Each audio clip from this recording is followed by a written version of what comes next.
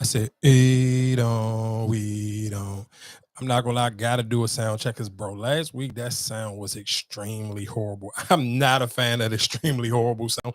And the camera looked good, everything looked clear, looked like we can be ready to rock and roll.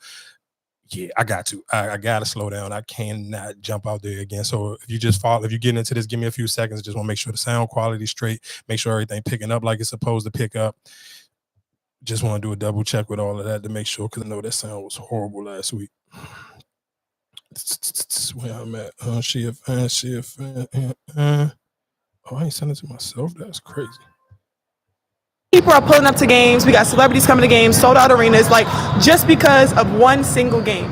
And just looking at that, like I'll take that role. I'll take the bad guy role, and I'll continue to take that on and be that for my teammates. And if I want to be that, and I know I'll go down in history, I'll look back in 20 years and be like, yeah, the reason why we watching. Like I said, I don't want to get started yet. I just wanted to double check, make sure the sound was right, make sure that was clear. Matter of fact, it would have been a smarter thing to do to sit here and pull it up on the YouTube just to make sure the sound right. Talking to your mic real quick, but I just want to make sure the sound clear. Where we? Yeah. Damn. You got your phone? I can put it up on YouTube real quick. I just want to double check, make sure. I'm looking at the thing, so it should be straight. I just want to check.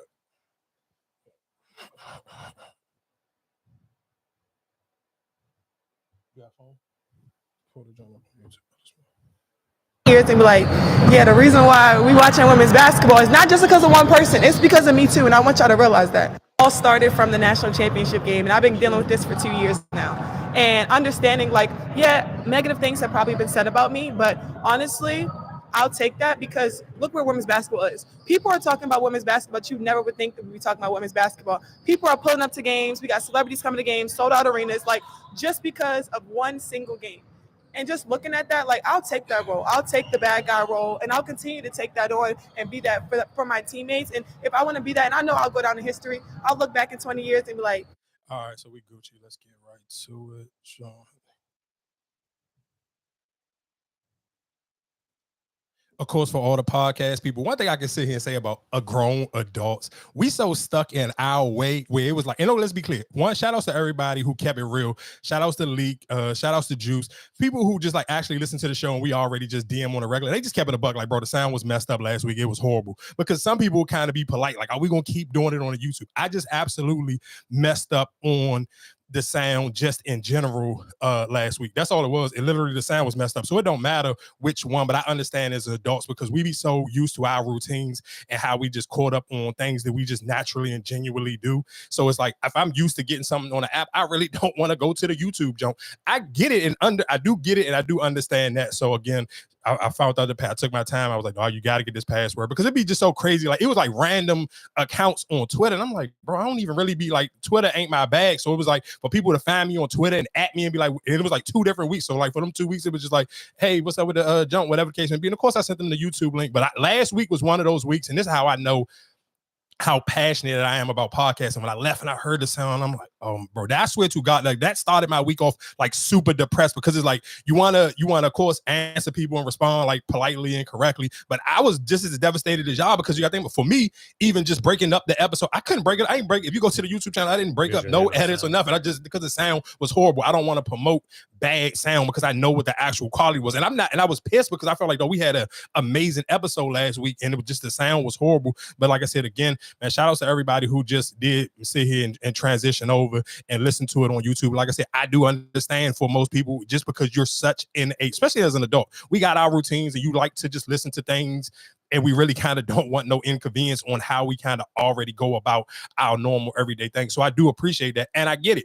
And again, for people who are new here, because I know I got like a comment in the shade room that's going viral right now. And then it's a bunch of like, it's real quick. To all the white people who will come into the comment section or will come in and watch and listen because of how you feel about whatever your favorite spot. I'm going to try. I told y'all last week I was going to do very low minimum of even mentioning this young lady name, just period, for the rest of the season, unless she do something outrageous. And I kind of outrage 3 points is actually outrageous. I literally could just go absolutely crazy, but I'm gonna take a second and we're gonna get to it.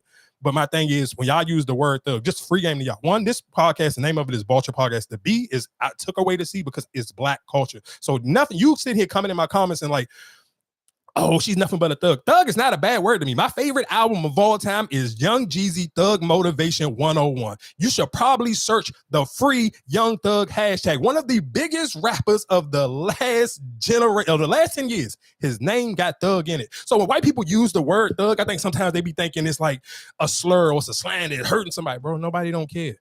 Tupac had thug life across his stomach. Like I'd be, and I understand why you're trying to use the word. Like you're trying to use it to feel like you're replacing nigga.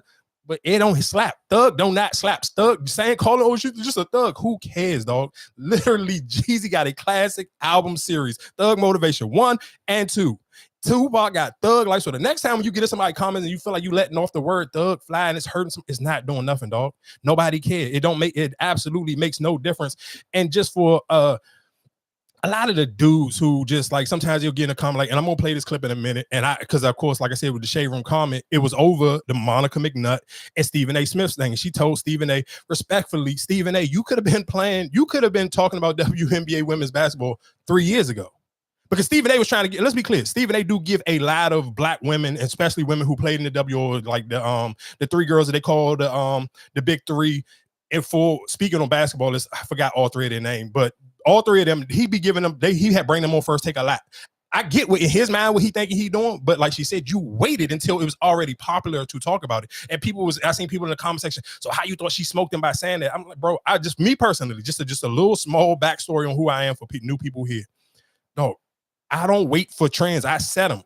When I am from the DMV, you can go Google and you sit here and see like New Balances. That's a thing. That is a DMV people will argue you about, especially DC, Maryland, DC and Pure Shoulders County, and some of VA will argue about the New Balance thing. New Balance just start putting colors in and stuff for years, decades, probably 75% of my life. They only put gray in it. I know we talked about it last week, but like I said, the sound was messed up.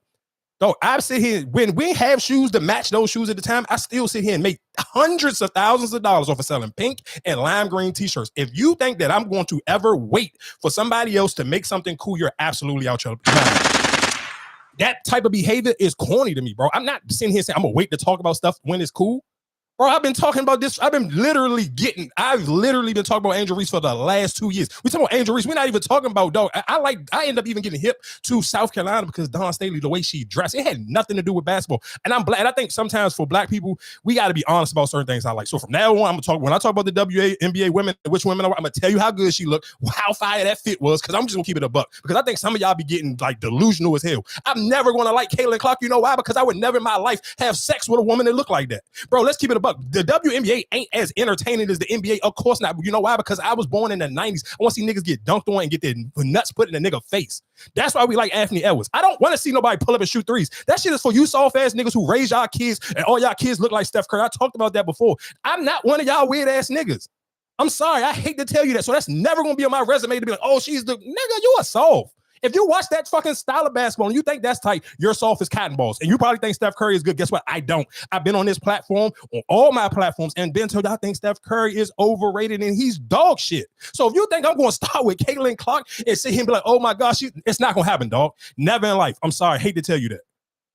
This ain't gonna be the episode for you. This ain't gonna never be the show for you. I'm never ringing like that. I've literally grew up on basketball, watching Penny Hardaway put Patrick Ewing on a goddamn post. My father's a diehard Patrick Ewing fan. I love Penny Hardaway. When he stuffed that nigga through a poster, come on, dog. What is wrong with y'all? I mean, y'all niggas are soft and whores. And when you hear these conversations, when I hear Stephen A. and I hear Shannon Shaw, I'll be just like, sometimes I gotta be like, yeah, you cool for sports. But then it's like, when we talk about the WNBA, I gotta make like, what do I think you get pussy? I don't think you get pussy, and I think that's why you talk like the way you talk so highly about Caitlin Clark, because that's the only way. Niggas, no way. The Connecticut son, the lady, I know I'm trying to screw her name up a little bit. It's like Dejanay Carlton. For niggas who know, you know, dog, she is ridiculously fire. Y'all niggas like, I'll be like, damn, what you? So y'all niggas see, because you play in the WNBA, y'all niggas dick don't get hard no more. Pause, no Diddy. What is wrong with y'all? What are we talking about? These women still be fire. And the WNBA is they realizing, oh, some of these women are actually beautiful. And then the more we let them sell the sex appeal, it's going to just be, niggas got to be keeping it a buck. Sometimes it's okay to just be horny. And that's the only thing that's the only thing I wish Angel Reese would have never, I understand why she said it, because they made an AI video of her, but let them people sexualize you, because that sex sells, dog. And that's the sad truth, but it just is what it is. And a lot of them women in the WNBA are beautiful as hell. And y'all niggas keep acting like, man, stop, dog. I'm sorry. It just be certain things I'm never going to be able to relate to. It's never going to fly for me. I can't do it. And real quick, but again, before I start even playing the clips, I'm not going to see the Chicago Sky to play the Mystics because until they start passing Angel Reese the ball, if they pass her the ball crazy against the Liberty this week, then I still may go to the game. But I'm not going to watch nobody else. And people, and I swear to God, I had another joke. I'm not gonna lie. This was my week. I was rocking and rolling in the comment section. But even on the Chicago Sky joke, bro, I was literally like, when they was talking, when they was mad that Angel Reese didn't want to sit here and do the interview. I'm like, bro, interview the two, Marina Mayberry and Dana Evans. They was the ones who was jacking up the ball. And literally, I was having an argument with my younger brother. And ladies, I'm sorry, we just gonna have to rock and roll with this. The WNBA is this popular at this point. If you feel like this is a sports conversation, you missing it just as well. So I was telling my younger brother right before the Indiana Fever and the Chicago Sky. I'm like, bro, I literally bet, and shout outs to Lizzle because he made a video talking about like, bro, I don't want to keep sitting here gambling on these women because I'm calling them out their name when I'm watching the game and my parlay's not hitting. That's another. Let's be clear. That's a whole nother beast and monster.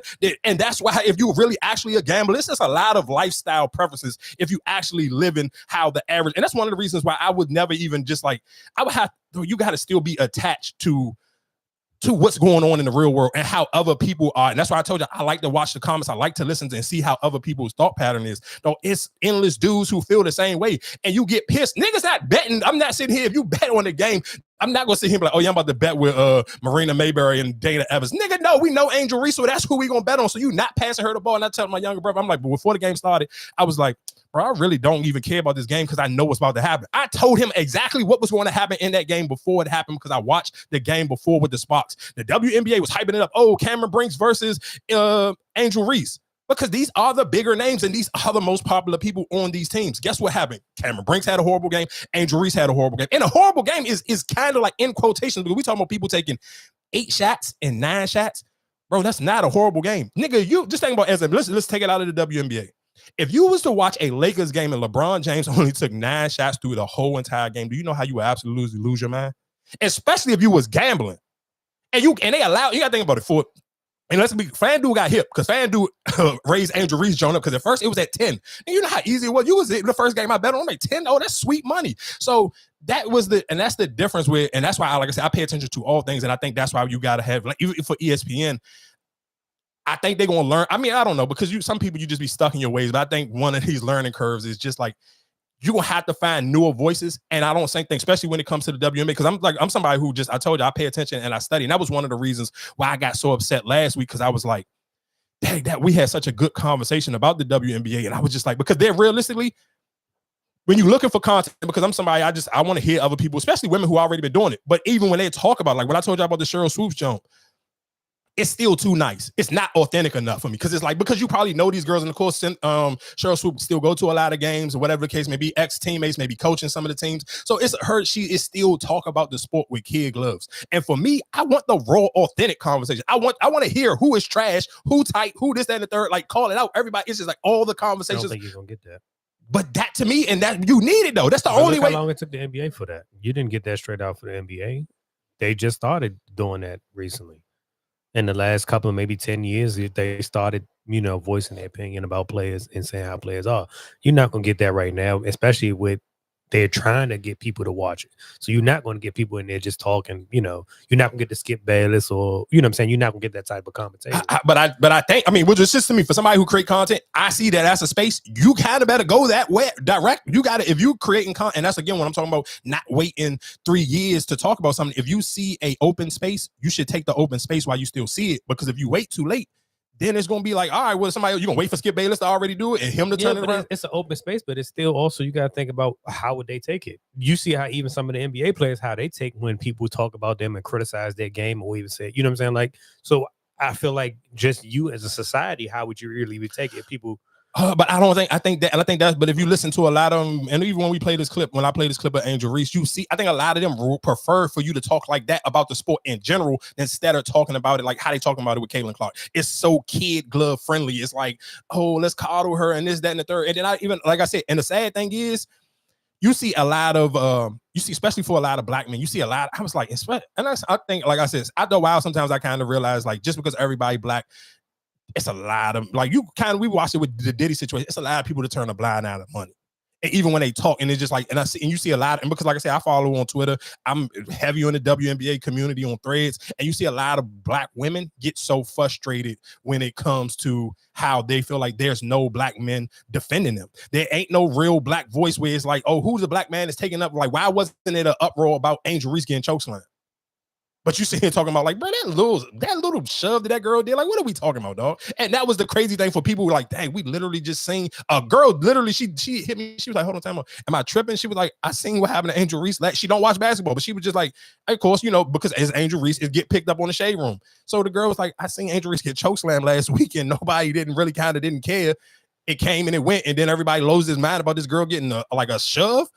So again, so that's even the sad thing. Even when, and this is the crazy thing, even about ESPN, and even with the whole Stephen A. Smith thing, it was like, oh, that girl literally scored 3 points last night. Why y'all not talking about that?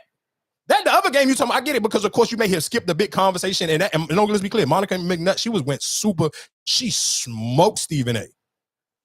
I'm talking about smoked him out the room. Like, I have never seen Stephen A. get, because that whole thing is, dog, especially when you got a big platform. And that's what the crazy thing is, like, when I tell y'all all the time. Be careful what you say. No, it's not about you gotta be careful what you say. You got to use your platform for good, and you can't just wait. But I don't even necessarily wait, because I mean, where she hit him at, it's a true factor, but we also got to know nobody's coming to tune into your show to watch you talk about the But guess what? It don't matter. You got to make people guess what? Because guess what? Imagine, listen to what you're saying. For 9 times out of 10, if you've been listening to this podcast for the last couple of years, you knew for a fact that I was going to talk about this. When people, guess what? And this is the cool thing I love about just building the community and just be able to continuously talk about what you like. Dog, when it be like girls be in a lady, let's say Lady London. Girls being like, I knew you was going to be in these comments, because most people, I put them on the Lady London. I didn't have to. She's not mainstream, dog. I didn't even have to go as hard for Angel Reese as I've been going for the last, whatever, or even Asia Wilson. None of these, dog, it doesn't matter, because when it catch up, then you look like a genius, and then your audience be like, oh, my dude been talking about this. You can sit here and be like, that's just like, think about it, we never would have started wearing colors. Oh, I was just going to wait for everybody else. Then what would have separated you? That's the still, when you talk about podcasts and you talk about talking, you have to be able to identify and build from an audience and separate yourself from everybody else. But that's why I say in the sports world, when you're talking about something like an ESPN and what they cover, how many times do you hear them talking about stories is not about the big names? But that's like, if you take the Ja Morant, how much they was talking about Ja Morant, how we didn't really talk about him that much, and then how all of a sudden now Anthony Edwards the face of the NBA. No, I get what you're saying. You can't just like I need to talk about. You can't talk about everybody. It's a pinpoint. You have your market points, and it's not like you can talk about everything. It's not that open of a. But I get what you're saying though. But then that goes back to even when we talking about with Jalen Rose and all them other players. Then that's when you kind of get behind the 8 ball, because it's like. Now because people going to look for that, just like perfect example, like what I say, I'm somebody, okay, I spent my money on the league pass, so I want to watch, I'm watching the games, and I want to hear feedback. I want to sit here and like, okay, then maybe did I miss something? No, I didn't get to watch all the games, because that's one thing the WNBA do a horrible job at, because you got too many games coming on at one time, especially on the league pass. Like yesterday, like 3 games came on at like 7 p.m.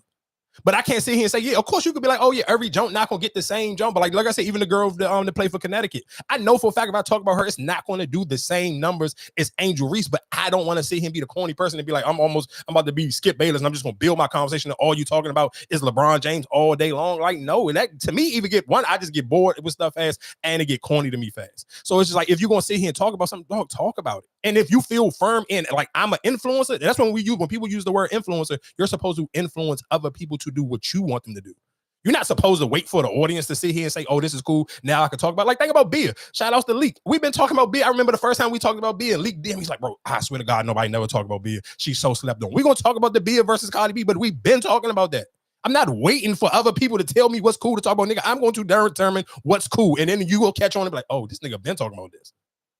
But if you wait for everybody else, then you're going to be just like, I can go listen. And I think that's, again, and that's what was one of the, I guess, the points that I kind of wanted to make when I was sitting here saying, like, people was getting frustrated about it not being on the Apple Podcast jump. You get to realistically, you see that, like, I know that's for a fact why it's so hard for people to grow podcasts, because adults are so, like, let's use like Joe Budden, like so many people, I'm so already just, I've been listening to him. This is already who I'm going to listen to. I kind of don't want to hear no music opinions from nobody else. It's just going to be him.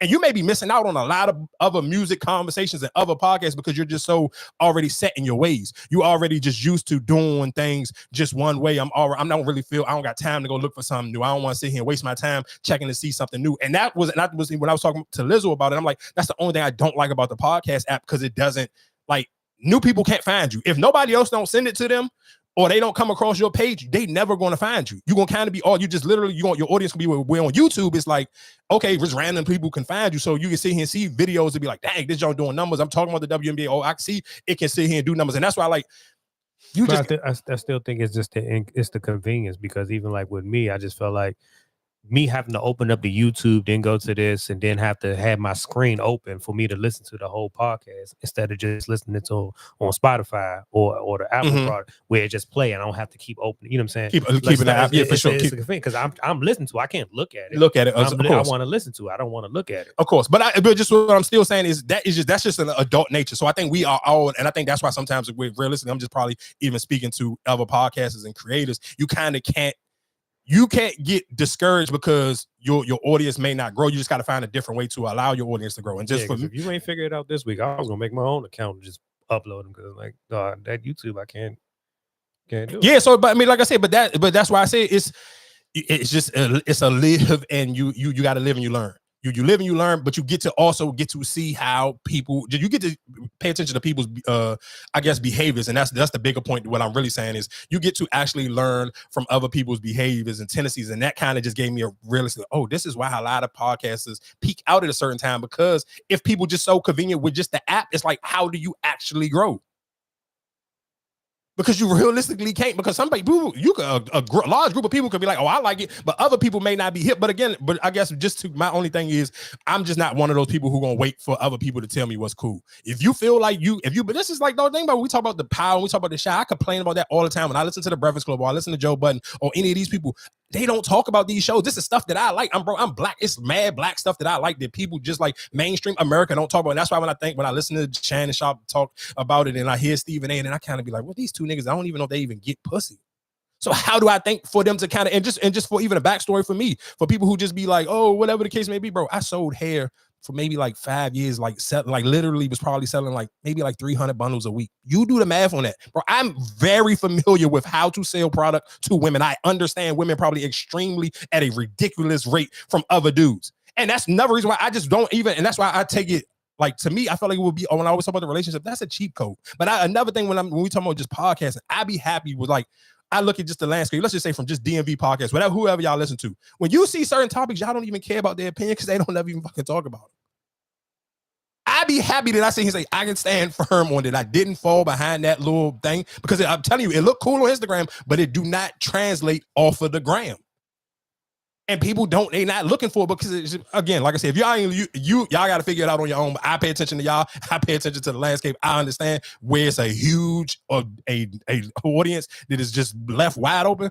I ain't leaving it open. I'm sorry, dog. And I'm not waiting for other niggas to sit here and say, oh, it's cool to talk about this. I think it's just how you got the visual. I think it's more so when you put the visual out there that attract more people yeah, but do it or don't it, because the visual could, for Instagram it's cool, but if it don't translate off of Instagram, does it matter? I think it still do matter though.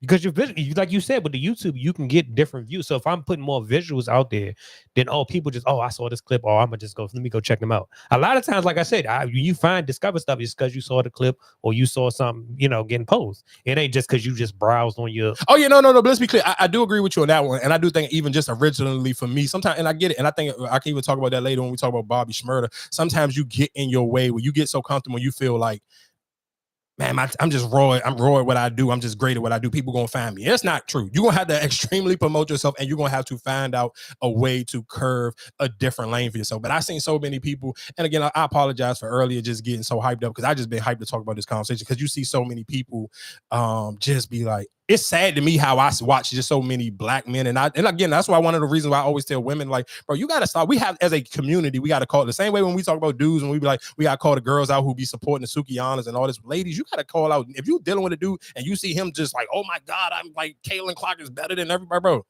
When that girl said, the crazy thing is how God worked. When that girl literally said here and said, she tweeted out and said, what else can she do besides shoot threes? And that's the difference when somebody sit here and say that Caitlin Clark better than Angel Reese. Angel Reese don't have to score a bucket and she's still going to impact the game. Well, that's why when I'm talking about, and that's what the crazy thing is, even like when I'm talking about, and I get it, sometimes we brothers, so we could pick anything and we can just argue about it. But the teams that you like, She would never play on none of them teams. That ain't the type of teams you even like. Them ain't even the type of players you like. So that's why I be kind of like, I be like, sometimes I get it in the heat of the argument.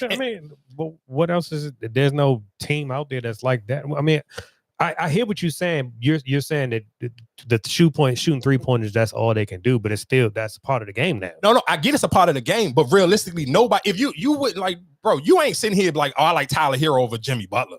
Or I like Tyler Hero over Bam Adebayo. No, because realistically, because you know Tyler Hero is a defensive liability. But that still don't. If he's scoring like how they're scoring, then I wouldn't have to say that. Okay, no, I got a better question. As a basketball player, would you feel? This is like Gabe Vincent and the ones that Max Strus, like how they played on Miami, what they did, and do you see them on opposite team is not the same. Oh no, of course. I mean, but the crazy thing is we had that same conversation about players who used to play with LeBron all the time, and it's just one of those things. Like I was having a conversation. We was having a conversation in the comments, and it was one of the listeners, and he was like, "Yeah, I know you an Angel Reese guy. That's true, but they're trying to turn her into a role player." And he was like, "She is a role player." I'm like, "Bro, listen to you." And I know the WNBA ain't okay with the way that the Chicago Sky play. I'm sure I get it because it's the season still early. I'm 100% positive that if I'm a Chicago's, and we talk about just business, because we talk about this when we talk about LaMelo Ball before LaMelo Ball even got drafted. We talk about just business and how to sell jerseys, how to sell tickets, who comes to the game. Because let's be clear, everybody can sit here and say, "Oh yeah, Caitlin Clark, this and that." She have a bunch of white people come to the game. She don't be having celebrities come to the game. Celebrities be nigga. Michelle Obama was at Angel Reese game. It's a huge difference, dog. From just having a bunch of random white people and having A-list celebrities at your game, dog. It's a thing, and we can't make no. You have every night though. They've been there every night she played, and so has the Indiana fans. Who? Pat McAfee? No, what you're saying, I hear what you're trying to say because you have celebrities, but when the long term come next year, 2 years from now, are they still going to be there at them games? That's what I'm saying. But this is when you can't be stupid because nigga, when we talk about rap music, we talk about how many Chicago rappers they live there, they from there, they gonna go to them games all the time. I don't know if they be at the games all because they don't be at the Chicago Bull games. So I don't think that's what I'm saying. It's a trendy thing right now. Yes, but let's just say, okay, next year are they still going to support it? Next year are they? The year after that, I get what you're saying. Yes, that's the thing. But next year, is it still going to get the same support? The sport going to continue to grow. She's not going to get unpopular, and that's what we want that to. But before you saying because there's celebrities there, but look at the Lakers game. There's celebrities there every day. Yeah, that's important. You think they don't think it's important? They because they would have a thing called Celebrity Row if it wasn't important. That's important for what? Just to them to sell the tickets, but winning championships and all they don't. Marcus, you think? Let's be real. Do you sit here and think if you own the team, would you care more about winning the championship or getting your bills paid? Championship, you get the extra money for the championships. It ain't extra money as you getting the tax them ticket, and that's why even the crazy thing is, let me tell you how misleading. Let me tell you how misleading the media is. They'll sit here and be like, "Oh, the Fever versus the Sparks had 1,000 more people than any Lakers game last year." But I guess what the ticket prices wasn't the same as you about to tell me that they made the same amount of money for that Sparks as a Lakers game. Hell no. So stop trying to. But that's what I'm telling you. I pay attention. I'm watching how they trying to lead this up and make it seem though that ain't what it is. Show me the difference on the ticket prices. Yeah, you can have more people if the tickets are way cheaper. Because yeah, if it costs me, we talked about it with the LeBron James. We told it was $40,000 a ticket. What are you talking about, dog? Ain't nobody's paying $40,000 to go see no goddamn Indiana Fever, nothing. Like, let's stop, dog. That's what I'm sitting here saying. Like, sometimes we got to realistically use our own common sense because I understand we all been brainwashed to be like, oh, whatever white media say, whatever I hear on ESPN, that's law. It ain't for me, dog. I got my own brain. My brain to kind of beat this own drum my entire life. That's just who I am as just a human being. My brain ain't to sit here and say, oh, whatever master say, that's what it's going to be. Nah, it's not like that for me, dog. I'm sorry. My brain know how to work. I know the difference between sitting here saying how I make stuff look delulu and sit here and sell you a product. It's not working, homie. And ain't nobody sitting here telling me if y'all played sports before, you would not be okay with getting took out in the fourth quarter because you can't play defense. The last couple of minutes, you got to get sit out on the because you're getting cooked and you dog food. Like, what? I told y'all this before it happened. And guess what? I love to be same way. I guess what I told y'all. Told y'all that about Justin Herbert. Guess what? Did not happen. And Marcus was ready to argue at the beginning. That's why I always think the best thing I save my comments for on wax, so you can always go back and listen to them. And I apologize. I know I'm talking fast. I told y'all last year, Justin Herbert was dog shit. Guess what happened? They started off 0-3. They didn't make the playoffs. I leave it alone because I know what I said. And y'all just got to live with what I told you on wax. But if you watch ESPN, this nigga at the beginning of the season, Justin Herbert was like the top 3 quarterbacks in the league. That's what they told you. They told you the same thing about what's my man down in Jacksonville. Bro, I'm repeating this one thing about me. I'm going to be the shit that I'm going to stand on. I'm going to stand firm on it, and I'm going to be more on the right side of history than the wrong side of history. I'm sorry, dog. It's just not going to happen, homie. I only dated black women. I literally only out of my entire life only dated one woman that wasn't black. She was an agent from Atlanta, and she just sounded like she was black. So. And she just was built like a black woman. So, all right, cool. If that's going to be an L on my jacket, that is what it is. But that's it for me, homie. I like black women. I'm going to defend black women. That's just how I'm going to give it up. I ain't even get into the goddamn clips because y'all just kind of y'all wild, dog, and weird.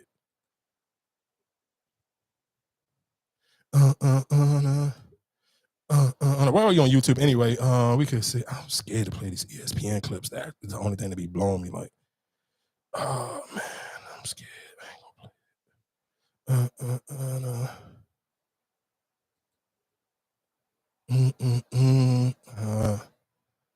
YouTube, just give me a second. I'll kind of just want to keep it all layered up at one time.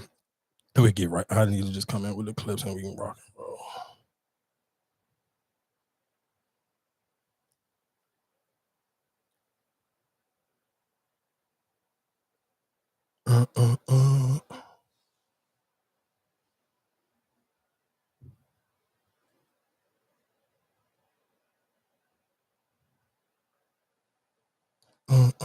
Oh, did you know what you need? Just press record the jump. Oh, you got all the episodes on there. Oh, so you had to do. Okay. All you gotta do, you just need the memory card, right? The memory card's in there. I just need to put it on the computer. Okay.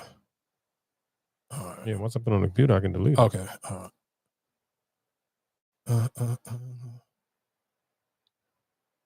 So this be it should take too long. Yeah, that's why I definitely need to just start. Cool.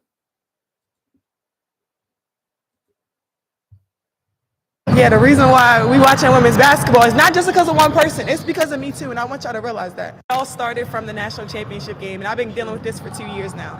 And understanding, like, yeah, negative things have probably been said about me, but honestly, I'll take that because look where women's basketball is. People are talking about women's basketball, but you never would think that we'd be talking about women's basketball. People are pulling up to games. We got celebrities coming to games, sold out arenas, like just because of one single game.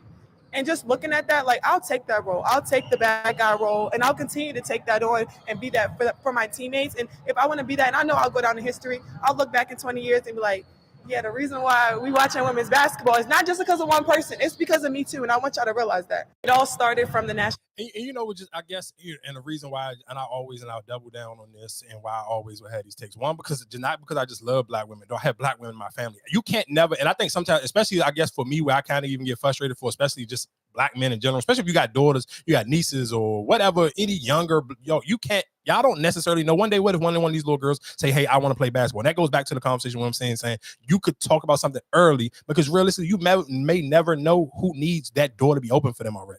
If you just literally wait, like just think about even for somebody, we talk about with academics. Imagine if academics just would have waited. I'm only going to talk about popular stuff or no jumping. I'm only going to talk about what Joe Budden already talking about. Bro, they wouldn't have their own lane. They didn't wait. They talked about rappers that nobody else didn't care about, and they built the audience from that. And that's, again, where it's the difference between people with influence and followers. You can either be an influential person, and I think people, and especially on social media, we use that word influencer so loosely, people kind of don't realistically know what having influence means. Think about just from people like Lil Wayne, like he didn't wait for people to say it was okay to put face tats on there. He did it. And now you see endless people with face tats on, like it's just random now. Like people literally just throw face tats on their face now, like it's literally like the same like an arm tat that you ain't supposed to see. Just think about how far we came. But again, just imagine if he just would have waited for somebody else to be like, oh no, that's not cool. Or Pharrell or it's so many lists of people. And the sad thing is, sometimes they make me wonder and question how authentic people's emotions, because if you can't be the same person 1 week or a month ago, oh yeah, Kendrick Lamar for the culture, he's smoking Drake because Drake is he's a culture vulture. You can't be that and then be Team Caitlin Clark. Because y'all think Kendrick Lamar Team Caitlin Clark? Nah, dog. Like, let's be serious. You cannot call Drake a culture vulture and then tell me you love Caitlin Clark. Like, how do those two things work with y'all? Explain how you sit here and think that those two things actually make sense in what planet? It don't. You cannot sit here and say Drake is a culture vulture and then has the audacity to sit here and tell me that Caitlin Clark is the best female basketball player you ever seen. And you ain't watching. Because let's be clear, I'm an Angel Reese fan, but A'ja Wilson, by far, is the best women's basketball player in the WNBA. And you talking about shooting the three and crossing up the girl I told y'all that broke my heart when she sit here and got engaged to the Instagram girl. Bro, are y'all crazy? She dropped a 45 ball. Like, what are we talking about? And got pat out the gym. Like, literally, her highlights look like Kyrie Irving highlights. That's what I'm sitting here saying. Like, don't sit here. Like, don't give me, if you're not going to watch the games, y'all not going to sit here and take time to go watch. I asked my homegirl, I'm like, bro, can I get your Amazon Prime, Joan? I was geeking. Like, that was one of the Chicago's first games. Like, bro, please, you got Amazon Prime. Let me get this Joan so I can watch this game, bro. I'm not going to talk about nothing that I'm not knowledgeable in and that I don't take time. And I think that's one of the reasons why people appreciate just this podcast, because I'm never going to sit here and talk about something that I can't be passionate about. And this is how I talk when I'm passionate about something. That is just, to me, is weird. Like, just still as a black man, especially if you date black women, bro, it's just like, bro, I don't even care if you felt like, oh, the Kayla Clark was the break. I'm never getting on social media. I would never sit here and say that. And then I'm going to ask you, how many other games have you actually watched? Bro, even if you want to keep it just on white women, bro, Diana Taurasi is 41 years old and literally just dropped 31 last night. I seen a highlight on Twitter. I wasn't even about to talk about her just because that's just against my religious beliefs to talk about white people in sports, period. I don't care, unless it's Luka the Don. If it ain't Luka, I'm not talking about it. And that's just because he come from the family tree of Derek Nowinski. And that's my guy. I'm sorry, but I seen this woman literally get in an argument and kiss another woman in the mouth in the middle of the game. I said, bro, this is the most disrespectful thing I've seen in my entire life. She got me. I am locked and loaded, bro. I got to give you a video. Respect, dog. I did not know that's how you was giving it up back in the day. She was literally hearing a lady was arguing. It's the lady, matter of fact, I can't pronounce her name, or I can't really remember her name, but she literally just got, I want to say she even just got was it a statue? No, I think she just got hired for a job at LSU on the coaching staff at LSU. And they was literally going back and forth. She just kissed her right in the mouth. I said, Mo, what the coach, the referee, all he could do like this, you had to look at the expression on his referee face. The nigga couldn't do nothing but just throw his hands up and smile. Because he's like, what can I do? I can't call a foul or nothing. Like, bro, what am I supposed to say right now? She literally just kissed this woman. Like, they literally in a heated debate in the middle of the court, back and forth. And then there's a video of Candace Parker when she was a rookie, literally getting into a fist and a brawl. Like, bro, that's what y'all cool. Y'all crazy. I ain't gonna lie to you, bro. Like, black men, y'all gotta do better. Same way we can sit here and call black women out on all the crazy stuff they talk about with dating. I just can't believe like that's the hill y'all gonna die on. And then y'all die. And you know what I hate about people? And I'm one of those people sometimes, you can't sit here and be loud and crazy. And then she had 3 points the next night. What are we talking about? 3 points, though? They got smoked by 30, and she had 3 points. Took 17 shots, 7 threes, 0 for 7. And literally, 3 points, dog. 3 points. Think about what y'all telling me. Y'all told me this was the greatest basketball player y'all done seen. She had 3 points and got smoked by 30. If this was LeBron James, boy, Skip Bayless would have probably died on Undisputed smoking him out. 3 points. Think about this. This is what I'm telling you, just real quick, especially for all dudes who like to be and Marcus too. Y'all say, oh, D'Angelo Russell, he's so inconsistent. And what the hell is this girl? Nigga, it's her first season. Come on, dog. Like, are you serious? Nigga, me and you did. Hold on. So, was you the job? You was Zion. Or you was job with me. When we was arguing about Zion and Ja their rookie year, who's gonna get rookie of the year? I said Ja. All right, then. And so it was our younger brother who was Team Zion. That's what are we talking about? We do this for rookies all the time. I did this for Wemby. What are you talking about? What would you compare it to D'Angelo Russell? I mean, she had what do you? I don't get. Well, like I said, your argument is saying we get on D'Angelo Russell about going 0 foot, and you saying because she had a bad game.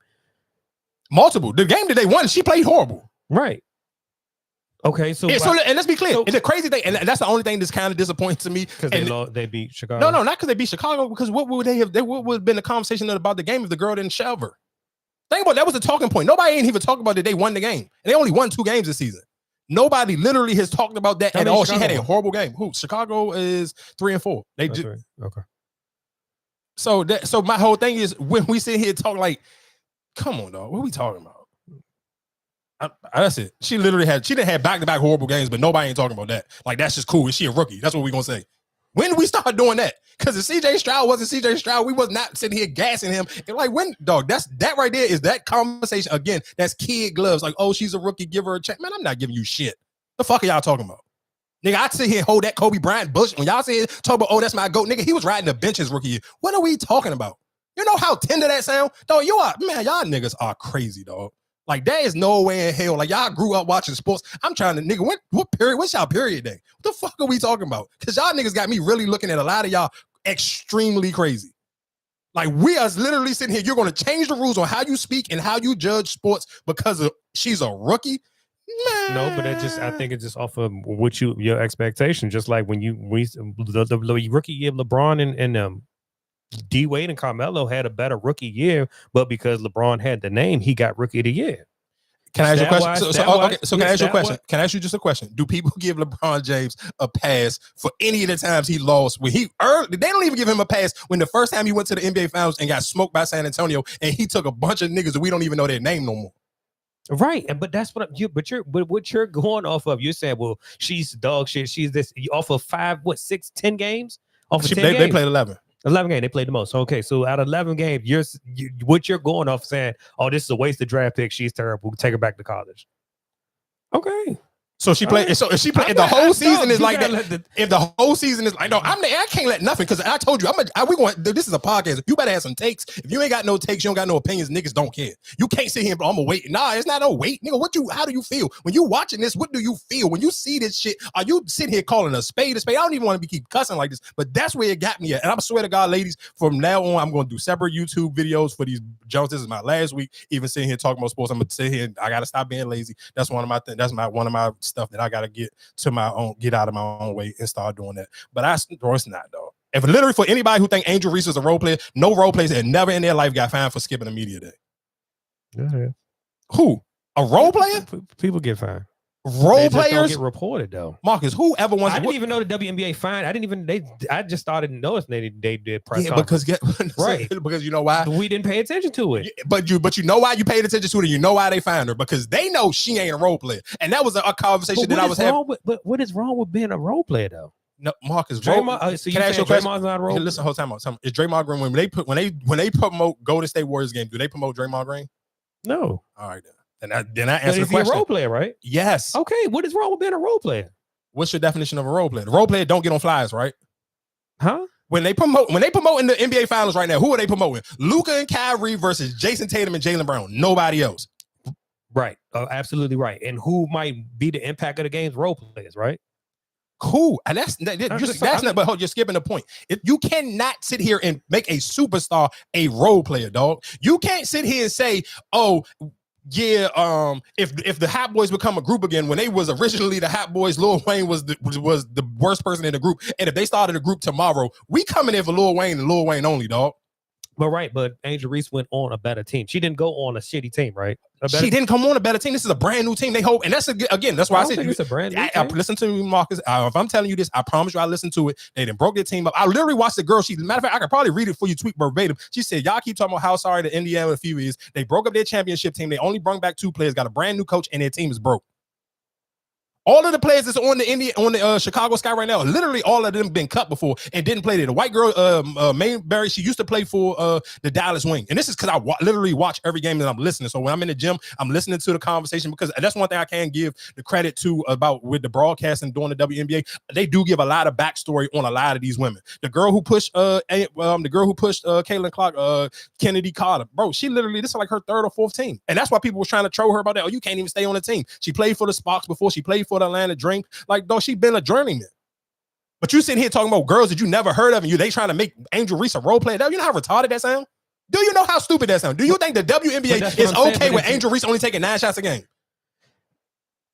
Business wise, that don't, dog. That's not you. The person that we promoting cannot sit here and become a role player, dog. It don't work like that. She's becoming a role player, but when has Angel Reese been the high score like that, the high shooter like that? She's not. I'm not talking about high. It's not about high shooting. It's still about getting her the ball. 8 shots, but I'm saying if you saying her taking only 8 shots, if the way the game is being played, if it's not throwing down to her, there's not no post. So can I ask you? Right? So if you listen, you grew up a Lakers fan because of Shaq. If you watched the game and they wasn't getting Shaq the ball, would you be pissed? But that's different between Shaq and Angel Reese, though. You talking about somebody who she's only what 6'4", 6. I get what you're saying, but this is a different. This is what happened in the WNBA. So my question. So Westman played her first game, right? How many touches did she get? The girl from South Carolina, Camilla. Probably almost the same amount, maybe, or a little bit less. So my question, or maybe a little bit more. I ain't even. I gotta look. I'm not about to sit here and act like I remember all the time. My head. I'll be lying to you. Who got picked first? Angel Reese did, or she? Nah, Camilla Cardozo did. So now that she's in the play and she started getting more touches, right? You're going to say, oh no, it's supposed to be going through Angel Reese? No. But they don't pass the ball to none of them. And that was people's complaint. They wasn't even passing the ball to her, or they wasn't even passing to the other. It's an older lady who played on that team. She's 31 years old. Her name is Elizabeth Williams. They wasn't even passing her the ball. That's what I'm telling you. But that's what I think you gotta take it. Why they keep saying all these haters and people are feeling some type of jealousy? You tell me I got this young girl coming in talking about this is her team. Hell no. But that's not even how she talked though, Marcus. But the fans, she might not be talking like that, but I'm looking at it. Oh, well, she got these interviews or she doing all this. If I wasn't getting no endorsements and you think I'm giving her the fuck? I'm not giving her the ball. But so listen, Marcus, listen to what I'm saying. I understand that's how people thinking, but guess what? People not paying, and that's why I just told you, as I'm a customer, we talked about sitting here paying money to go see somebody. I talked about this before the season even started. When we seen the schedule, I'm like, dog, I'm going to this game. But I watched enough games to be like, bro, I'm not going to pay my money to see my favorite player become a role player. That don't make I'm not look, dog. Just think about how many people was pissed off when we talked about this on here when John Morant came here and he didn't play. That's the same thing as watching him not playing is the same thing as him becoming a role player. And I felt the same way but to be honest, just the way that the Indiana Fever play, I'm not sitting here saying make Caitlin Clark a role player because that's ridiculous. But should she take better shots or less shots? Absolutely, because she can pass the ball. I'm not going to knock on that. She can pass the hell out of the ball. But her team, and I think even sometimes when you watch, is not on. That's why she's getting a lot of turnovers because their chemistry is not together. But listen to what I'm saying. You know how the chemistry not gonna be together. Perfect example. Even just we can take it back into Chicago. If you and people get mad when Angel Reese get double, dog, you're passing me the ball the last minute. You can't dribble, and then there's literally 2 seconds left on the shot clock, and you try to throw it to inside into the paint. How do that work? And you got to think about, and the difference between Angel Reese and for Caitlin Clark is 90% of the people that you would say is the best basketball players on their team. They play her position, dog. All the Angel Reese highlights is on somebody who's going to be in the WNBA Hall of Fame. From Brittany Breonna Stewart, what's the lady that chokeslammed her and her fiance, both of them, all of them are going to the Hall of Fame, dog. She ain't going, her highlights ain't against some bullshit ass girls. The dark-skinned girl that played for her sister do ESPN and she played for the Seattle Storm, and Angel Reese dipped her whole goddamn shoulder into the girl and got a bucket, and she made a joke about it when they was showing the highlight on ESPN. She's going to the Hall of Fame, dog. All her jumps is against Hall of Fame players. When they played the Aces, guess who she got to have to check? Asia Wilson. She's not checking when they played the Dallas Wing. Them two tall ass, and a shout out to oh my god, what's my girl name to play for the Dallas Wing? It's the dark skin girl. There's 2 girls on the Dallas. The one that I told y'all who fiance. I'm not talking about her. It's a tall dark skin girl. I believe her last name is Brown. I think her first name like Keon. I can't. It's like she is spelled it kind of funny, but her last name Brown. And she kind of starting to go viral. Everybody got hip to her, dog. She is tough as hell. And y'all talking about over sexualized, bro? She got endless lingerie pictures on her page. So y'all need to go get hip. Go to the Dallas Wing page. The last couple of jokes. She the first person that they done posted recently. Like if you go on the Dallas Wing page, is that dark skin lady. She got a green outfit on. Y'all gonna figure it out when you get there. All I'm just saying, telling you, bro, all her highlights is against players who are literally going to be in the Hall of Fame. And I get it. If you don't watch the WNBA, you're not going to know that. So you're not going to know who some of these players is. And that's the difference between her and them. Caitlin Clark is getting beat up by girls that you never even heard of. They fresh as she is. The same way with the girl. If we sit here, if that shove didn't happen, we wouldn't even talk about it. That girl still scored the most points in the game. She was this, and listen, that's just I tweeted this out. I done posted this. I said this a million. That's why I made sure in the video I said, "Dog, this is the best promotion for Chennedy Carter because nobody would even know her name, wouldn't be saying her name." ESPN led off all their shows talking about Chennedy Carter. They would. I literally just told y'all she's a journeyman. This is her 3rd WNBA team that she done played on. They literally led off, and she literally but they skipped that part. If people say she's jealous, nigga, she cooked Caitlin Clark. She had 19 points. She had 11. What the fuck are we talking about? Dog, niggas is moving to go. Dog, I swear to God, if y'all niggas sit when y'all piss, y'all wipe yourself when y'all get off the toilet. Respect to all y'all niggas. I don't know how y'all watch sports or how y'all was raised. It's weird. I'm not gonna hold you. Y'all niggas got weird behavior when it comes to this white girl. That shit is crazy. I literally was gonna have my jump, but I sent it to my homegirl. She said she ain't know it. I was gonna make the cover of the nigga Samuel L. Jackson from the Django, but she was like, I seen the Django, but I didn't get the point. It was him holding Caitlin Clark. Because if y'all ever seen the movie of the Django, Samuel L. Jackson played the man he loved, the master. Whatever master said, he was going to rock and roll and he was going to die for master. And that's y'all behavior with Caitlin Clark. Y'all don't even act like that against the Joker. Y'all don't act like that for Luka. Y'all don't even, I told y'all niggas was racist because you don't show Dirk Nowitzki this type of love. And he better than Kevin Garnett and Tim Duncan. The fuck are you niggas talking about? Y'all are weird, dog. Think about how you willing to, the hill you was going down is for this bony ass white girl that you wouldn't even fuck. At least it be Cameron Brinks. Cameron Brinks is fucking fire. Nigga, I would drink her bath water. Cameron Brinks is fire. Y'all sitting here ready to die on the hill. Man, come on, dog. Stop. If you seen Caitlin Clark in the Walmart, you'd be scared that she's gonna call the fucking police on you. And it'll be one of them videos that go viral for a fucking Karen. Like, what? Y'all niggas are crazy, dog. Oh my God, Jesus Christ. I pray for the black women. I hope y'all sit here, take notes on these weird, nasty niggas and don't give them no cheese. Again, I'm done off of this one. Shout out to Monica McNutt. You are the goddamn GOAT. I have literally never seen Stephen A get smoked like this on national TV, bro. She is a national treasure. And Pat McAfee, I stay out of white people business. I don't care that you called her a B word on national TV. That was crazy, but I don't care. But that's white privilege, and that's just a different type of bro. He literally called this girl the B word on national TV. Shout outs to Pat McAfee, dog. You different. He apologized, but he proved that he is different. He played by a different set of rules. He called this girl a white B is insane on national. Ooh. He called Caitlin Clark the B word. Recently? Or today. For real? It literally happened right after the first take. He literally sit here and said, man, y'all just hating on her because she a white B. Wow. He said, matter of fact, y'all hating on this superstar girl who played for Indiana Fever because she's a white B. He apologized for it? Yeah, he said, I didn't mean, y'all took it out of context. I didn't mean to call her. I shouldn't have called her. I shouldn't have used the B word, but y'all took it out of context. Like he basically was trying to say, he could have just said white girl. He ain't had to say white B if we keep it in a buck. Yeah. Shout out to Pat McAfee. That's white privilege, dog. I hate to tell y'all that it's happened. This is the real world, and we kind of get blind. Y'all get upset about certain things. Like me and my homegirl, we was literally arguing. She was mad at me because it was a joke where I don't know nothing about politics like that. I know about them, but I don't know about them where I wouldn't get on here and talk about them. But it was the lady. They had her on the Breakfast Club. It was the white lady. She's something in South Carolina because that's how her and Charlamagne is cool. I can't remember her name, but she signed a missile and said, finish him. And the homegirl sent it to me, and I was just like, damn, that's kind of gangster. And listen to him say, I understand, but listen to him say, I'm not none of those religions. I don't know nothing about that stuff. And me and my homegirl always bump heads on this because I be telling her, bro, you have, and I tell her this all the time, like, you got a privilege to get upset about stuff that's not in the United States and stuff because, and she be like, my life ain't perfect. But to me, it seems perfect if you can get upset about what's going on in other countries. Because I'd be like, bro, it'd be some mornings. Like last week, that sound being bad, bro, that shit that had me depressed on Tuesday morning. Like I just didn't feel like getting out of bed. And I think she sent it to me on Tuesday. I'm like, bro, I don't give a fuck about nothing. This sound was trash. I just basically wasted a whole goddamn episode. And that's just how I felt and how bad I felt about it. But I'm telling her, I'm like, bro, it's so many black people who literally go through so much hard stuff on a day-to-day basis. It'd be hard if you can get upset about stuff that you see in other countries. And the crazy thing I seen, I don't even know what the backstory was, but I seen everybody was reposting this, John. I think it was like all eyes on something. I can't even know what it is. Like I said, I'm telling y'all, I'm not a great reader. I don't be sitting here diving into politics, and I don't get sad about what happened in other countries. I'm just keeping it a buck because it's crazy enough here. It's enough stuff that go on in the DMV area, and it's stuff that go on other areas in the United States that I can get sad about that because I feel like the chances of those things happening to me are more realistic than whatever's going on in these other countries. But my thing is, like I told her, how many people, I don't know what the post is, but I'm sure all y'all seen it. Dog, how many of those people who was posting that, I'd be like, how many people did you actually check on? Did you can actually text today?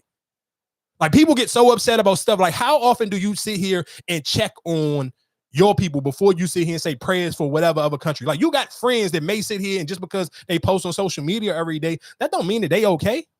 That don't mean their living situation is okay. That don't mean they not going through, bro. People are adults. And I'm sure most people had some, I guess, like realistically hopes and dreams of where you'll be by a certain age, how much money you will have, your family or this. So I'm sure it's a lot of people knocking on certain birthdays that ain't where they want it to be by this birthday. So you sit here and think that I'm going to sit here and be like, oh, damn, it's so, I'm going to be, that shit to me would be fake. Me sitting here posting up about something else in another country, and I know for a fact it's other people that I personally know who may be going through stuff, and you don't acknowledge that, that's corny. And that's why I get so passionate about not even just Angel Reese, that's every woman in the league, dog. That to me is just corny that I couldn't just do that because I don't, again, my niece and my cousin, because both of them look just alike, bro. They look like Angel Reese. I can't, there's no way in hell I got cousins that look just like this goddamn girl, and I would ever get on this goddamn platform and ever sit here and kick her back in unless she did some crazy shit like Sukiyana or goddamn Krishan. Then that's different.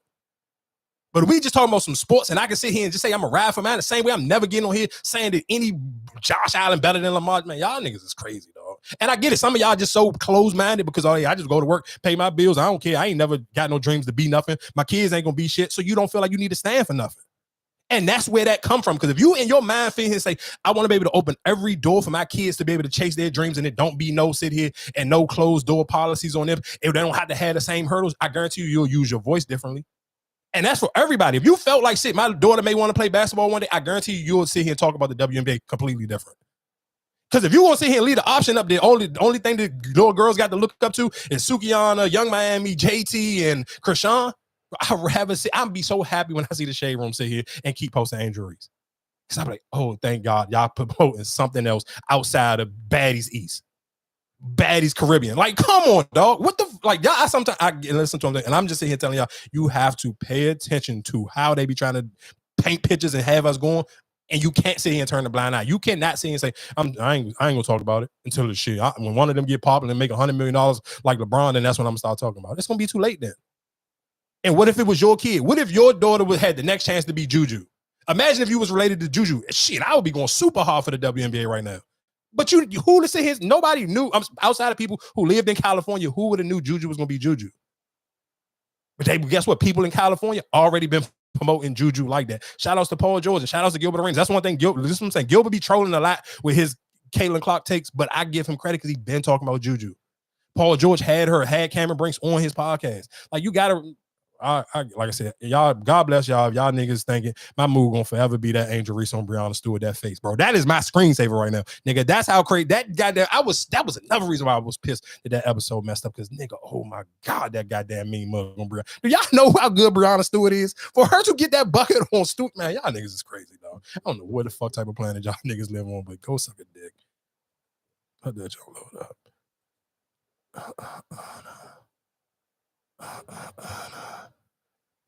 With that nigga with the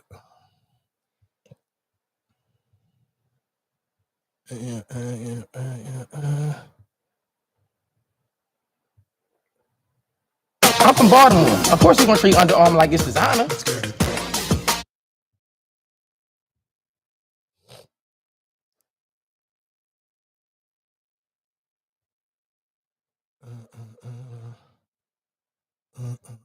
Give me 1 second. Let this joint load up.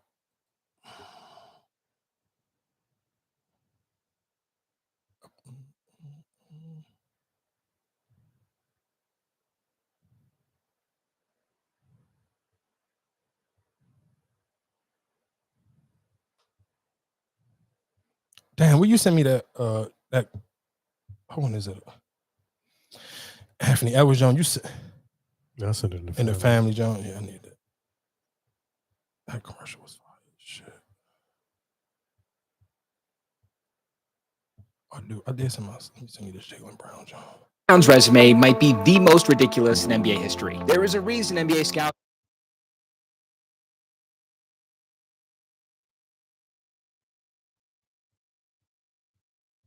Remember when you?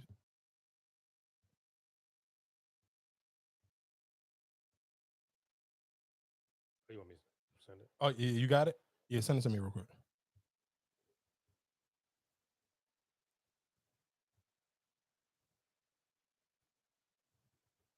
I ain't gonna play right this second. Just send it to me.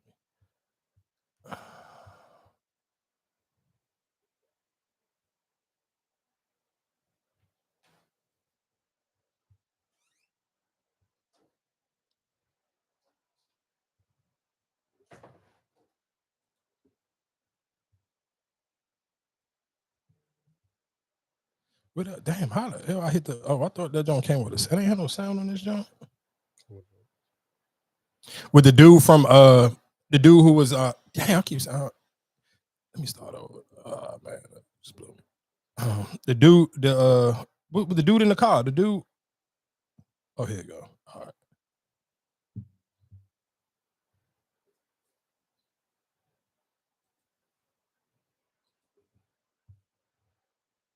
Under Natalie Tate for Mr. Harris, who should be present via Zoom. Mr. Harris, are you driving? Actually, I'm pulling into my doctor's office, actually. So just give me 1 second. I'm parking right now. Hey.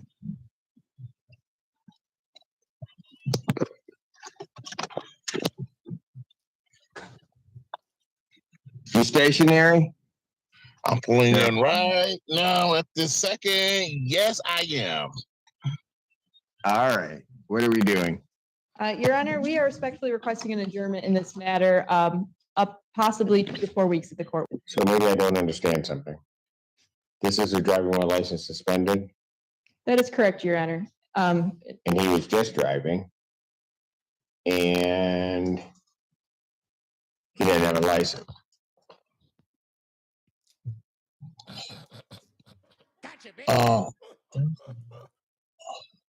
Is with the charges, Your Honor, yes. No, I'm looking at his Yes. record. He doesn't have a license. He's suspended and he's just driving. That is correct, Your Honor.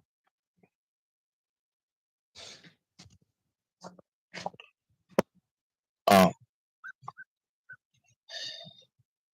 don't even know why he would do that. So defendant's bond is revoked in this matter. Defendant has turned himself into the Washington County Jail by 6 p.m. today. Failure to turn himself in will result in a bench warrant with no bond.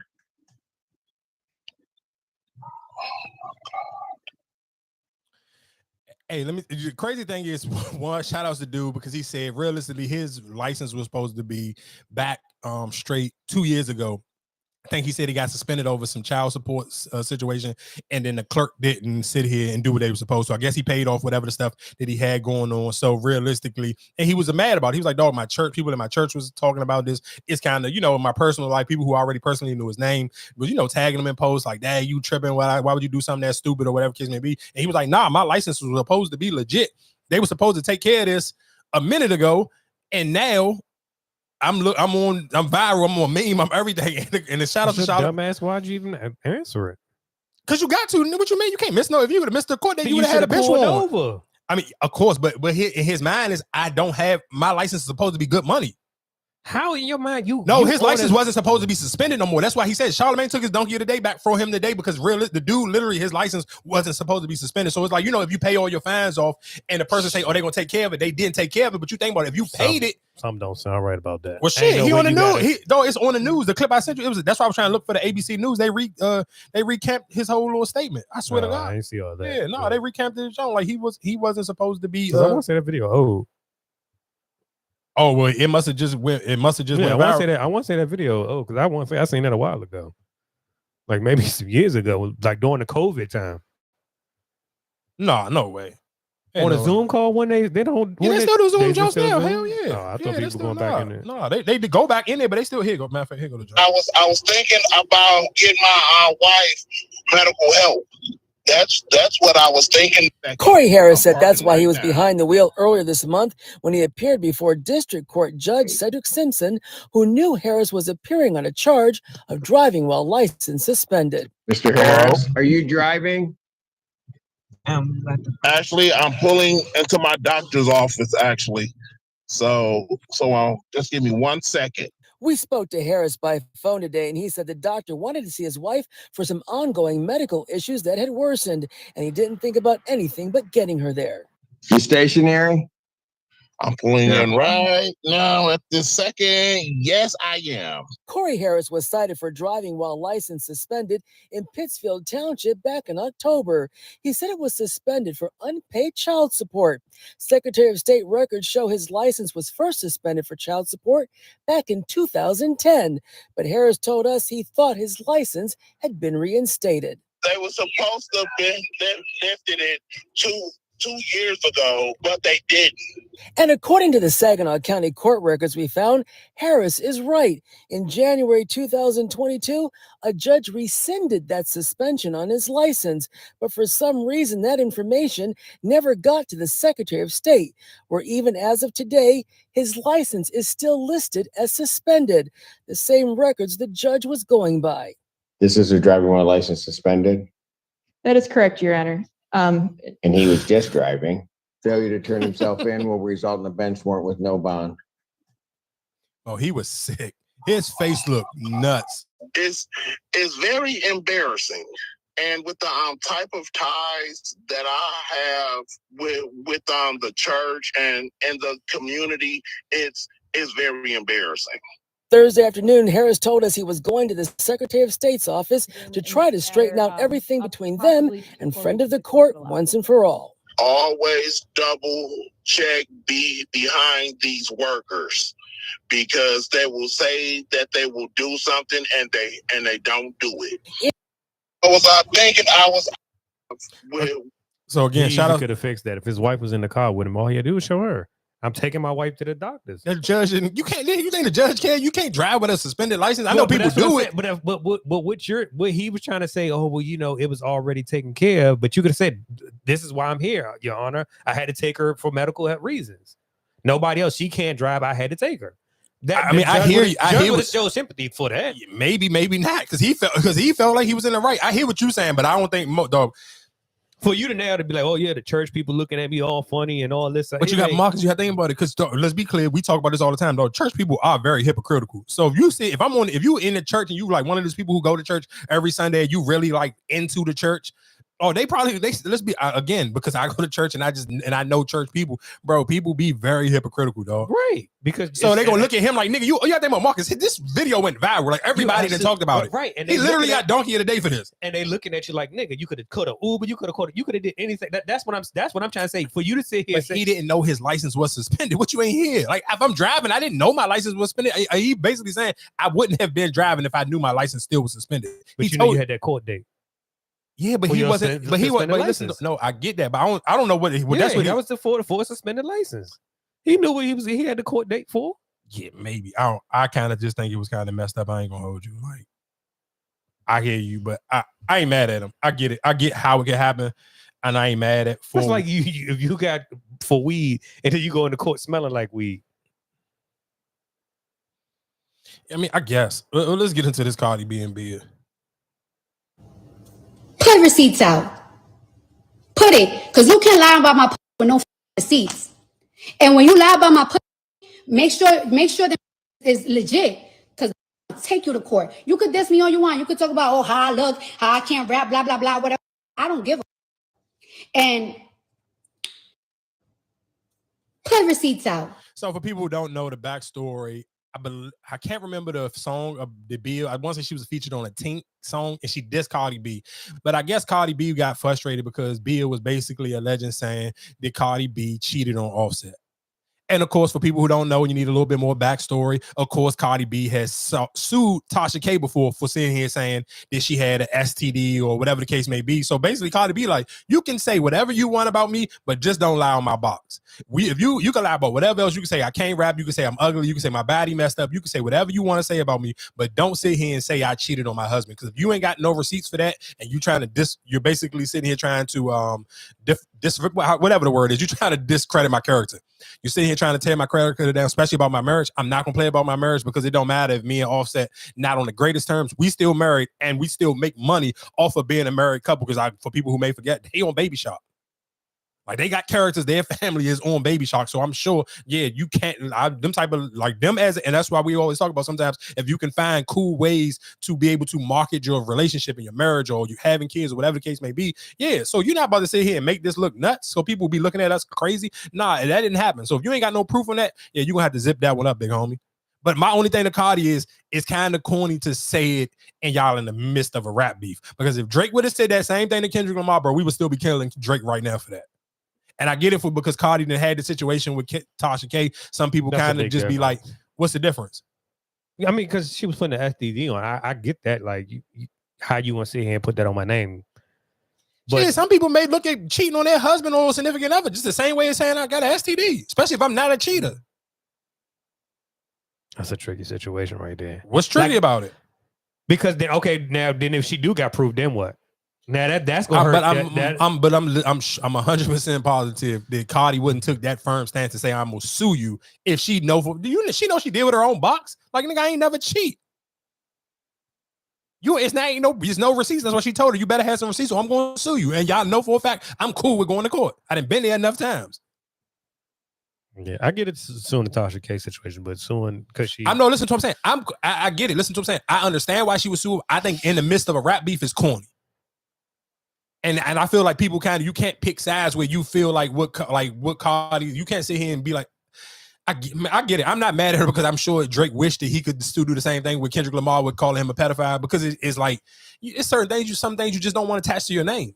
And especially if you take certain things serious. If you take marriage serious and you take your relationship serious, you don't want them type of allegations on your name. And we could be clear, allegations do mess up people's stuff. So sometimes you allow rumors to go too far, you can catch backlash. But I'm not like, and only reason why I say Cardi shouldn't have said that because she jumped the ball too soon. because then Bia put out a diss song and the diss song was doo-doo. You didn't even have to say nothing because social media was going to smoke Bia out.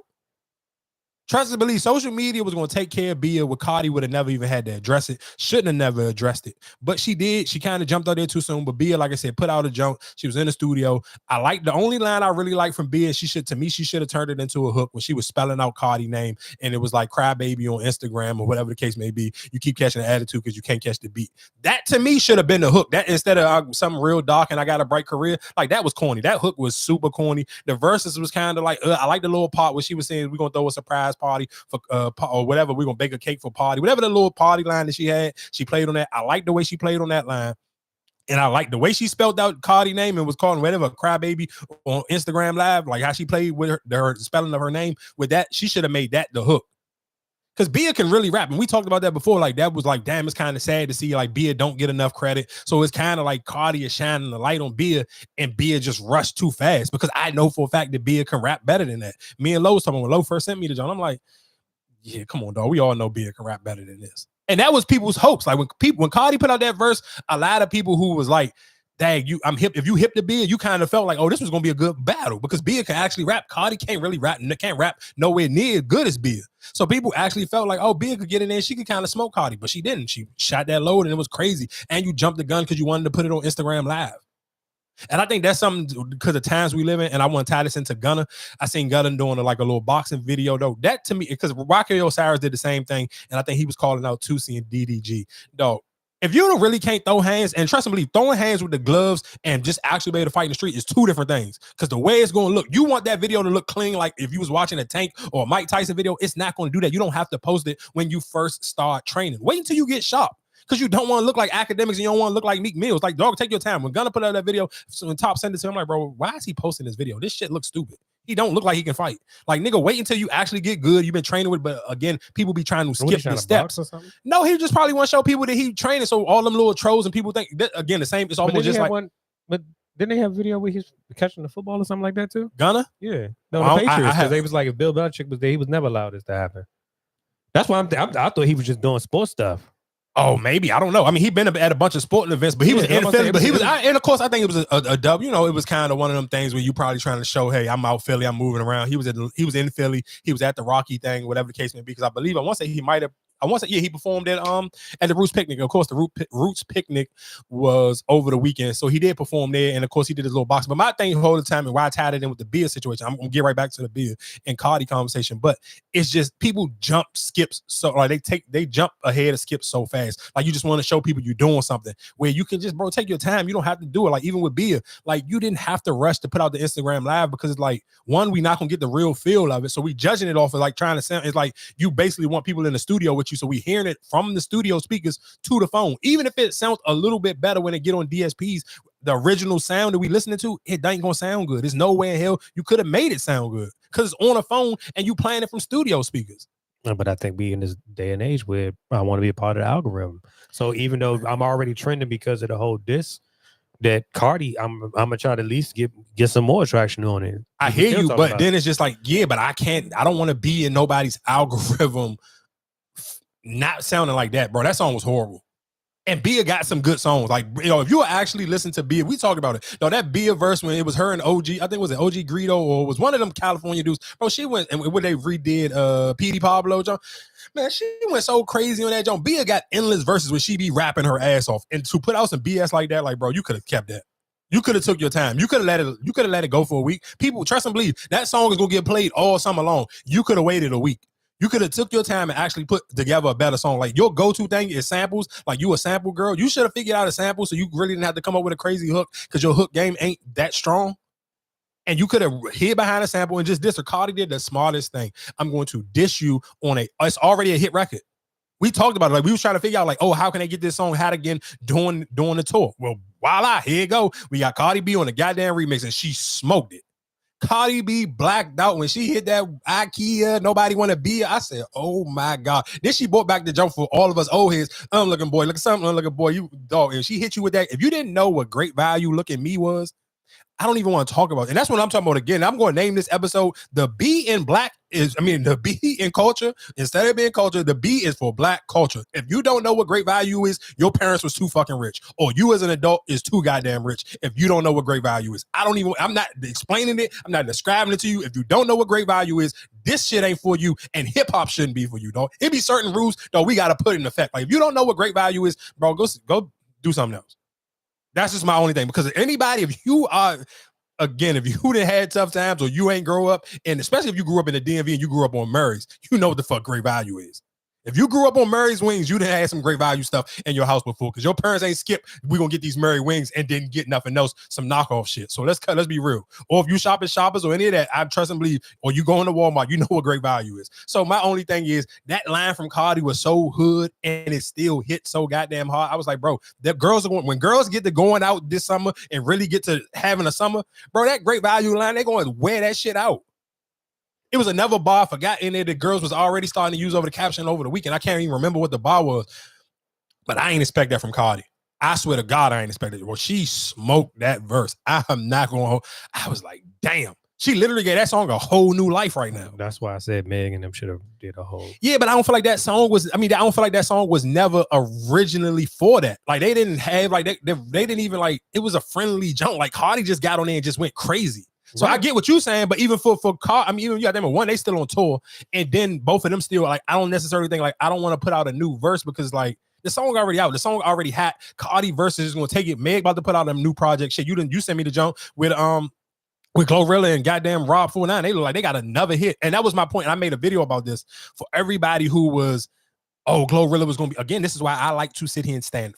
That's why I'm always tell you, if you ever think about having a podcast or whatever, you have to have takes. Stop pandering to an audience and have real takes and real opinions. Because when that Cha-Cha song came out and all y'all was, oh, God, it's over for me. It's over for Glorilla. Her 15 minutes is up. Oh, such and such took her spot. In 2024, she literally probably got 3 of the biggest songs out.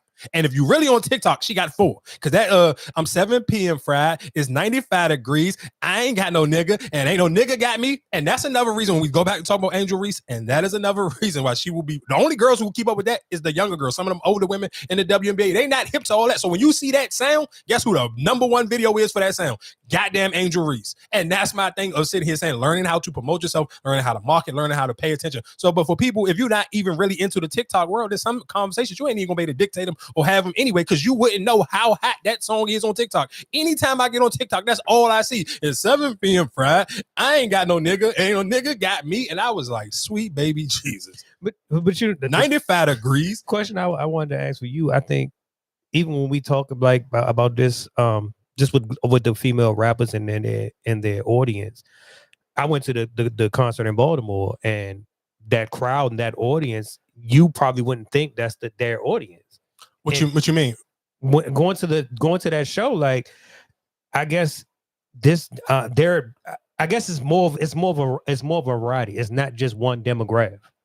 Because I thought we talked about that even, what was that, 2 weeks ago when we talked about when Charlamagne was telling people you can't tell Vlad to mind his business because 75 was a bunch of white people. No, for sure. But again, I think that's the conversation when we have, and I think with people, and I think that's the cheat code and the code, people not being honest, even when we having an Angel Reese conversation, is like when people want to keep throwing up how many tickets that Caitlin Clark can sell out, bro. But we can say the same shit about baseball. We don't care about baseball. Like, we can't, like, and that's the thing where that's why I said I get frustrated, just especially with black men. Like, we sit here like we care about ticket sales. Like, bro, when did we start caring about ticket sales? Because if that's the case, then we all should be watching baseball. Because baseball is the biggest stadium and they sell more tickets than everybody. A baseball arena can sit here and hold way more than a football arena, or football stadium, or basketball stadium. Like, so is Shohei Ohtani bigger and better than LeBron James? Do we care? Oh, let's go follow Shohei Ohtani. Like, what are we talking about, dog? But that's my point that's what I'm saying. But we know for a fact they got the luxury of spending that money. Like, I'm not blind to that. I even talked about that before when we was talking about, what game was that? I want to say it was the LSU versus South Carolina game. And I was like, damn, it was so many old white women with LSU jerseys on, and that's like with shirts on. I know for a fact that's what we talked about, and I know I said that, but that's my thing. We know, like, we're not oblivious to that. They got way more money. One, that is more. Dog, in America, black people only make up 13%. So of course, that's the same way with the Taylor Swift. That's why I didn't engage with when Shannon Sharp and Ocho Cinco was trying to steal Charlamagne conversation about who moved the needle more, Taylor Swift or Beyonce. Like, dog, you have to be honest. Like, bro, Friends is gonna be always a business. Not gonna do we like Friends more than Martin? Because they could show you the numbers all day long. So let them tell you, if we going just off of numbers, then Friends is better than Martin. And I'm 100% positive it's not. A soul listening to my voice right now, they will sit here and say that Friends is better than Martin, Living Single, Fresh Prince of Bel-Air, the Jamie Foxx Show, the Wayans Brothers, or none of that. But if we going off of just numbers, Friends is better than all of them, if that's the case. But that's my point of sometimes we have to be honest with ourselves. We're never going to sell more product than them if they sit here if that's what they're going to do. If that's what they're going to lock in on sale or ticket sales or this, that, because I even heard Shannon Sharp, well, is this the first time that the Liberty got $2 million on ticket sales at a game? Cool. All right, they got more money to spend, bro. I told y'all that when I was so amazed on how many white people was there for opening day at the Orioles jump.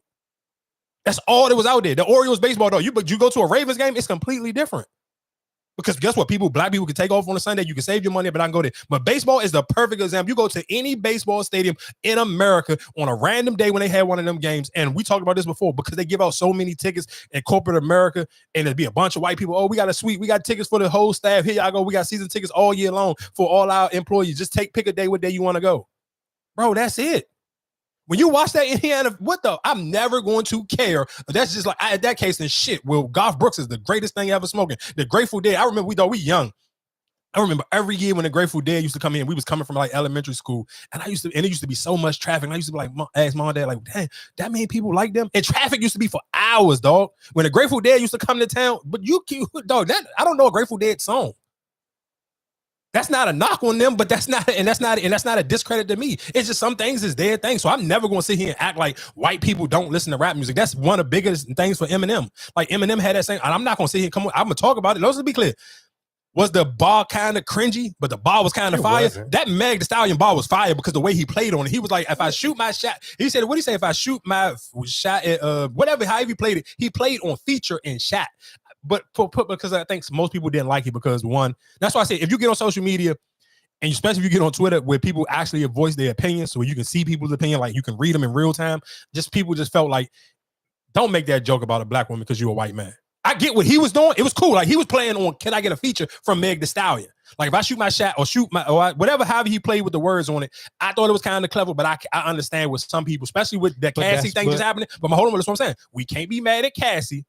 We can't be mad at seeing that video of Cassie, because trust and believe, if a video come out of Meg Thee Stallion and you actually see Tory Lanez shooting her, all of you niggas who was sitting here, what about? Right. Oh, you niggas got to go to hell. Yeah.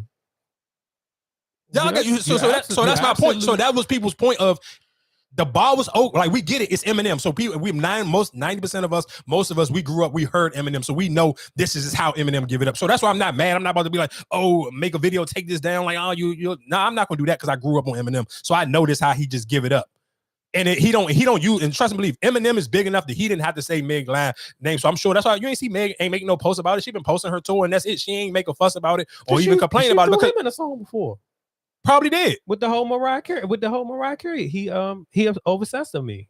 Oh yeah, you see, I see. I forgot. I didn't even know that. But my whole thing. But that's what I'm saying. That's why I didn't take it no way. But my only thing is, I get how some people can still be very sensitive because we literally just seen the Cassie thing, and of course because Tory and Meg wasn't in no real relationship, so people don't look at it like domestic violence. But it's still a domestic violence. They had sex together before, so that is still a form of domestic violence. We can't pick, and that's my only thing about people. We can't pick and choose when we get upset about certain stuff.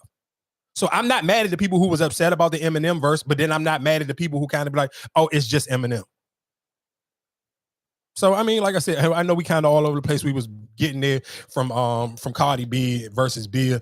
I'm disappointed in BIA. I definitely thought like, just because I know people not really hip to her music, and this ain't going to help nobody want to go run to go listen to no BIA music. This was her opportunity to be like, bro, you could have shined. You could have did your thing, and then you just wet the bed. Like, this was your moment. You wet the bed. So, I mean, I don't know what to tell you, B. You gotta get it tight. You get it right. Oh, man, I'm coming back in with that one. Let that jump load up. Bia. My man, Big 30 wet the bed. We saw that this leaked like with. No, I got my water right here.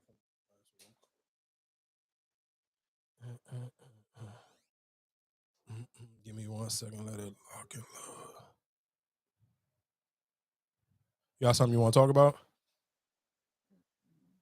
You ain't see nothing all week? Nothing that pissed you off? Something that made you think?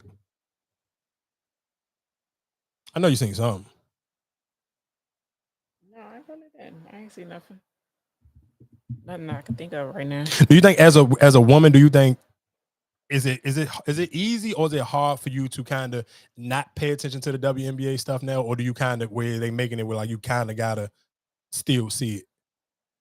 I mean, I still see it, but I'm not a sports fan. I don't even watch regular Basketball and stuff. So it don't make me want to watch it. But you do see it now, like But coming down the timeline way more I often. see it way more than I did before. I just was wondering, just in general, like even if you just like if women see it, whereas now it's like I almost feel like it's a hot topic where it's not necessarily. I mean, the one thing that did catch my eye was, of course, the when the girl didn't somebody almost fight. Mm-hmm. That's the only thing that really caught. I do see it often, but like that's the only thing that really caught my eye when they was fighting. It ain't no music in this Anthony Edwards, is it?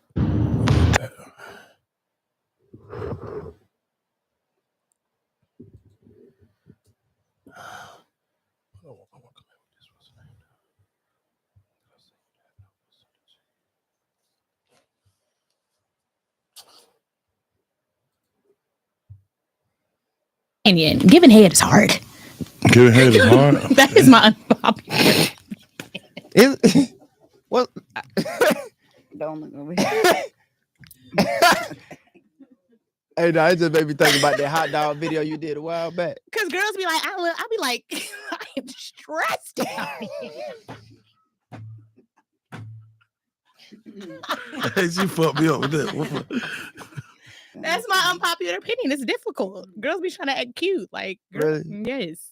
That is amazing. You got any unpopular opinions? Unpopular opinion. Giving head is hard. All right, so for anybody ever wonder why B Simone is single, that's it right there. I'm not gonna lie to you. Like sometimes a homeboy of mine who listened to the show, he said that to me. He was like, "Bruh, yeah, I'm cool on her." Like you can't. It's just like, and real quick, and this is again, I think I said this already, but I do want to repeat this for women who don't know.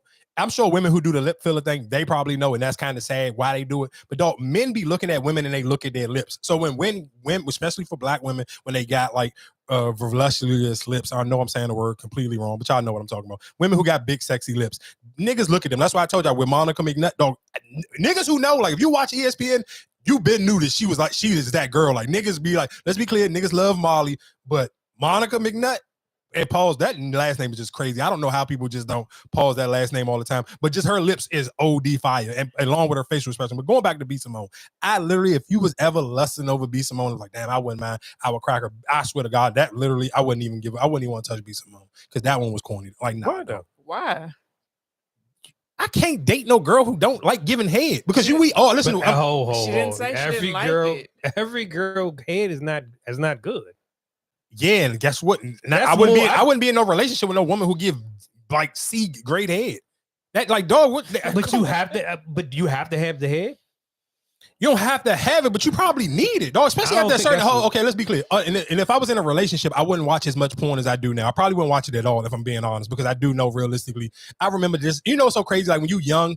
And we like, just when we was young, we used to be at the basketball court just arguing about stupid stuff. As a kid, I used to argue with the older dudes all the time. And I used to think like, oh, watching porn was fire. Nigga, I beat my shit like 3 times a day. And they used to always tell me like, nigga, this shit like a car. You're going to blow your transmission. You keep beating your shit. And the older you get, your shit ain't going to get as hard as you need it to because you keep watching all that goddamn porn. And we could tie that into Candace Owens. And we could tie this conversation also into Marlon Wayans because Marlon Wayans said, the older he get, he 51 years old now. Missionary is cool for him. That's all he need. He don't need nothing else. He don't need nothing else. He said he can get him a couple pumps in with the Missionary, kiss or whatever case may be, and he can go to bed for the night. So I do kind of want to tie all of that into one conversation. We can break them down, but I just kind of want to keep it in that vein of this section.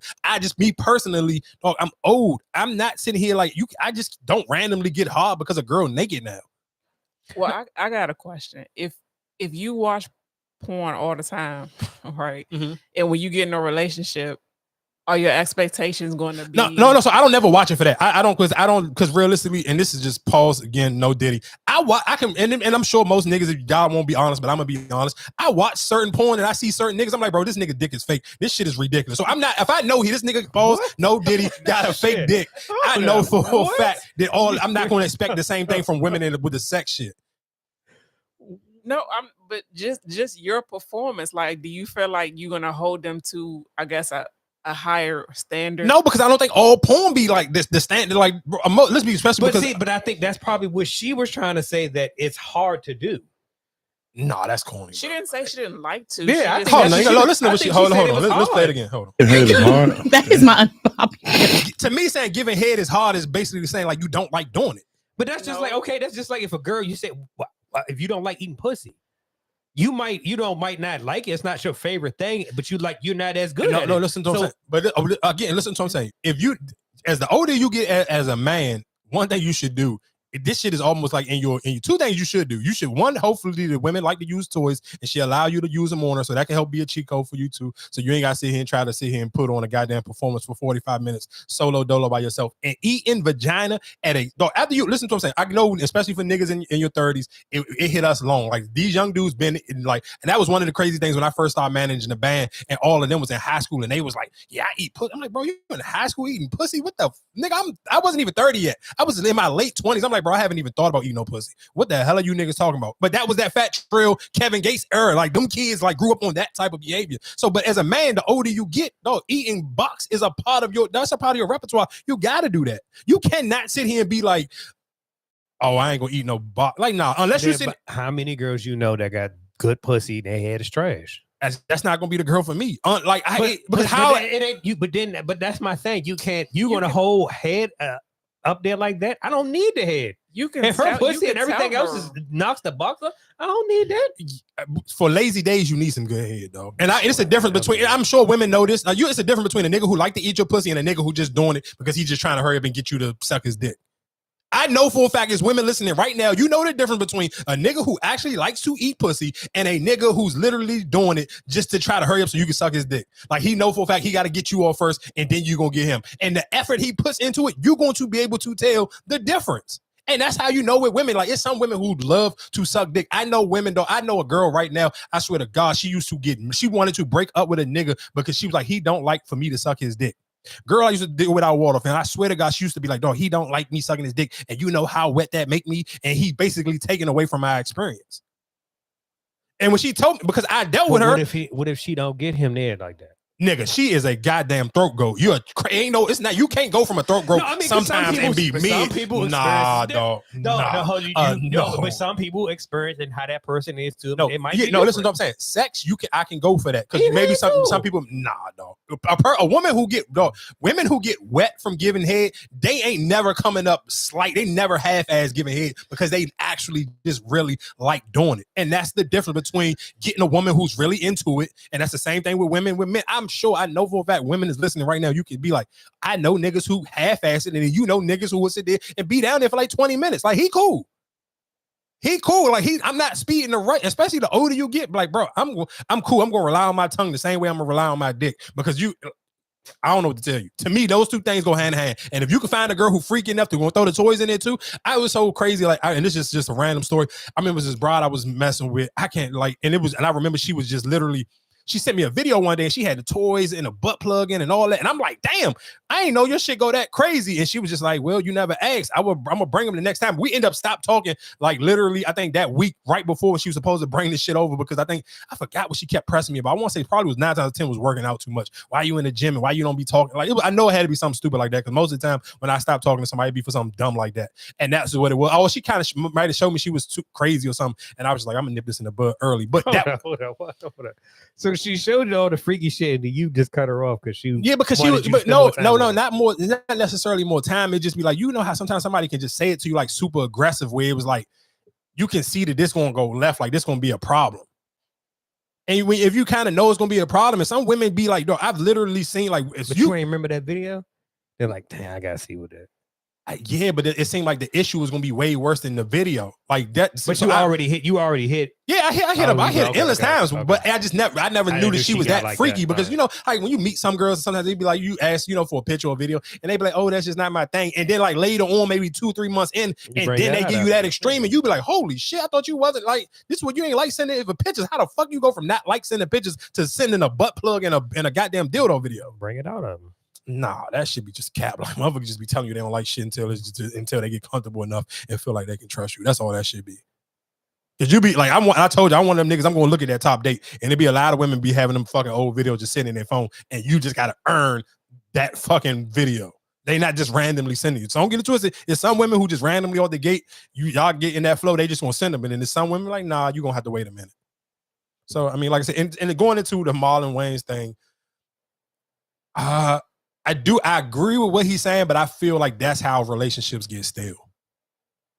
Like if you just doing just the missionary and it's just kind of like, unless you and your partner both come out and if y'all have that verbal conversation and y'all just upfront and talk about it and have a dialogue about it, then I feel like, okay, you can get it off. But if you just trying to pull that off and you never having a conversation and you used to realistically, like let's say if y'all been in a relationship for 7 years and okay, now y'all 7 years older and now in the 7th year, you want to go from y'all used to have sex all over the house, back shots, riding and all that stuff, and now y'all going to just missionary only because you old and you tired and you ain't got the stamina. I feel like that can literally just throw a relationship into complete garbage. Like, I can't see no relationship I can't see no relationship staying fresh like that, and that's how you just giving up. Unless y'all had a conversation. You're not gonna always stay young. You ain't gonna be able to do it the same way you was doing it when you first met. Yeah, but you gotta have a conversation though. I don't feel like you could just cut like that's just like letting yourself go in a relationship. Yeah, I got. But you're not always gonna be at your best every time you perform. You're not gonna always be at your best. Yeah, I don't think you have to when you're in a relationship, but I do feel like you can't. Okay. Let's bring it back into sports. I can't have 10 bad games, dog.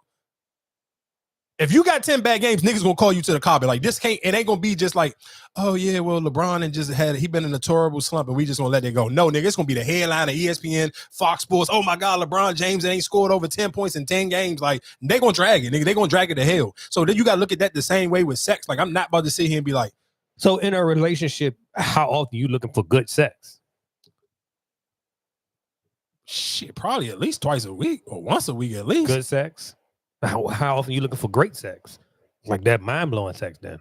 I feel like those two things are the same thing. Like once a week. Can't be the same thing. Shit, why can't it? Hell no. You can't get both. One is good, one is great. Like, damn, I remember this. I remember that time. When you had me like that, I remember that one day. That's one of those moments. That's a great. Now, good is just I feel like good is just like some random missionary y'all just kissing. Like that's just good. So I feel like that's why I said great good can go into just the regular shit that Marlon Wayans talking about. And what you talking about with great and mind blowing. Then maybe twice a month. I don't know. I ain't been in a relationship in a long time. So and the crazy thing is I could almost tie this into the Lenny Kravitz joke. Bro, him saying 9 years, it sounds like a drag, but sometimes though, when you get to like a year and some change and the time go by so fast, you be like, damn, it don't feel like that long. Like after you start to get the ball rolling and you 5, 6, 7 months into not having sex, you absolutely forget. Like you just can't, especially again, that's what I'm talking about when we talk about the podcast app, because the older you get so locked into your routine, you kind of just like, that's just my routine. I don't even care no more. Like it's nothing. Like it's literally 2 girls this week that literally sit here and DM me and said, "Dang, you just gonna go complete gray when you don't believe in getting a haircut no more. I know you a hat nigga regardless, but you know we can see now that you ain't got a haircut. It's not just like I got my hat on and a haircut." And it was like, and I kind of like in the back of my mind, but it's just so routine. I haven't had a haircut since October, so it's like you get so used to something, you be like, "Oh damn!" At one point in time, I was telling a girl today, I was like, "Bro, at one point in time, I used to wouldn't even make, or I would make videos." Not having a haircut, but I always save my best jokes for when I got a haircut. But realistically, more of my video, we talked about this before, even when I talked about the Nicki Minaj thing, it was like, bro, the more I just kept posting and it wasn't about, what I look like, and it was more about what I was saying and how I was delivering it, that mattered more than getting a haircut. So then when you get in the rhythm and, okay, well, shit, I already got this video with 300,000, 200,000 with no haircut. Shit, what am I getting a haircut for? I ain't going nowhere. I'm not going on no dates. I'm not getting no pussy. So what the fuck am I getting a haircut for? We talked about this during the pandemic when it was me, Pretty D, Top, and we all had that conversation. If no woman is involved, what am I getting a haircut for? But even with the Lenny Kravitz situation, I'm not too familiar with his music and what he do, but how he performs. If he's still performing in front of women and they still like, I get it. You're not outside. You're not going nowhere. So it's easy. Yeah, so it's easier to do that. You told me that you was selling, you ain't had sex for. I'm like, I can believe it. Right. But for him to be an entertainer and you still performing and you still be wearing your little ass short and pants and shit like that, and you think if women not trying their hand, that does take a lot of discipline. If you tell me you've been 9 years without sex, that take a lot of discipline. No, that take more than discipline. I think that's why. Ice-T threw it around world. That's weird. Like I hear you, it sounds cool, but it's weird. I ain't never heard Gayle King talk like that a day in my life. Yeah, Gayle King is one of them black people that I don't consider black, so I kind of don't be tapping into nothing that But Gayle I'm just King saying, be like, doing. but what she was saying, like, okay, your girlfriend, can I beat her and all that? Like, I ain't never seen her be that thirsty.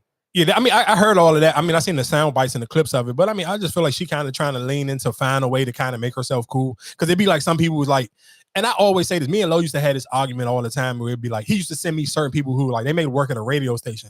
And I'd be like, bro, they got a job. They don't have an opinion. And that's the difference sometimes. Like, even just think about it. Like, and that's tied back to what Stephen A and them do.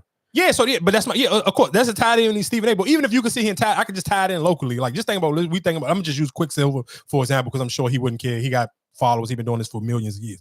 But nobody sitting here like even if you hearing this whole situation going on with Angel Reese or Caitlin Clark, you don't care about what Quicksilver opinion is on that.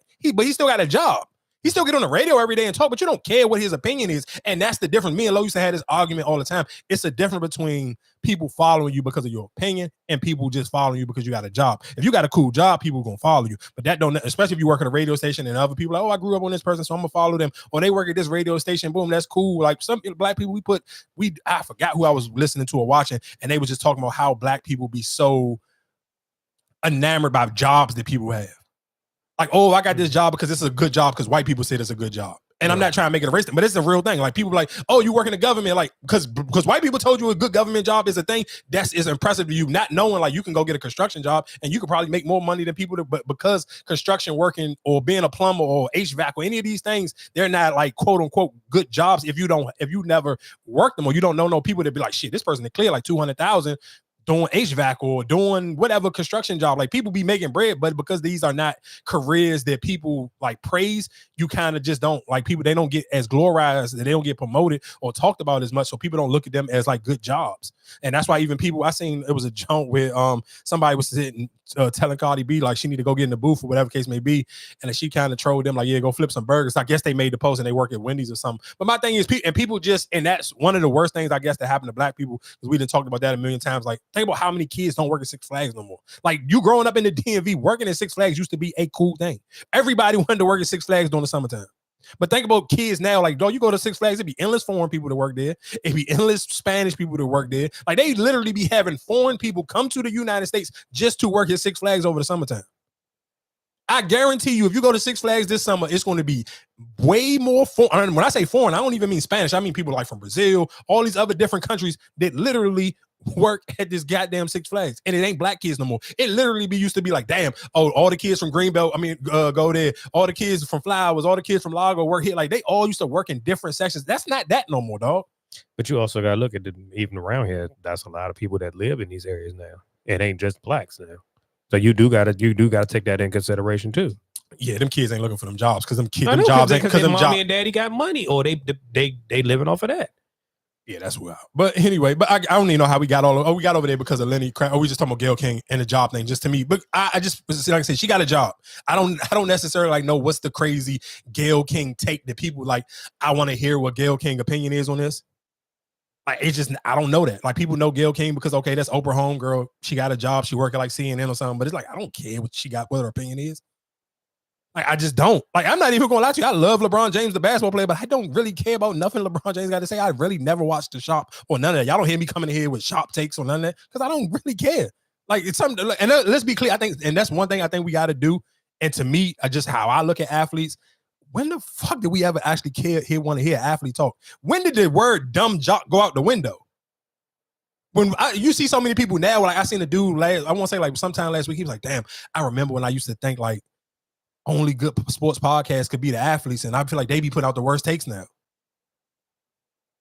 Because after a while, guess what they do? Their real honest opinions go out the window and now I'm chasing clicks and views. So that's again, sometimes what I'm saying, some people just got a job. It's like, hey, you got a job. Do you have a real opinion? And it's a different, and I think people will eventually have to learn the difference between people who got real opinions and people who just got a job. And you're absolutely right. Stephen A. Smith just got a job. He don't got no real opinions. He just got a job, dog. And if you still going to, if that's your go-to guy for sports, and I'm not sitting here saying, hey, highlight me for the good guy for sports. I'm just saying, period, because you can go on YouTube and you can find somebody that you may like. It's there. But going back to the Lenny Kravitz thing, 9 years. I don't know if I could do that, dog. That's crazy. Like thinking about it, saying it out loud, sounds like saying it. You're absolutely right. If you go out, and that's another reason why I was telling the young lady, I was like, bro, I don't want to get a haircut because I don't even want that temptation. I know how that, like getting a fresh haircut, you post it, and then now you feel like, shit, I got a haircut, I can get some pussy now. I gotta sit here and post so I can get somebody to slide in the DM. Like you just feel more thirstier because it's like, shit, I gotta make this haircut worth it. Or what was the point of getting it? So I mean, like you're right. With Lenny Kravitz, you still going out and women still being super lusty for you. It's hard to believe you went on a 9-year. I don't believe that one. No, 9 years is insane.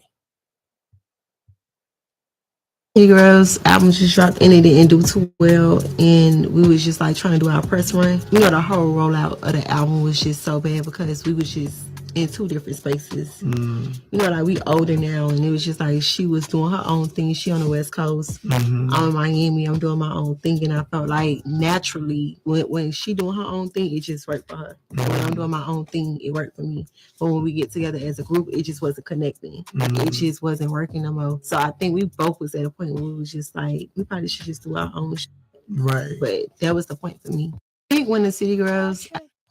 And you know, sometimes I catch like I tell you, I watch the comments, but I barely comment on stuff. So it was a video of JT and she was performing. I want to say she might have been performing in Chicago because I seen other people posted in the comment section and they was like, well, Skilla Baby performed here, whatever. It was just like basically like one of the festivals. This time of the year. Of course, I'm going to talk about it in a minute with like New York. They got Summer Jam, Hot 97 Summer Jam. So a lot of cities had radio stations had their own version of that.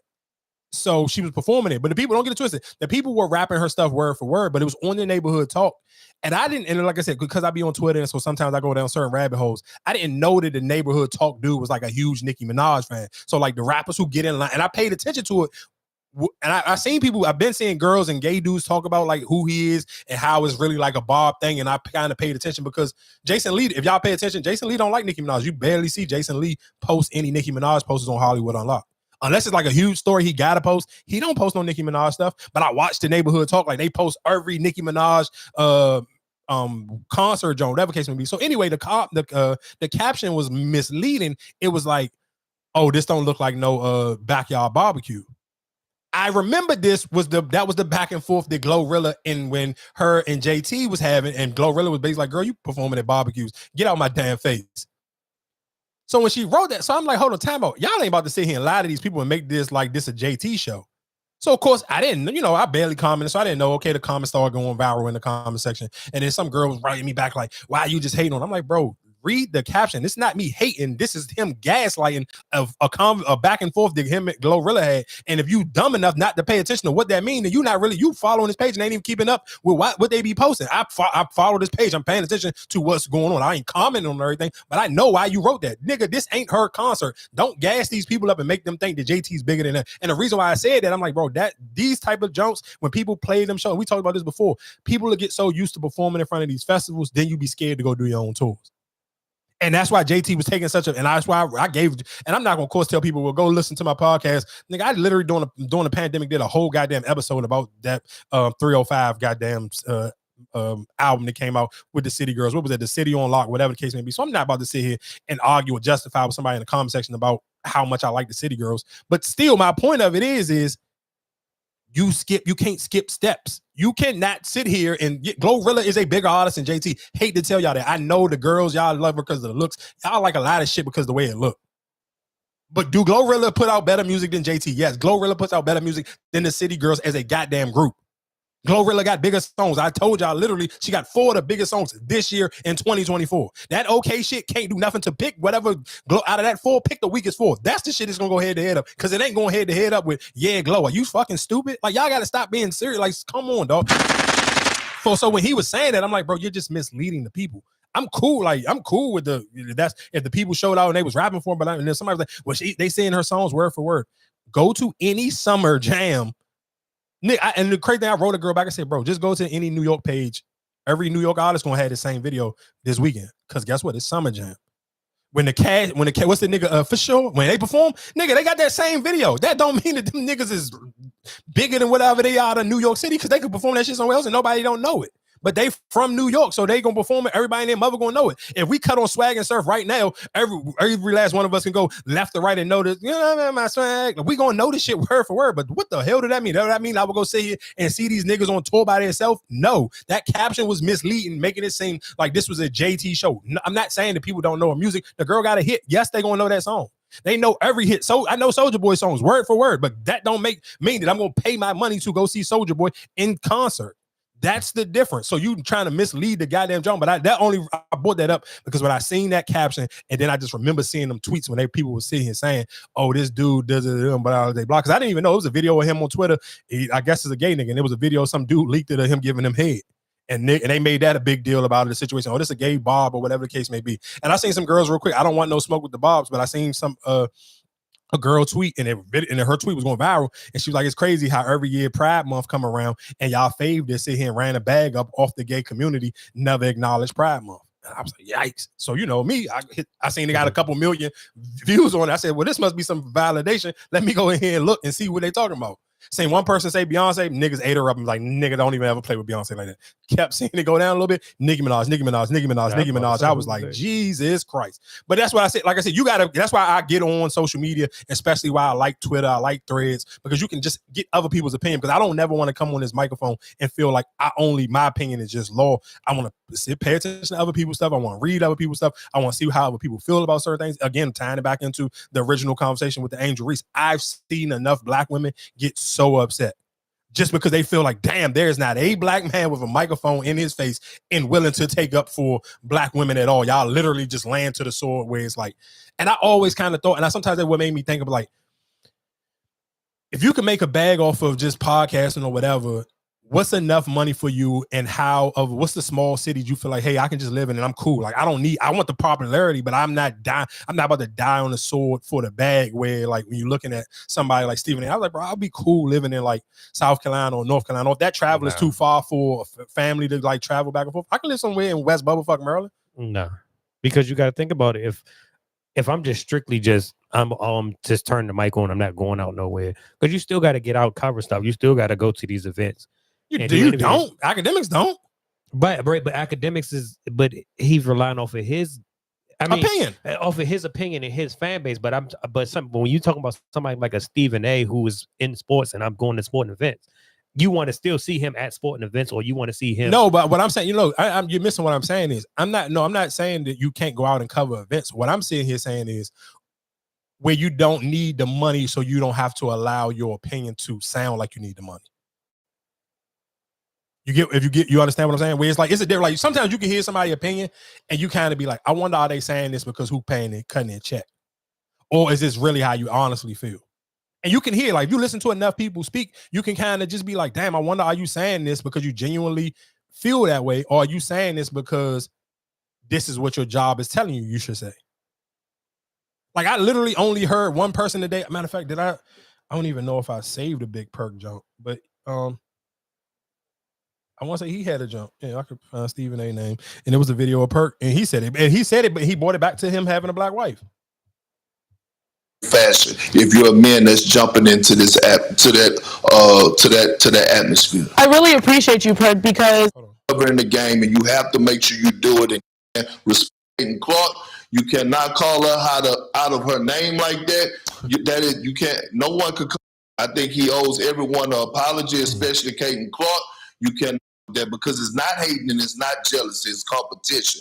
Pat McAfee, I think he owes everyone up that they have to do a better job with that because it's not hating and it's not jealousy, it's competition.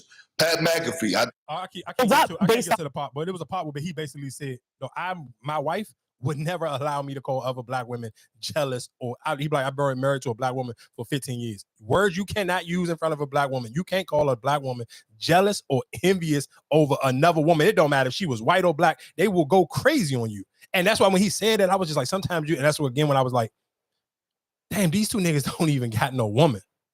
And then you even think about certain niggas who say certain things or how they stand for certain things, you got to kind of tie back like, damn, if you don't have no women in your life for real, who would check you? Who gonna sit here and be like, or if you just a trick and you tricking off so much, the woman probably never gonna challenge you. Going back to the Diddy Cassie thing is like, sometimes if you paying enough people off, who gonna ever really challenge your opinion on certain things? So it's just kind of just something to kind of just keep in mind where it's like, Yeah, it'd be too. Sometimes you don't want to have too many yes men around you, and I think even just for that Young Miami and that JT situation to kind of, I guess, put a bud in that one, it's like it's sad because they came in as a group, and it's kind of like, damn, y'all got to the point where y'all kind of allowed, I guess, money to kind of separate y'all, because then that made y'all kind of start living two different lifestyles. Like, I can't even imagine what the mindset of somebody. I'm dating Diddy and you dating Lil Uzi is like. But then I think it's also I think were they really ever a group? Because when we think about it, and when it all came about, what's name was locked up, right? Wasn't she locked up when they first? No, they got a whole project I'll take your man, and then there was that reporting live from the 305. Like that's a whole fucking project. Hell no, this was before she got locked up. What the hell was the name of that project? City Girls. I thought majority of the time they was never like no, hell no. The name both is together. Period. And they put that out in 2018. No, that's the one with the white. Is this one? No, that came on after that. This. Oh, and the biggest song on that's called "I'll Take Your Man." Where the bag at? Yeah, and reporting live. Reporting live from the 305. Yeah. And the other joint you talking about, Girl Code. That was the one that had the twerk joint on there with Cardi and Act Up on it. Let that load up. Oh man. Reporting live from the 305. So now we just on YouTube. Keep it moving. I can just get into this Big 30 conversation while we letting it load up, and I can just play it on the jump after. That this leaked, like with the whole thing with Moneybagg Yo, and it felt like he did a diss song about you. What were your thoughts when you saw that?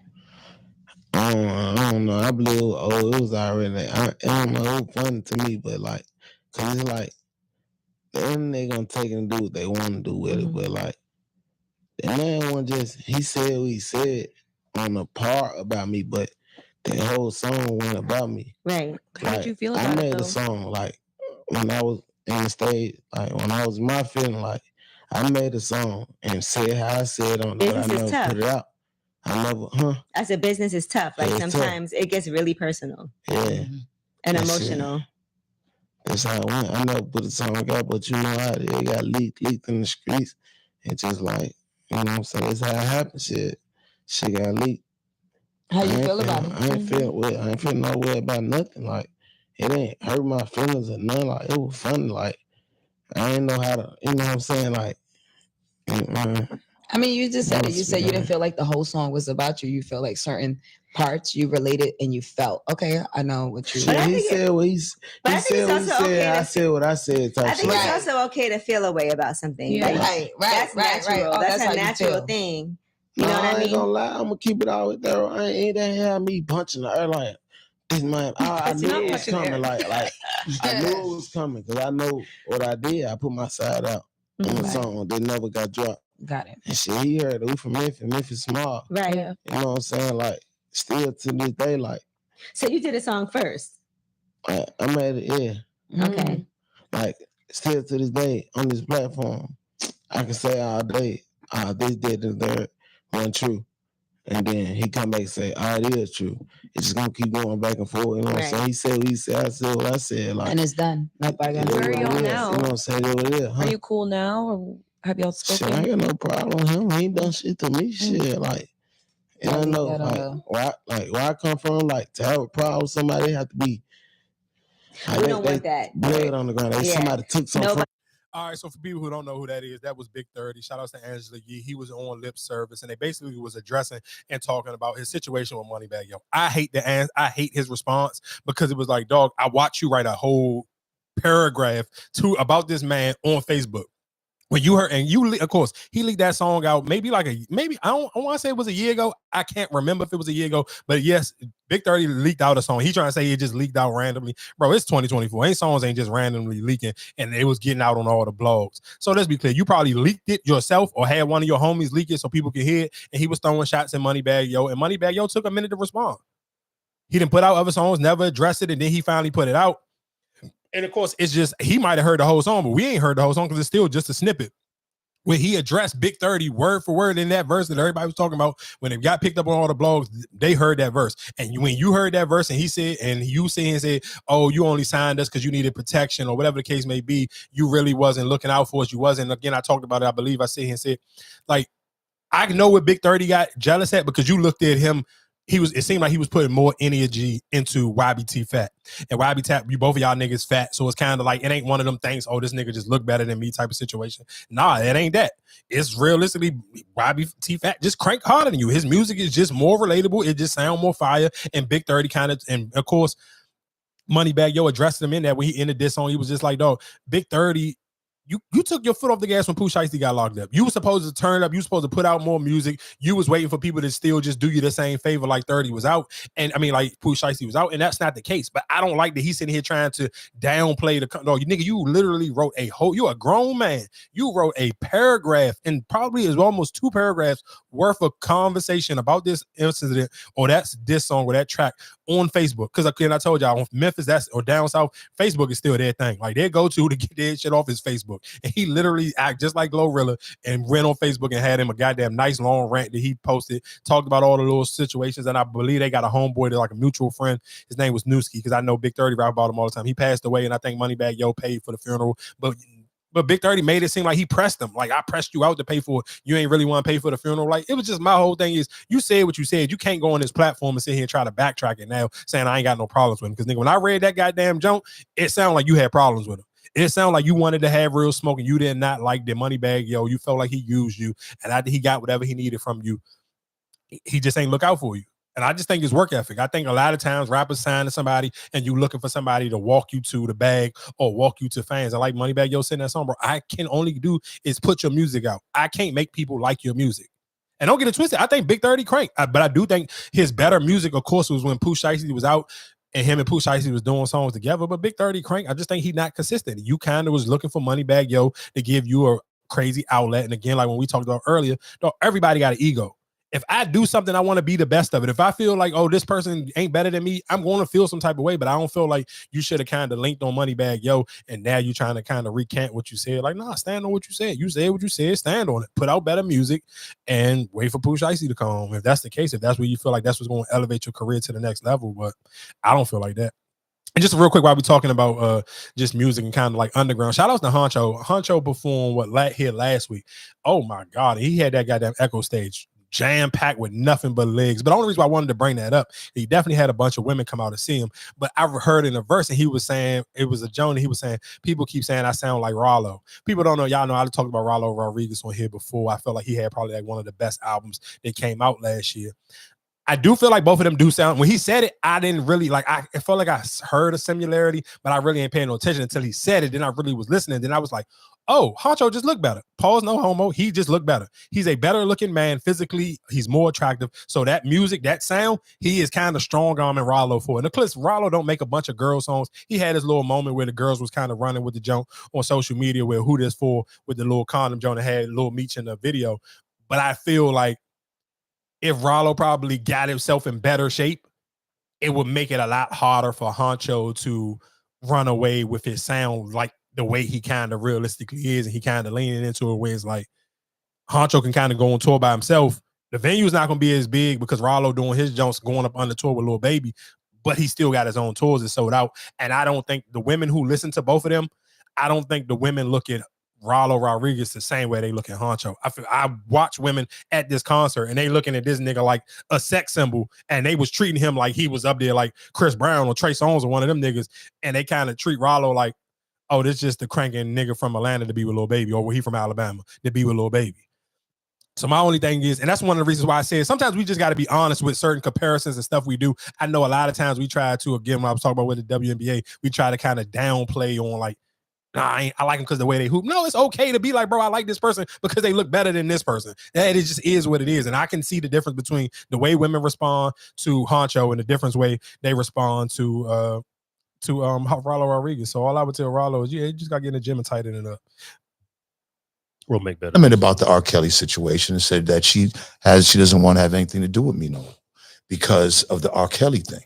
And I'm saying, but then, right? About 4 months ago, she's on the Math Hoffa show, and Math Hoffa, which I thought, was a kind of crazy question, but hey, she's like she said, she's grown, you know what I'm saying?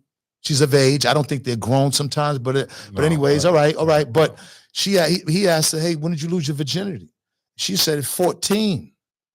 And now first, right? I didn't know. You know what I'm saying, right? So I'm like, so here you are condemning me for saying what I'm saying, which is grown folks conversation, which I never mentioned you, which really you shouldn't even really involve yourself, because this was the conversation that I'm having. But since you did involve yourself, is what you do, all right? How can you say that when you just said that you lost your virginity at 14? So is the guy that you lost your virginity at 14 with, is he a pedophile? Comment about the arc. All right, so two things. I think that tying those two things together is a wild conversation, especially for your daughter. I ain't see that her father interview with Coyle Ray. I didn't know that that's where it came from, or that's what he said. That is a crazy conversation to ask a young lady when she lost her virginity. But even as a dad, to me, that kind of like, you didn't know that. You kind of just like, that's one of them things where it's like, I know we be like, oh, everybody don't post what they got going on in their real life on social media, but that kind of show, the way you showed up on social media as a non-dad and the way she kind of standing firm on that, for you not to know that information, that kind of weighs the flag that you ain't really a dad. But it just even say it's wild because that whole, I don't even think nobody even, the conversation he had about R. Kelly, somebody asked her about it, right? No, she came out the rip and said, no. That video started to go viral and she tweeted out like, don't mention me with him no more. Like, I'm cool on him. I thought somebody might have interviewed her. No. She took it to Twitter. She on Twitter. When that video started to go viral, when he said whatever he said about R. Kelly, she literally tweeted out on her page, I'm cool on him. Don't mention me with him. He gave me birth, but that ain't my father. I don't want no affiliations with him. That's fair to say, because your opinions and what you say and how your belief don't attach that to me. Yeah, of course, because it can trickle down for sure. But for him to even bring that up, even to recite whatever she said on the Mad Hoffa joint, to say, oh, well, damn, you lost your virginity at 14. What about that? Like, I don't get it. Like, how you even compare? How can you even compare the two people? Yeah, I don't know how you compare the two things. And again, to me, the biggest thing I took out of that, one, I don't know how you compare that, and I don't even know why you repeated it. Because let's be clear, people watch Mad Hoffa, but I feel like it's not a big enough jump for you to repeat it. And now you're making this a trending topic because I know for a fact, all the blogs is picking it up, and all the blogs ain't pick up hers on Mad Hoffa saying I lost my virginity at 14. So it's like, bro, why you don't want people? And I agree with him. Only thing I agree with him what he said is I don't think age makes you an adult. I think experience makes you adult. And I think the harder your life is, the more of an adult you are.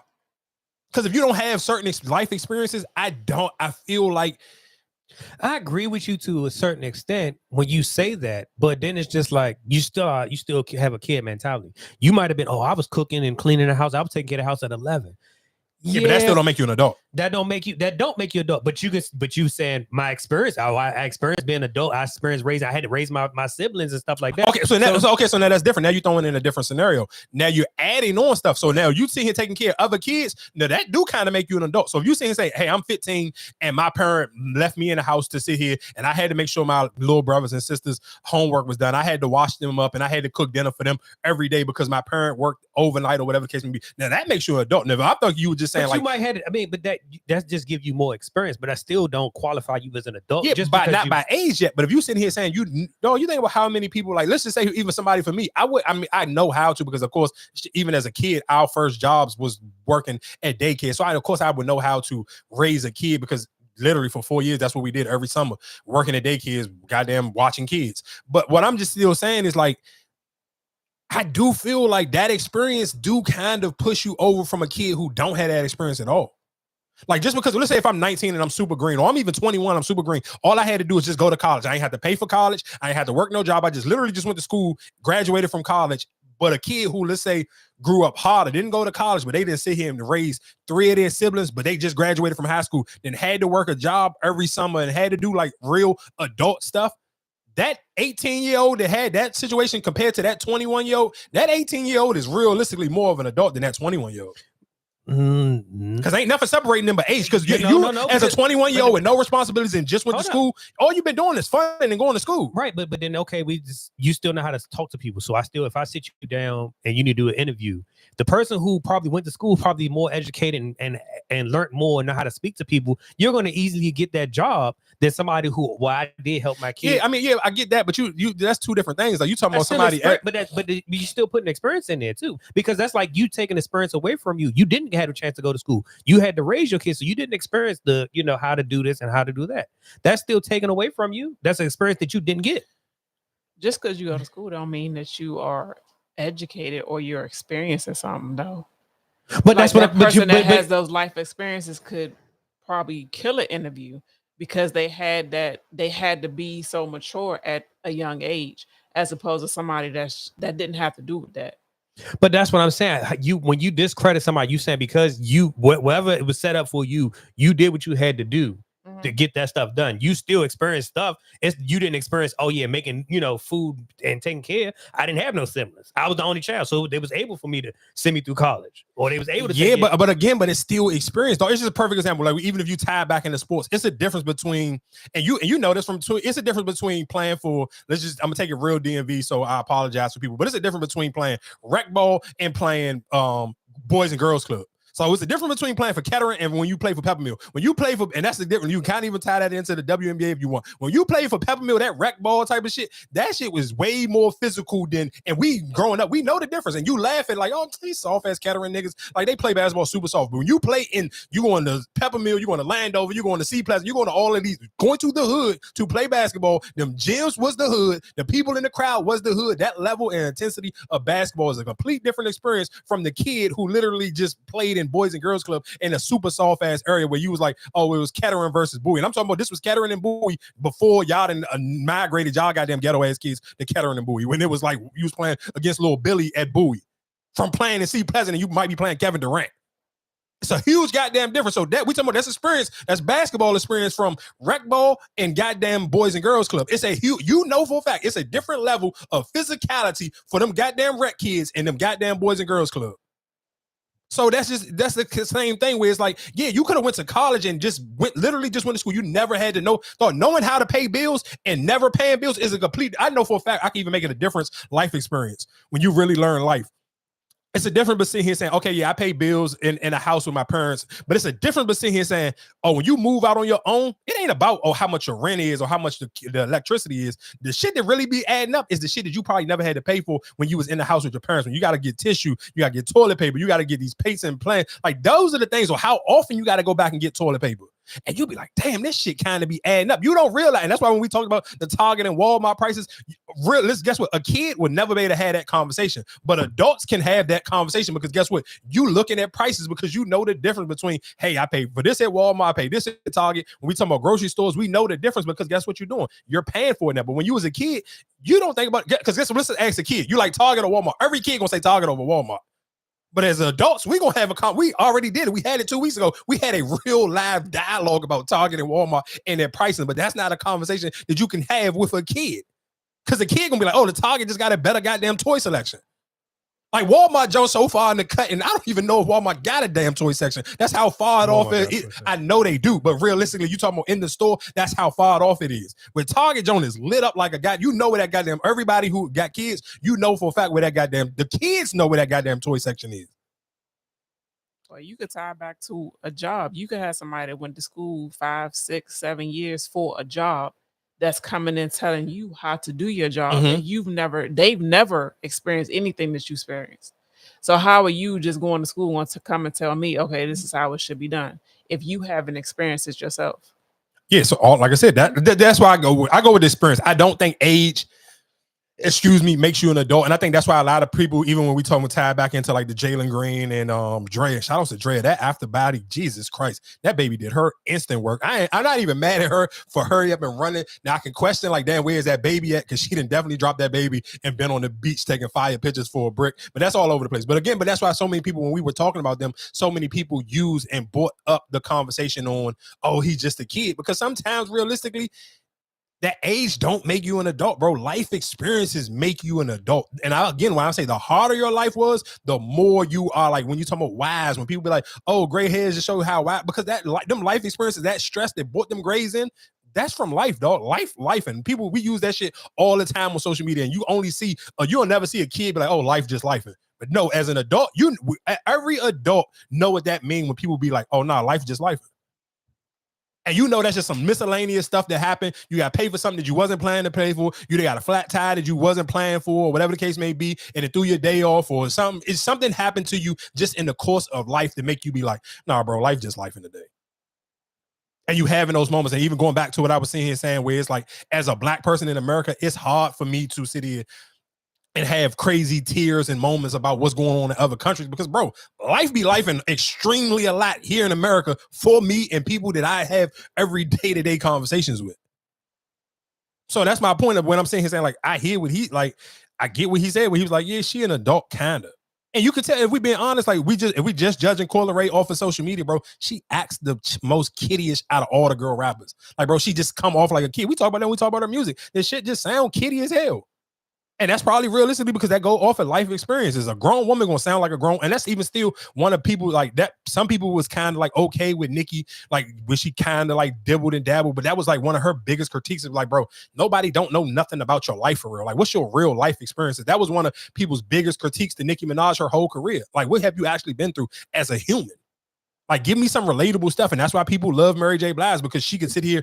I can give you my life experiences. Hey, this is my life. This has happened in my life. This what makes me relatable. This what I done had so many hard times. And it's all, me and Top talked about this before. I always tell, and I didn't know this, and I always wish I knew this when I was actually into managing, but these was conversations we had later on when we always used to talk about Boosie. And he was like, bro, it's more broke people going through hard times. And that's why Boosie music will always be more relatable than somebody like Travis Porter. Has Boosie ever had a song big as Make It Rain? Probably, you might be able to say maybe Wipe Me Down, but probably not. If we looked on Billboard charts or whatever case, I'm sure Make It Rain is a bigger song. But realistically, who still do more shows right now? Boosie, then you ain't think about Travis Porter. When the last time you even thought about Travis Porter? So it just be certain things where it's like, and now the reason why I brought those two things in, because Travis Porter is fun. It's just yeah, make it rain, make it rain. But then you some of them life experiences and in rough times, though, the older you get, you understand rough times. And that's why even the parents, that's why you look at your kids like, damn, how y'all like Rod Wave? You don't know nothing. We don't know. Well, of course, like when y'all talked about it a couple of weeks ago and y'all was just like, well, we don't know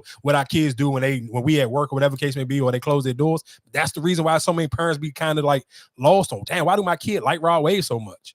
Because in your mind is like, nah, this music is more relatable to me, but I pay bills. I've been behind on bills, or my heart been broken, or whatever the case may be. And you kind of always wonder like, damn, how can my kid relate to this? Because you shouldn't have went through any of these things. But their stress is not the same as our stress, too. It's not to say they don't have stress. Yeah. And you have to validate their stress. It might seem like, oh my God, like really? But to them, that's stress for them. Yeah, so I mean, and since you was talking about life experience, so how do you feel about that? The Meek 5 a.m. Oh my God, he smoked that jump. But that's the Meek I like. Yeah, you know that. Yeah. I like my only, I guess, and I even with the watch thing, it was cool because I like how he kind of tied that in from like, oh, I used to watch Young Chris and Neef when they had the Jacobs, and he even timestamped that for people who grew up in that time. You're like, oh, that was the cool watch back then, because so many people give Meek a hard time because y'all know that was used to be Meek's favorite line, rolly, rolly, rolly, rolly. But even the way he tied it in, how he was making it like, I only so pressed about my watches because I remember as a kid, I wanted a watch like Chris and Neef had, and it was a Jacob watch. And let's be clear, nigga, I took my little drug money and went to Georgetown and bought me a fake Jacob. I didn't even know it was fake because I didn't know Jacob the jeweler was a real person, but I bought me and I got taxed for that watch. Probably paid like $900 for a fake Jacob watch, but you thinking about shit, $900 at 19 years old? Shit, nigga, I thought that was a real watch. Didn't know no better until you get older and you see Jacob the jeweler start doing interviews and on Smack DVD and stuff like that. But I do like what you said with the Meek situation. That's why I love that he even tied that in when he said that Young Chris and Neef line, because I grew up in that age group of them Jacob the jeweler watches, and you can just go to a jewelry store and buy it and don't know no better. So I like when he tied it in. Yeah, Meek smoked that 5 a.m. in Philly, John. I'm not gonna lie to you. He blacked out on that, John.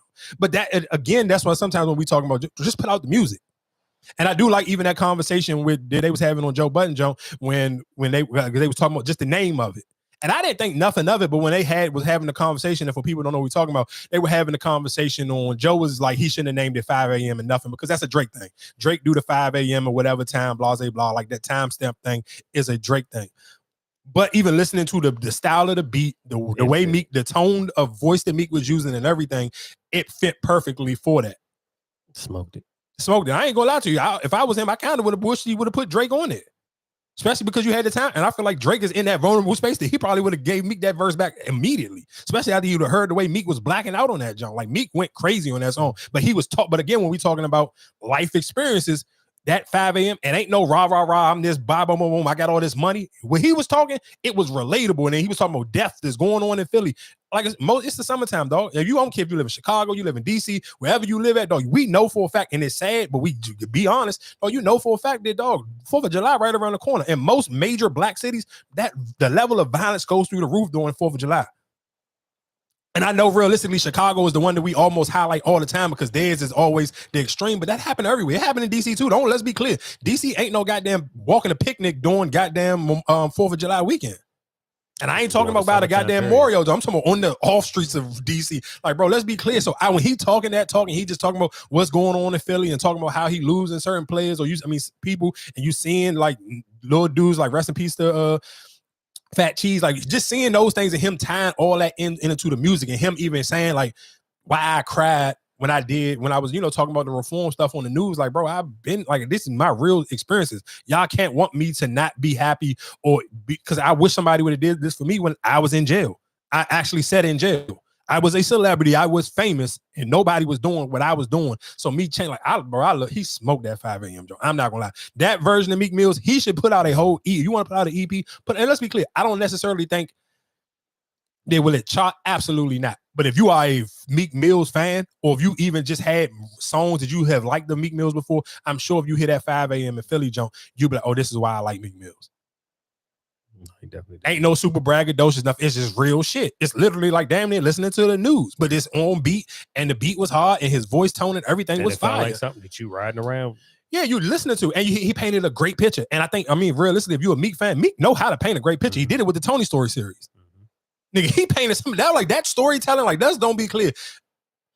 Excuse me. I know how cool it is for us to pick and joke at Meek Mills when he do his little corny stuff on social media. But that nigga can, when he want to rap and actually get in that bag, ain't too many niggas can do it better than Meek. And I think that's why, again, when me and Marcus had that conversation, he was like, oh, you used to be a Meek fan. You wasn't even a Drake fan. It was because of that version of Meek Mills. Because just in my life experiences, when we talk about life experiences, that what Meek Mills is rapping about is more relatable to me than where Drake was at that time in his career. So we talking about we got a lot more of this Meek Mills, that 5 a.m. and Philly Meek Mills than you ever have of whatever else. So at that point in time in life, hell yeah, that Meek Mills, that 5 a.m. and Philly Meek was way more relatable than being in relationships because I wasn't even taking relationships serious. But life experiences was still happening to me. I still understood, like, dog, you crazy thing. Me and Marcus ain't never talked about this before, but just talking about miscellaneous life experiences. But we was in a car, even a club before, just because, and this is when I first got a bubble.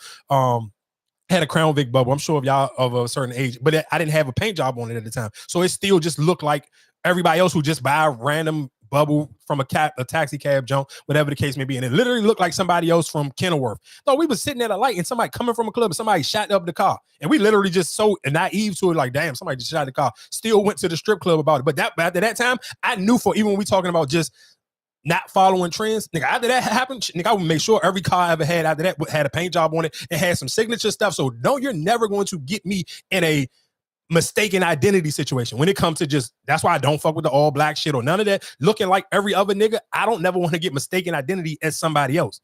Because that was just a car situation. But I understood, like, I ain't take it personal. I get it. Okay, yeah, this car looked just like this other nigga from a neighborhood. And we right around close, leaving from coming from a go-go in the city, and you going on 50. So, yeah, okay, you pass Kenilworth to get on 50, whatever the case may be. I get it. I understood it. So you do kind of like, you just tag that into the streets. But I just knew never to sit here and keep no car bare ass where it can look like somebody else's car ever again in life. But that's, again, where I'm sitting here. When I talked about it earlier, it was just like, I don't believe in just following. Like, niggas set the trends. Let me start painting all my cars and sit here making my car signatures. Or something happens to this car, it's because I know I did something. It ain't because I look like somebody else. So that's why, again, I said with certain songs, and when I even tired of talking about when white people come in the comment section and using the word thug, it don't do nothing to me because realistically, a definition by thug, nigga, that's probably 75% of my life. That was 75% of my life. Even when a girl was like, oh, I remember a girl in the comment section, she was like, oh, could you get people to come out too? And nobody, of course, because when you're in a comment section, people don't know you. People be from everywhere. But bro, I can show you videos, thousands of people singing and performing and dancing to songs that I helped create. I've done this before. This is why I can talk about some of these shits with real detail and not just off of my opinion. This is my, again, life experiences. I've been to places and packed out arenas before of my own merit of, hey, here go this flyer, we're gonna be here, this, that, and the third. That's the difference. And again, when we talk about just waiting for certain things, Shit, I couldn't get in. You can't get into no city. I can't get in a club. I don't have no dates for no clubs. All the good clubs are already packed up. I talked about this on again. I think we talked about this last week. I said I did. It was a DMV documentary, the Dre All Day in the Paint was talking. We was talking about the print shop, and we were just sitting here saying like how people would just go in there.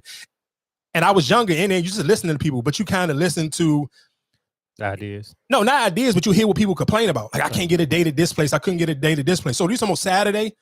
I'm managing a new band. You're a new promoter. You kind of really just getting your feet wet. I'm not a new promoter but I'm a new promoter under my own stuff. So I can put my own name on the jump. You gotta build a lane for yourself. And that's again why I'm saying I wouldn't wait for nobody. And that's why I can stand firm on it because I've done it multiple times, not waiting for somebody else. Yeah, I can't get a club. So guess what? Shout out to Reese. His uncle had a boxing gym. He'll rent the boxing gym out to us every Saturday for $1,500. I turned that boxing gym into Club Sweezy. And that's why I use this YouTube channel that I got. I don't have to argue with you niggas. You can just go on YouTube and scroll. My resume gonna speak for itself forever.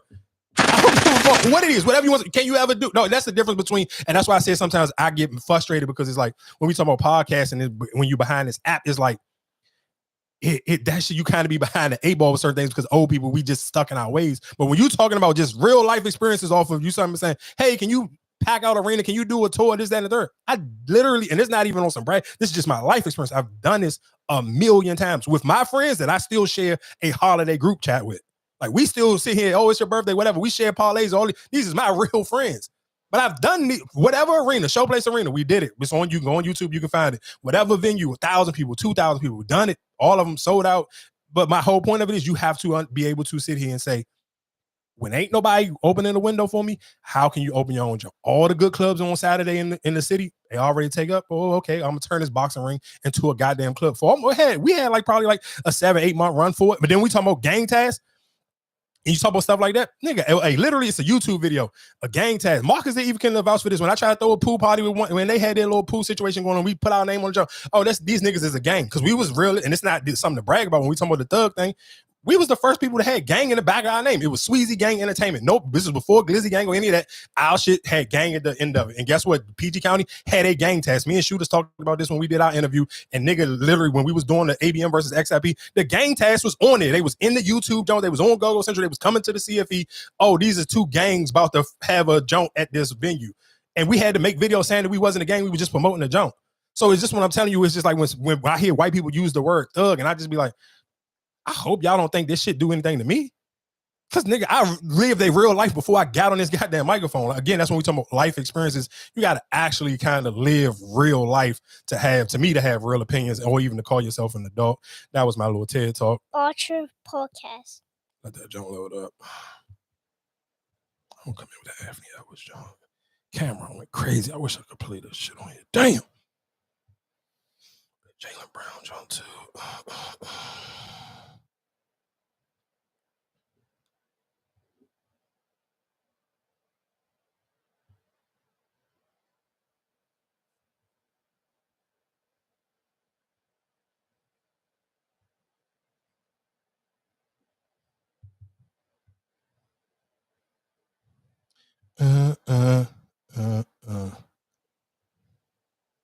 NBA has always been a physical league, full of competitive fire and trash talk. And on the full sequence of that play, Caitlin was talking. And in this league, no one backs down to trash talk. Now, I have played with Chennedy Carter, and her choice to retaliate on a non-basketball play was literally foul and something that she has struggled with her entire career. That was not okay.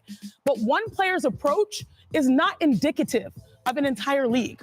All rookies, especially number one picks, I know what it's like, have been tested mentally, physically, emotionally, from Candace Parker to Sabrina Ionescu to Kelce Plum to Skylar Diggins-Smith. And a few days ago, Alyssa Thomas was just ejected for a hard play on Angel Reese. Plays like this happen in sports, but now it's being used to further agendas that don't serve the game.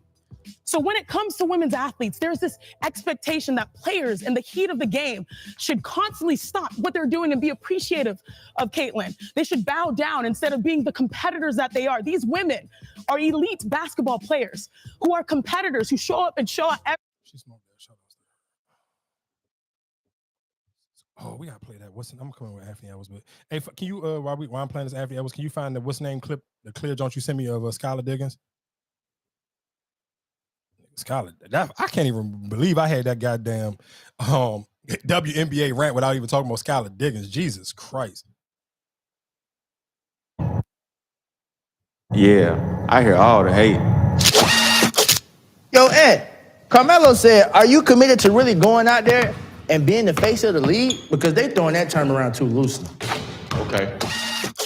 Cameron said, to me, he's an all-star, but not a superstar yet.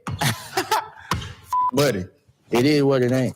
What else they say, Slip? The most overrated athlete. Oh, this is a good one. Does he really love the game? He doesn't look like he's even in a good enough He shape. just wrong. I'm noticing he complains a bit. What happened to the next American prodigy? Kevin Wild I ain't trying to rub it in, but they saying this the furthest y'all gonna get. It's only the beginning. Because I'm not who they think I am. I'm better. Believe that. Hey, let's be clear. That Anthony Edwards commercial may be up there with the Penny Hardaway, little Penny Jones. That's probably the hardest. And you know what's so crazy? When you sent it to me and you said it was like, Angel Reese need to do this. When you sent that and I was like, damn, I feel like Reebok fumbling the ball. Of course, it's still early, like she really getting her feet wet.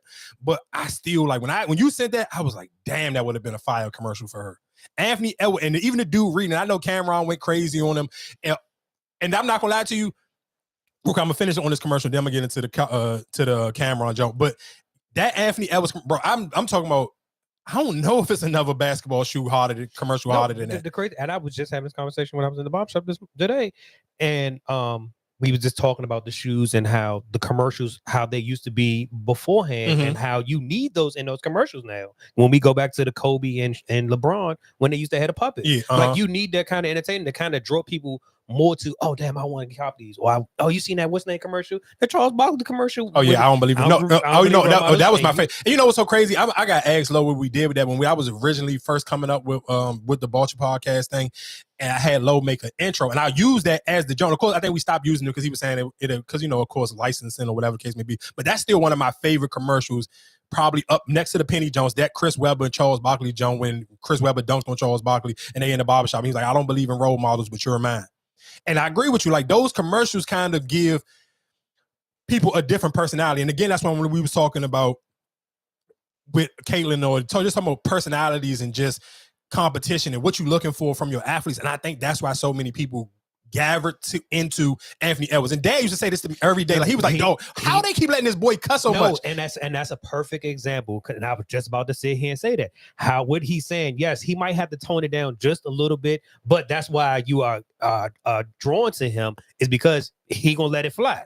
He gonna say what he gotta say. He's not gonna be scared. He's not gonna back down. And I said this might be the best thing that probably happened to Adidas because you think about all the other Adidas athletes. They ain't never had no commercial like this. No, they never had no commercial like this because I don't think a lot of players got personality like that. And I think that realistically, it's kind of messed up because they're the athletes they have on their roster are bigger than Anthony Edwards, Dame, James Harden. I get what you're saying though, but sometimes let's be clear. James Harden got the swag, but he don't got the personality. Right. So that's what I'm saying. But this is right now, this is a blessing in the sky. For whatever you went through with Kanye West and all that nonsense, for now you got all right, now we might be able to get back up, pick up some heat now. So I mean, I guess realistically we can kind of because I feel like some of the points that we have made was in Cameron's bars. I'm not gonna lie to you. I haven't heard a song or freestyle in a long time. Outside of that Lady London joke, it ain't too many freestyles that I'd have heard to make me be like, damn, and look at the phone like, oh, this nigga is going crazy.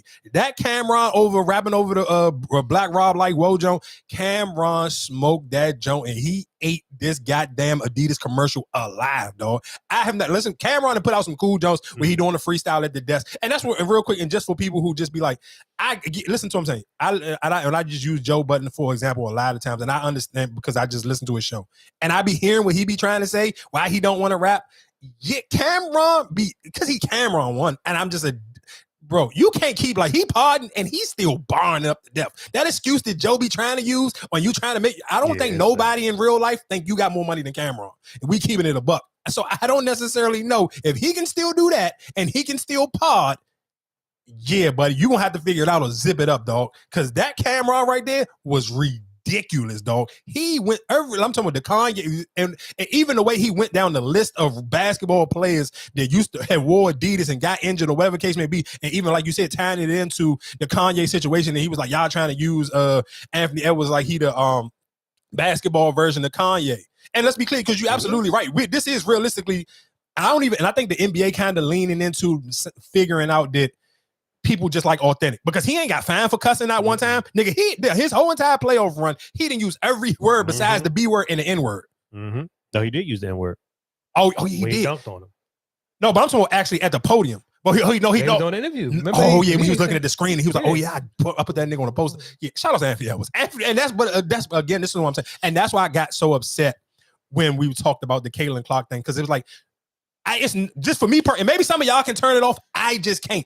I'm that level of ignorant nigga all the time. I can't turn it off and be like, I don't like. If I like ignorance, bro, I like it all the time. Outside of them kids with them goddamn Pooh Shiesty mask on, outside in the real world. But entertainment wise, bro, this is how I like my entertainment. Anthony Edwards is a nigger, and that's what we all. And I'm talking about a hard ER. When you listen to him on the podium, that's why his after game, bro, he did a goddamn post game joint with a goddamn wife beater on. I know we ain't supposed to say wife beater tank top, but you know what it is. And if you grew up in the 2000s and the 90s, you know how significant in the black community that goddamn white tank top is, especially during the summertime. Because most of us then wore that goddamn tank top like it was a goddamn Gucci shirt for entire summers before. You just need a fresh pair of white tees and a goddamn tank top. So him doing interviews, that's what make him relatable.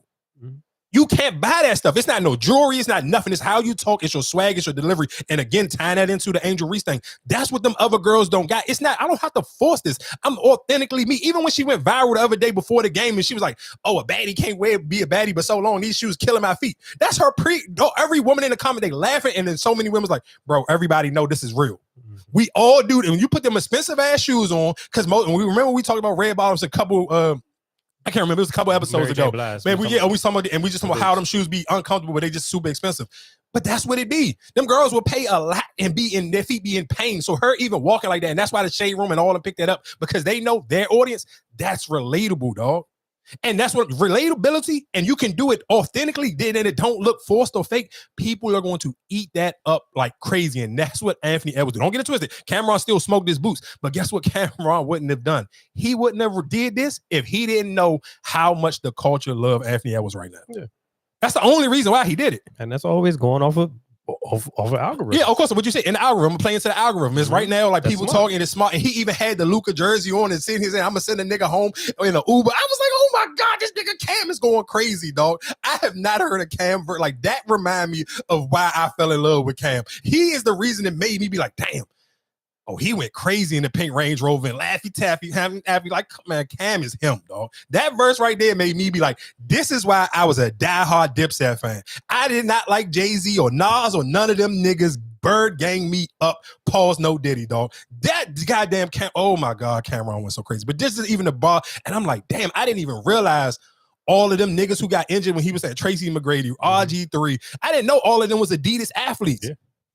And don't get it quick now. My only beef with Cameron, I'm not gonna lie to you. If I was still in the sneakers for real, the man was his hard, dog. Yeah. Especially Adidas be hard, but especially them Peach Jones. Them Peach Jones, them shit's fire, dog. I ain't gonna lie to you. Them Jones fire, but Cameron went crazy. Shout outs to Killer Cam, because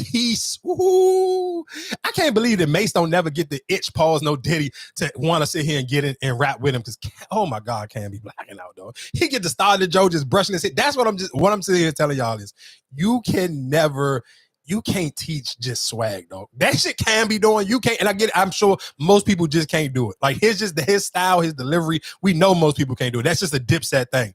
And he just like, oh my God. I know the kids gonna say I'm glazing. I don't care, dog.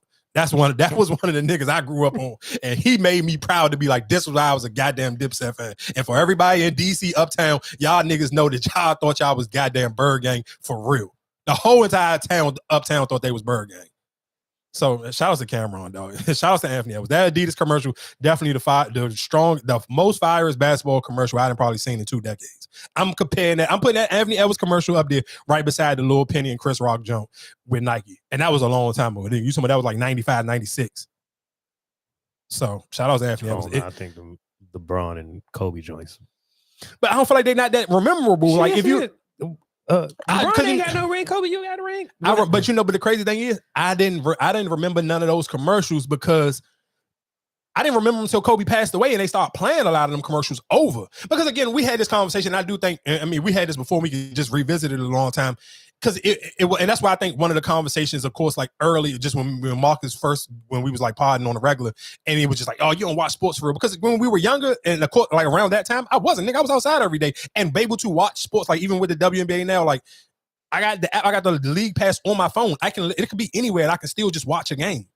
So it's like back in the day, like you literally had to be a house nigga to be, and I don't mean it in the term like how they use it, but you actually used to be in a house to watch games, sports, or anything back then, where now it's everything on your phone. And real quick, while we talking about that, just on your phone, that, you know, that app that you sent me a minute ago to watch Rap-ish, that joint down there, like, you can't watch nothing on it. Cause I was, I you got a new joint? Oh yeah, send me that joint, because I was been trying to watch the Shy, and the way they kicked a lot of them joints started. And I don't like, you know what, I follow my mixtapes, and I hate, that's why sometimes I be hating, like, we talking about just for clicks and views. Like LeBron was using the app, the sports app that I sent you. He was like, he was at his son's game, and he was still trying to watch the NBA playoffs on a laptop. And they show, you know, the app that he was on, and the nigga was like, oh, LeBron got caught using it, and he posted it with I'm like, bro, and niggas was in the comment, bro, delete this. Why did you post this, nigga? Like, why are you sitting here trying to get the NBA and niggas hip to this goddamn app so then they take it down? Like, I hate them. That's the corny thing when I'm talking about clicks and views. But I don't know, but some of them do be like where it's a membership and they still, you know what I'm saying? Because like even he was at the game, at his son's game, or yeah, he was at his son's game on a laptop. Oh, that might be different there. No, he was on the same exact app that I be using. I'm saying I thought you were saying he was at a game and he was watching his son game type of. Oh no! He was watching. No, he was watching the actual NBA playoffs. No, for sure. And we talked about that on here, and that's what made me. I'm not gonna lie to y'all. Y'all know I'm cheap. So even though the league pass was $35, I kept trying to go to the streaming. That's why I don't got the NBA jump, because I use that streaming app, the one that LeBron was on. And when you would sit here, and I'd be like, damn, they don't never pick up no women's sports. So it's kind of like they strong on me till I had to buy the league pass because they don't stream women's basketball. I was like, God, your niggas is crazy. Because it's hard as shit to get. Some of them games don't be even recorded. That's why I say the WNBA, you got that's a big learning lesson for y'all. And I hope, you know, things get better for you. Yeah, and shout out, and just real quick, and shout out to the WNBA for even some games, they still live stream them on Twitter. Not all of them, but some of them, they still, like some of them Jones, like they'll still put it up on Twitter and let it live stream. But again, like I said, yeah, that. Oh yeah, I don't want to play the Skylar Diggins on. For people, I guess, because we kind of talking about just sports in a little bit. This, I'm sure by now everybody has seen this mic'd up clip of Skylar Diggins in the middle of a basketball game. She was mic'd up and she was having a talk to her. She was mic'd up. I think what's name was mic'd up. Nah, she was. Oh, I thought Double Shorty was. Hey now, I'm almost 30, but my pussy's old. I'm 28 now. I'm almost 30, but my pussy's old. Oh no, you might be right. She might have been. So I don't necessarily know if her and this girl played on the same team before, because the girl is like, "Hey, I'm about to be 30. I'm 28 or whatever the case may be." And this guy Diggins was like, "Girl, my pussy are basically older than you. I've been out here fucking longer than you've been born." Shout out to Skylar Diggins, and she is one of the older players in the league, but she one of them. She is the definition of black don't crack. Like it. I kind of wanted, no shade to Diana Taurasi, because I did bring her up earlier. Her 41 and LeBron about to be 40 look completely different. Like and I know people always use that joke about nigga. Look, you seen DT nigga? She look old. She looked like an old white woman. She always looked that way though. She did, and that's the sad part. But Skylar Diggins, I don't know how old Skylar Diggins is, but she about our age, like 30 something. Yeah. She don't look it either though. She kind of looked 30 something, but she's still like, if she lied to you and told you she was 27, you wouldn't doubt 33. It. Yeah, you wouldn't doubt it. She could pass her 27 right now.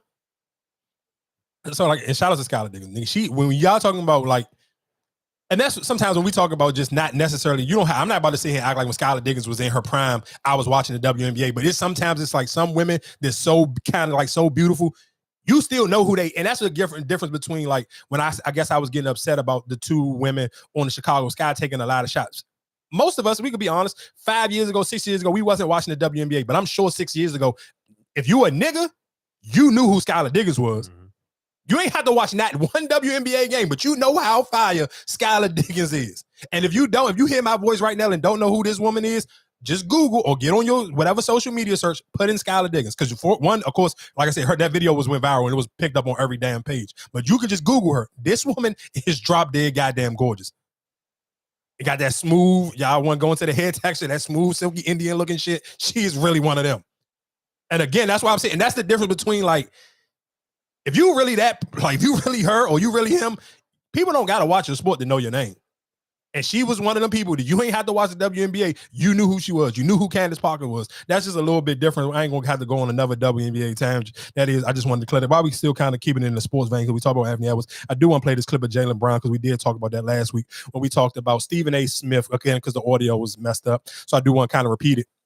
Stephen A. Smith he was live on air during the playoffs. What was this? During the Mavericks and Timberwolves game. And he was, right before the pregame. And he was they was talking about Jaylen Brown. And he basically was sitting here trying to say a lot of general managers or sports people don't like Jay, or they don't want to highlight or really promote Jaylen Brown because his ego too big. And I said it on here. And I was like, only thing people ever really heard Jaylen Brown talk about was just Black people issues. When he got his payday, we talked about it on here. He was like, I want to start the Black Wall Street again, or whatever the case may be. That's it. He not one of them people. He ain't no super flashy dude. He ain't sitting here. Even the rumors of him dating Bernice, we still ain't never even seen him and Bernice pictures together. I don't even know how that rumor got started, but ain't nobody even ever seen them two together before. But that was just a rumor that him and Bernice was dating, and everybody ran with it. But that's how not personable he is. Like, that's how much people don't know about. I couldn't tell you what's Jaylen Brown's favorite rapper. Like I said, but I can tell you who James Harden's favorite rapper is. I can tell you who John Morant's favorite rapper is. I can tell you even Kevin Durant didn't had conversation. They be like, oh, what you listening to in the locker room? Like, I'm the vet in this room. I'm still strong. We still playing Drake. The youngest be wanting to play everybody else, but I'm still strong. I'm in the aux quarter. We listening to Drake. So that's what I'm saying. When I use that example, I'm using it because a lot of athletes be freely on telling you like music they listen to and stuff like that. You don't know stuff about that about Jaylen Brown. So I'm gonna play this clip of Jaylen Brown. May might be the most ridiculous in NBA history. There is a reason NBA scouts were downgrading him when he came out of Cal because they felt he was too smart. Back in high school, Jaylen Brown was Mr. Georgia basketball, but he also graduated at the top of his class. He chose Cal, an academic school, over blue bloods like Kentucky and Kansas. Immediately upon arriving, he enrolled in graduate level courses and made the varsity chess team. He also learned multiple languages like Spanish and Arabic. Despite him also being Pac-12 Freshman of the Year, his brain freaked out scouts. When Boston took him third overall, the pick was widely graded as one of the worst in the draft. None of it ended up mattering. At 22 years old, he became the youngest VP of the NBA Players Union, and then he really started cooking. He was named an MIT Media Lab Fellow and became the youngest person ever to lecture at Harvard. NASA wasn't to be outdone, though. They offered him an internship in 2021. A year later, he made his first finals, and in 2023, he was up for the largest contract in NBA history. This was absurd. While he and his agent were in the middle of negotiations, Jaylen was teaching a robotics session at MIT. Despite crazy expectations, he's lived up to the contract. Now, I'm not sure when he started learning or how good he is, but just as the cherry on top here, he also plays piano and guitar. Follow if you enjoyed. Jaylen Brown's resume might be...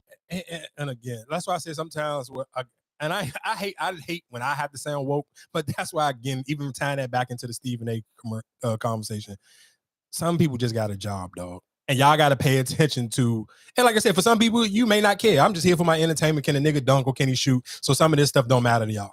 Some people who kind of a little bit on the woke side, and I'm sometimes, I ain't woke all the time. Sometimes I have my cup of coffee and my brain be moving. But when you hear stories like that, and then I hear somebody like Stephen A. Smith say, hey, the players, they don't want to sit here and market and promote Jaylen Brown because his ego too big. No, it sounds like Jaylen Brown is just a very educated Black man. And anytime he get a microphone in him, he know how to speak, and he speaks about stuff, the same stuff Kyrie do, but he know how to use it in a different word so you cannot box him in with Kyrie. And don't get it twisted. He was close. When he was doing that Kanye stuff and he was supposed to be like the head, whatever, the Donda situation, or he was a Donda athlete, trust and believe they was trying to throw Jaylen Brown in the same exact, he was saying little stuff where they almost literally put him in the same box as Kyrie and Kanye.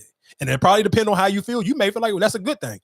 For Jaylen Brown, especially playing in Boston, I don't think that was a good thing. And I'm glad he kind of eased up the same way Kyrie is eased up. And of course, because the NBA Finals, y'all hearing this, the NBA Finals will be kicking off this week. You got any predictions or thoughts on how the series may go?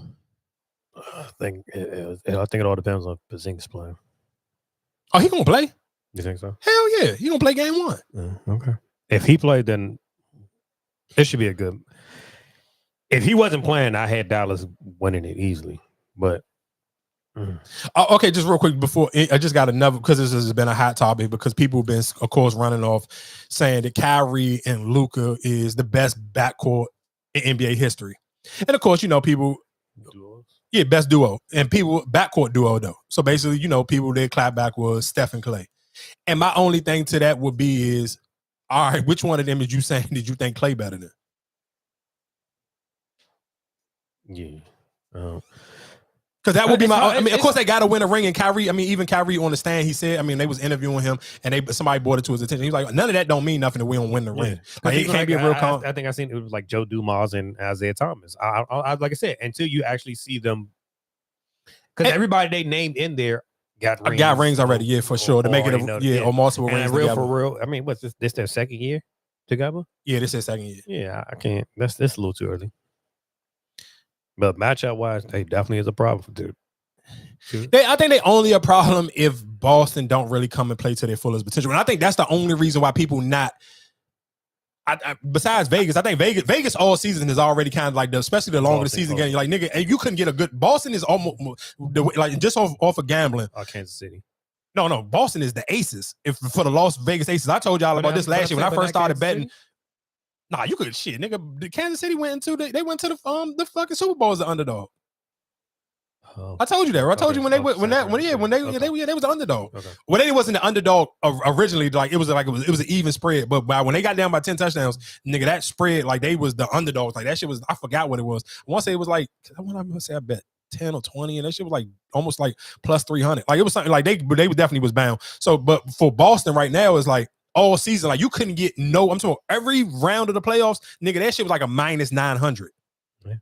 So you would have had to bet something crazy to win any money with Boston the whole entire playoff run. So like that's literally like the only team in the WNBA like that I can compare that to is the Aces. The Aces last year. The Aces last year, nigga, that shit was like a or even South Carolina Gamecocks, like that shit was like a minus 2,000. I mean, minus 2,000. Like you couldn't get a good bet to save your life. So it's like that's been like that for Boston. I think realistically, people's only thing with Boston is like Jason Tatum and Jaylen Brown. Both of them are so up and down, so wishy-washy. Because if they play to their fullest potential, let's be clear, Luka or Kyrie don't play better defense than either one of them. I don't even think they need to play the defense. I think it's going to be more so on this series is going to depend on your role players and coaching. Because I think that's who really puts everything over the edge. Because I feel like they're evenly matched in all positions, but I think. But I'm talking about do you feel like they're evenly matched when we talking about let's just take them, screw everybody else. We just talking about them two players all around game. I ain't talking about who better score because I do feel like Luke and Kyrie are a better scoring duo. But we talking about all around basketball player. Do you feel like Kyrie and Luka can really compare it to? I'm talking about Jaylen Brown and Jason Tatum when they're at their fullest because I feel like both of them are 3-and-D players. Both of them can play defense and they can score. With Kyrie and Luka just can shoot you out the gym if they get it going. And when them two niggas is hot, it's not too many people better than them. But I still think Jaylen Brown and Jason Tatum all around. Both of them can rebound. Both of them can play defense. Both of them can score. Where for Kyrie and Luka, that's not the same. Don't be clear. Luka get rebounds, but I be feeling like Luka get them kind of like Russell Westbrook rebounds, where it's like niggas just get out of his way and let him get rebounds. It's not like how when people think of like LeBron get real rebounds. Yeah. Lucas is kind of like niggas on his team just get out of the way and let him pad his stats. Because Luka can't really even jump for real. So this kind of be like when you be looking up like, damn, this nigga averaging like 10 rebounds a game. Yeah. Like I said, this series, I feel like whoever wins this series, it's going to be about coaching and the role players. Yeah, shout out to all the gamblers. I haven't even, matter of fact, I do kind of just because I feel like we're talking about it, I do want to look it up real quick just to see what is the bet for the first game. I don't even necessarily know. I'm still trying to figure out who I want to bet with because I ain't trying to. I've been up and down with these playoffs the whole time. I kind of don't want to lose no bread, so it get tricky. And I done had a lot of faith in Anthony Edwards, and he was walking me down a goddamn NBA Finals. This is Boston series to lose. Okay, so right now for the NBA Finals, game one, and the game come on Thursday at 8:30. It is plus 210. So basically, the Mavericks going in as an underdog again. Like I said, so to get a decent bet with the Celtics, you would have to take the spread, and the spread is a -6. So they would have to win by 7. So to even win by 7, if I bet $10, I only get 9.26. I can't even bet the money line. The money line, they are -255. So if I bet $10 on the Boston Celtics money line, just mean they matter as long as they win. I bet $10 I only can get $3.29. I mean $3.92. It ain't even worth betting.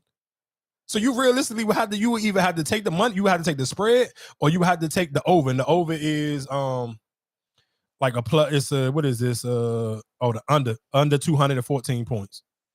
So that's not what happens. So you got to take the over. So they're gonna score over 2. Yeah. So it's like I said, if you don't take if you really just trying to bet off of just trying to make some money, your only bet realistically is to take the Mavericks. And I don't know though. I ain't gonna lie. I'm just throwing it out there, throwing the numbers out there to y'all. I may just because I'm one of the people like I kind of like want to make money. So I kind of will want to bet with Dallas. And if they can kind of win game one, I feel like game one will kind of set the tone. If they don't win game one, I don't necessarily know how this one gonna play out. I feel like game one, they need to win game one to kind of really set the tone for them. Yeah, because it will be tricky for them. They got to win in Boston for them to even having a shot. I would prefer you win game one. You might lose game two, but then you going back home. With them I'm still home. Yeah. Now, if you win game two and you go back home and then lose, you know what I'm saying? It's a little tricky situation to be in, but I hope it's a good series. Let that Joan load up. I need the clip I wanted to play together. Talk about Summer Jam. Oh, freeway. Y'all seen the video of Martin? Will Smith was helping him onto the stage. Yeah. All right, I'm coming with that next. Somebody in the bathroom?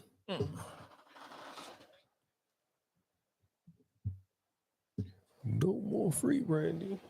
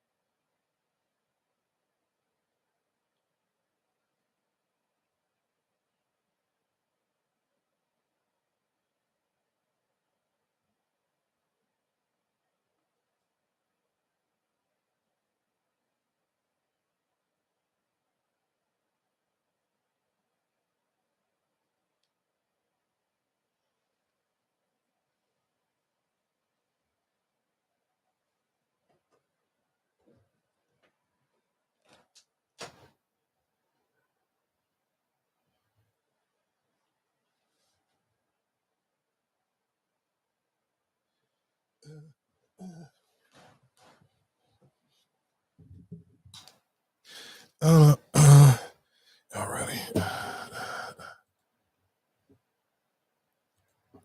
So of course, for people who don't know, if you haven't seen any of the commercials, what is this? Bad Boys 4 comes out this weekend. It comes out this weekend, so it is videos going viral of Will Smith and Martin walking out. Does this got audio to it? I think it may.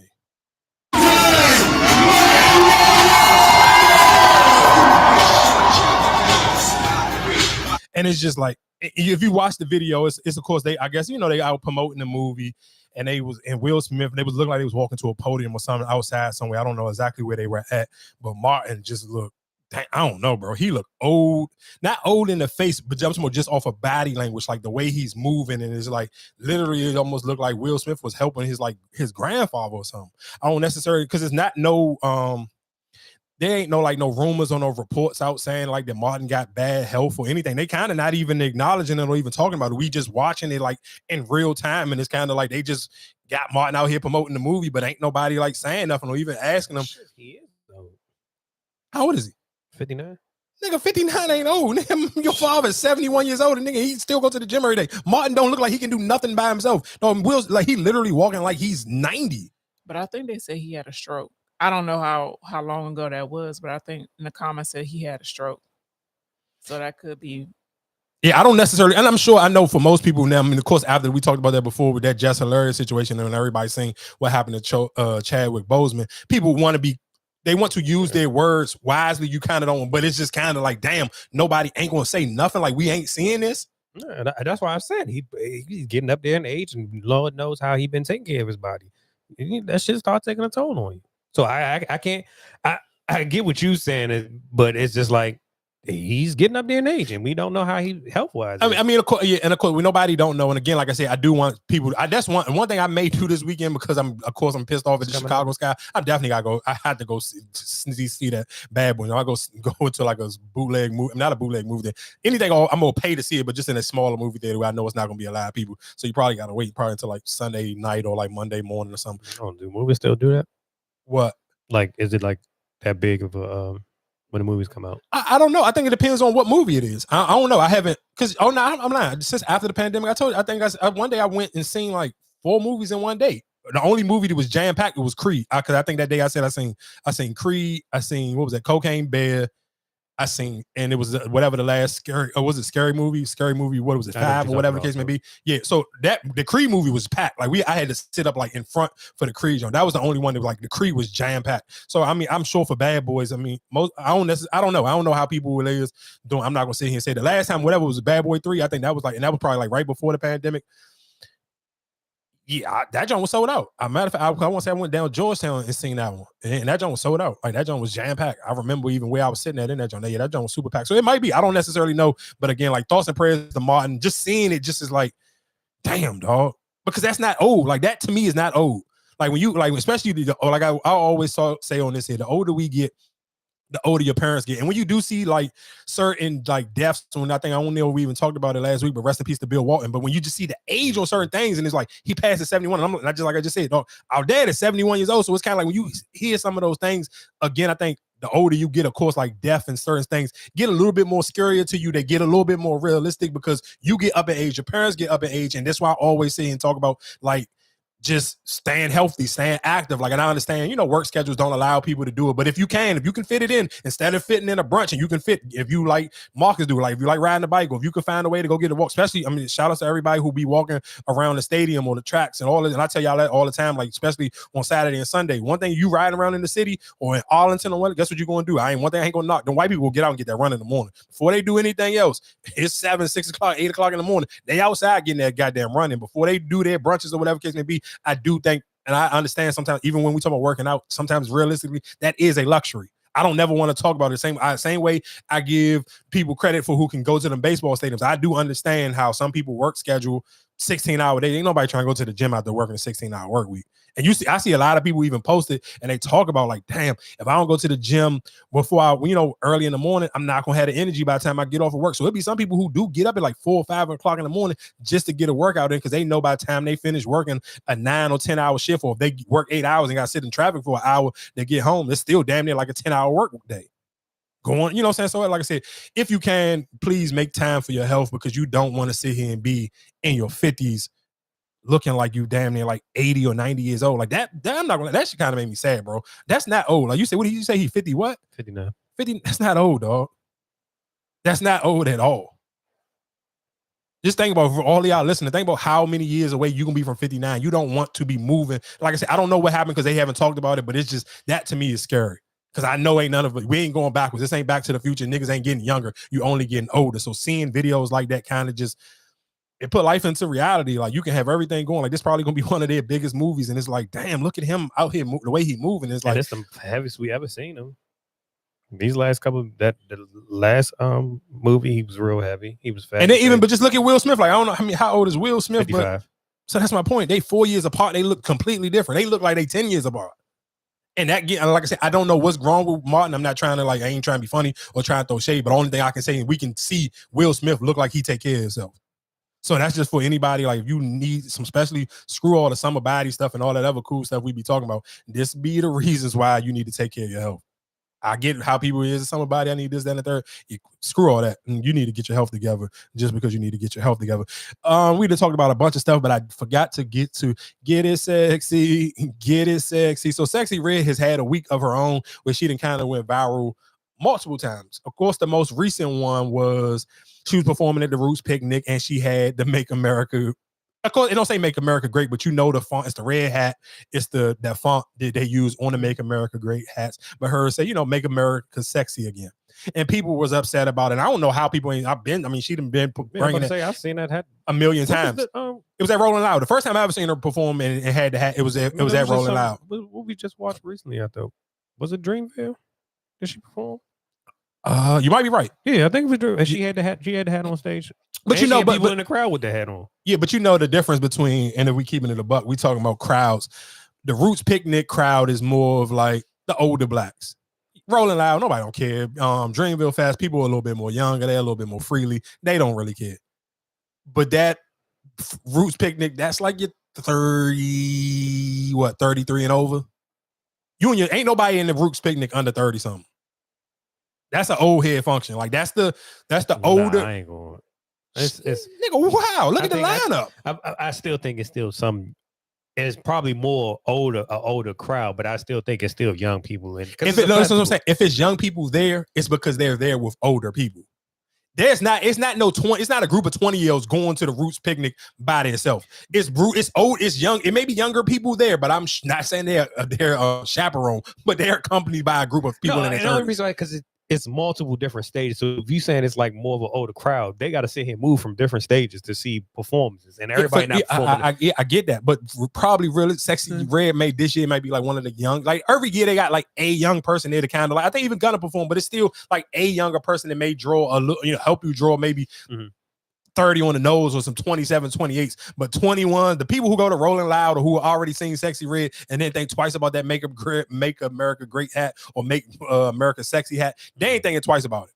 Yeah, and we said it when they first announced it. And we was like, "Damn, how Sexyy Red get on there?" That's my point. And then again, of course, Sexyy Red did perform at Summer Jam. We'll get into Summer Jam and Method Man's comments on Summer Jam in 2 seconds. But also, Sexyy Red. She came out she was at WWE. She presented a new belt that they coming out with. I forgot the name of whatever the belt was. And the crowd went crazy. Of course, Sexyy Red gonna do what she do. She shaked her butt. And I did see a woman, like sometimes Twitter do be too woke. And I did see, because it was a video of her and Shawn Michaels. And the only reason, and I'm sure I don't know how many of y'all actually follow Sexyy Red or even pay attention to the videos, but she's been in the car making it seem like she was going to redo the Heartbreak Kid. Because there's been a couple times she's been in the car and she's been playing the joint and singing along with it. So I ain't gonna lie. I thought she was gonna do this. I thought on that new project she was gonna have it, but she haven't. But of course, Shawn Michaels seen it, or somebody probably sent it his way and be like, "Oh, Sexyy Red, this popular black girl, whatever the case may be, blah blah blah. You should probably link up with her." And I think realistically, that's how she even got tied into coming to the WWE, because she literally it's at least he runs that part. The next. Oh yeah, so that's my point. So I'm sure he'd have seen it. She'd have done like 3 or 4 different videos, her in the car playing the Heartbreak Kid. So if people don't know what the Heartbreak Kid is, of course, that's Shawn Michaels' theme music that he had. I'm sure if you of a certain age, you remember that version of Shawn Michaels. That was even before DX with Shawn Michaels. I'm hot. Yeah. So to me, I ain't gonna lie. If she can flip it the right way, nigga, that's a hit. Like that the way, even just like you saying, like this, it would be. You just got to do it the right way. I feel like you almost got to turn it into a drill beat. I don't necessarily know if Sexyy Red can ride a drill beat, but I kind of can see that. And just real quick, because I forgot to mention this when we was talking about Glorilla. Y'all remember how y'all kind of try to act like Ice Spice was going to bypass Glorilla? Y'all want to revisit that conversation? Did anybody? Niggas was thinking that for a second. Because you got them, Glorilla and Sexyy Red they both kind of had their break. I mean, not Sexyy Red, Glorilla and Ice Spice. Ice Spice had their breakout moment at the same exact time. Munch and F nigga and whatever F and F would kind of like popped off at the same time. Okay. And they was kind of like going like head to head for a second. And it don't look, even when y'all was trying to compare Ice Spice to, let's be clear. And I think sometimes when people, I hate when y'all run and go look at the Spotify numbers. Even if Ice Spice's Spotify listeners is way higher than Lotto, y'all don't want to make that comparison for real neither. It's been quiet for Ice Spice. She been putting out music and all of them shit's been duds. Like if she ain't had that back and forth with Lotto, it probably would have been even quieter for her, even faster than what it already is. But like right now, in today, like in whatever today, what's today's date? June 3rd. When y'all hit this, it'll be June 4th. Yeah, bro, it's quiet for Sexy. I mean, not Sexyy Red, but for Ice Spice. And to go back to that conversation we had last week about the whole sex appeal and all that stuff. To be honest with you, I don't see how you can even go to a rap show or anything without seeing them twerk or want. You know what I'm saying? Like even watching Meg and them perform and all that, it's like. You had to. You had to do it. I don't feel like I couldn't just see you just stand there just rapping yo yo yo. You know what I'm saying? Like, do you feel like is that because of the type of music they make? I'm sure for the type of music they make, it wouldn't make no sense for them just to stand still and try to like. You absolutely. But that's what I'm just. But seeing how that crowd was spawned and how everybody was just dancing and all that. Why would I not do it? Yeah, no, I'm with you on that part, but I think just even when we were talking about sometimes sex appeal don't necessarily mean you have to be half naked. Because look at Lotto. Like if you look at it like yeah, you don't have to be half naked, but even still what they're rapping and because the way they perform is I'm with you on that one. I don't think you can. That's almost just like sitting here saying, if I tied in the go-go, that's like sitting here saying I'm performing a disco make you chop song or a beat your feet song and don't have somebody on stage beating their feet. It's kind of like it's almost like it's like that don't even make sense. Like you got to show the crowd how to get into it. And again, this is just me speaking from experiences. Even at that time, I was 100 times bigger than the size that I am right now, getting on stage and just chopping and dancing and jumping in the crowd. But you got to set the tone for that. You have somebody on that stage got to set the tone for how you want the crowd to respond to what you performing. So you can't sit here and be like, I want everybody in the crowd to turn up, but ain't nobody on the stage turning up. That's why some rappers back in the day used to be just like the 50 dudes on the stage is going to kind of be like my amp in my background to kind of like give the stage a little bit more litness to it. So I'm not mad at the girls for doing it, but when we talk about sex appeal, the shit that Coi Leray do is cringy and corny, and it's kind of like, bro, do you have to do this? When I'm looking at somebody like Lotto, she got on some red monkey jeans and a goddamn Baby Nape hoodie, and I'm like, girl, I wear your ass out through them big ass jeans. And I look at Coi Leray half naked and be like, bro, put your clothes on. That's the difference. Like you can have sex appeal and still be fully dressed. I literally seen Lotto, when she went to that Angel Reese game, she had a Baby Nape hoodie on and some red monkey jeans or some, as a matter of fact, it might have been a Diesel jeans.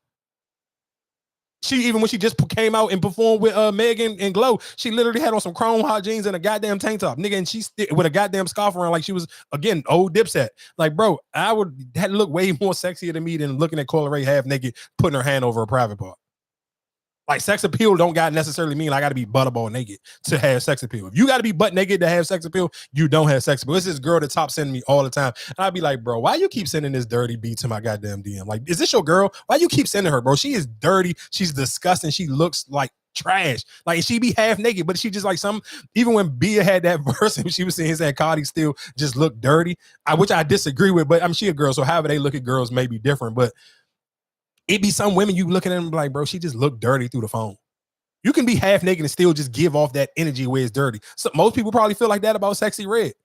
So I mean, it is what it is. But again, shout out to Sexyy Red though. Sexyy Red marketing team and hers is on point though. That WWE, that ain't nothing to sneeze at. That ain't nothing slight. Right, yeah. That's a huge, especially for somebody who don't have like most people still trying to figure out why people even like her.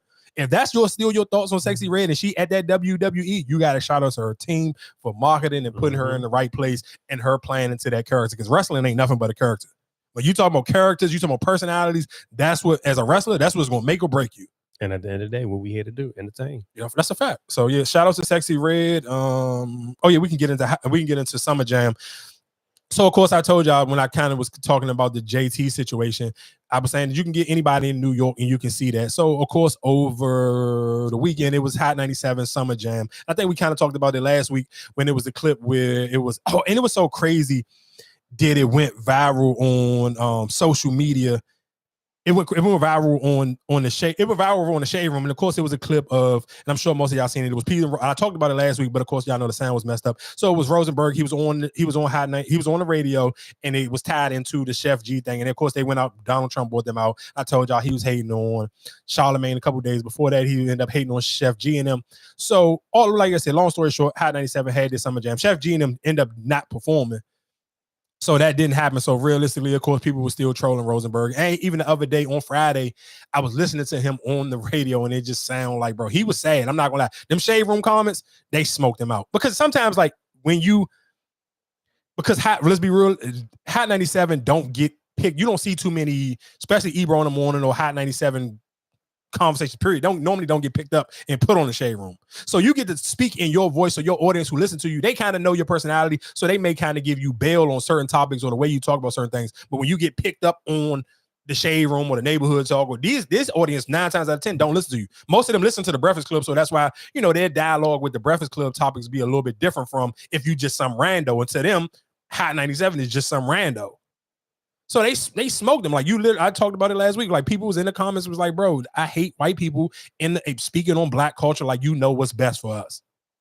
And that was his stance when he was talking about how he got mad with Chef G and them for wanting to vote. So then, like I said, long reason why I'm tying all that in is Method Man and Redman performed their Hot 97 Summer Jam. And let me just run down the lineup a little bit just to kind of give you a feel before I tell you what Redman said. It was Redman, Method Man. It was Eric B. and was it Eric B? No, it was Big Daddy Kane and it was Rakim. And they was doing a special for Rest in Peace to Mr. C. It was who else? 41. It's a rap group in New York. It's a drill. They drill rappers. The name of the group is 41. It was the Cash Cobain dude that we was talking about last week. And who else was on there? What was other young people on there? Doja Cat was on there. Gunna performed on there. Sexy Red performed on there. Who was the headline? Doja Cat. Doja Cat was the headline. Yeah, Doja Cat was the headline. I think it was Doja Cat. It was Gunna. Then it was this might have been Sexy Red, or it might have been Sexy Red, then or Gunna, then Sexy Red. But Doja Cat was the headline, and Doja Cat brought out ASAP Ferg. So that's the kind of just to give you. Oh, and Lola Brooks performed. Who else? I'm sure most of y'all don't even know who Dusty Locane is. He performed. And he brought out Connie Diamonds. And y'all, Connie Diamonds is the one. She got that song Ghetto and Ratchet. And she had Remy Ma on that remix. Remy, oh my God, Remy Ma battled her body that joke. But anyway, so just long story short, that was the lineup. So y'all kind of see no business been on that stage, pretty much. No, they had business, but that shows you kind of like it's like if it was fine if this was the 50th, we was doing 50th. No, but no. It just show you how it's like sometimes when we talk about just having a job, it's like Hot 97 is almost just like ESPN. It's kind of like you really. They used to the old shit. You used to like Hot 97. You think about Hot 97. If y'all not really into like the interviewing shit, you know Funk Master Flex. So you think about Funk Master Flex. He's super old. He's been around for millions of years. You hear every New York rapper or anybody who grew up in New York, they got Funk Master Flex stories about even him listening to Hot 97 and him dropping a million bombs on Otis when he was the one who broke Otis or Niggas in Paris or Live on the Radio. So they got those stories. So he's still there. That's like the Stephen A. or whatever the case may be. But then you got Ebro in the morning. That's still an older show. They talk about, like even when I hear, and I agree with this, when I hear people like in New York and they compare, like the Breakfast Club is just like the more popular show. But if you listen to Ebro and them, it is more of a family-oriented show. Their conversations is more like they are all real friends. Where I'm sure if y'all listen to the Breakfast Club that last couple of years with Angela Yee and her dialogue with Charlamagne, it sound like these two people just work together. They not real friends. Where if you listen to Ebro in the morning, them they sound like a family. They sound like they actually go to each other's birthday parties or whatever the case may be. But like I said, long story short, you can still like they're the older people where they still going to pick out, some people that they want to. Like, hey, we can't just because they don't play like they may talk about it because it's the biggest song in New York, that Fisher song, or for sure, however you say it. Like, of course, they're going to play it because they from New York. That's the biggest song in New York. We talked about last week how big Cash Cobain is right now. He literally had like 3 songs on the New Today last Friday. So, of course, he's going to perform. The same thing with the 41 dudes. Like, but with all that still being said, you still want to cater to 2 audiences because it's like, okay, if our Starship song, our show is still the older people in the morning, we got to have some old people perform there because they're giving away tickets every day. Like we talked about that when we talk about when radio stations give away tickets. So, of course, yeah, but having Method Man on there and let's say majority of the crowd, especially if they're out front, if I'm here to see Doja Cat, I don't want to see Method Man, dog. Let's keep it a buck. And I think sometimes people don't be honest with that. Doja Cat, I don't even think you know Method Man, a song from Method Man in them. You might just because it's still like they'd have had some iconic moments outside of just their music. Yeah, they did, but I feel like even in that, if you telling me Doja Cat is the headline, I feel like that audience is definitely not tapped into Method Man in them. If that's what you telling me, that's who the headline is, Doja Cat. I don't see nobody really a Doja Cat fan being even though you might know Method Man from Power, maybe that's it, but not Method Man the rapper or even Redman. If you go definitely not Redman, but Method Man, I felt like kind of like damn, just because they did, Hulu just did the Wu-Tang series and all that. That's why I thought maybe like nah, I still don't because if Doja Cat is the headline, it's more of a Doja Cat crowd. I mean, you might be right. Well, obviously you got to be right because that's how Method Man felt. Yeah. He was like, I'm not performing to something. Yeah. And y'all got to think about it. I'm sure for people, if you listening and you're not from New York or you really just ain't grown, like I'm just like a YouTube nerd. So you kind of just don't know how like Summer Jam is like, nigga, that was the Rolling Loud before Rolling Loud. Before all of these festivals, Summer Jam was like the #1 hip hop concert to kick the summer off.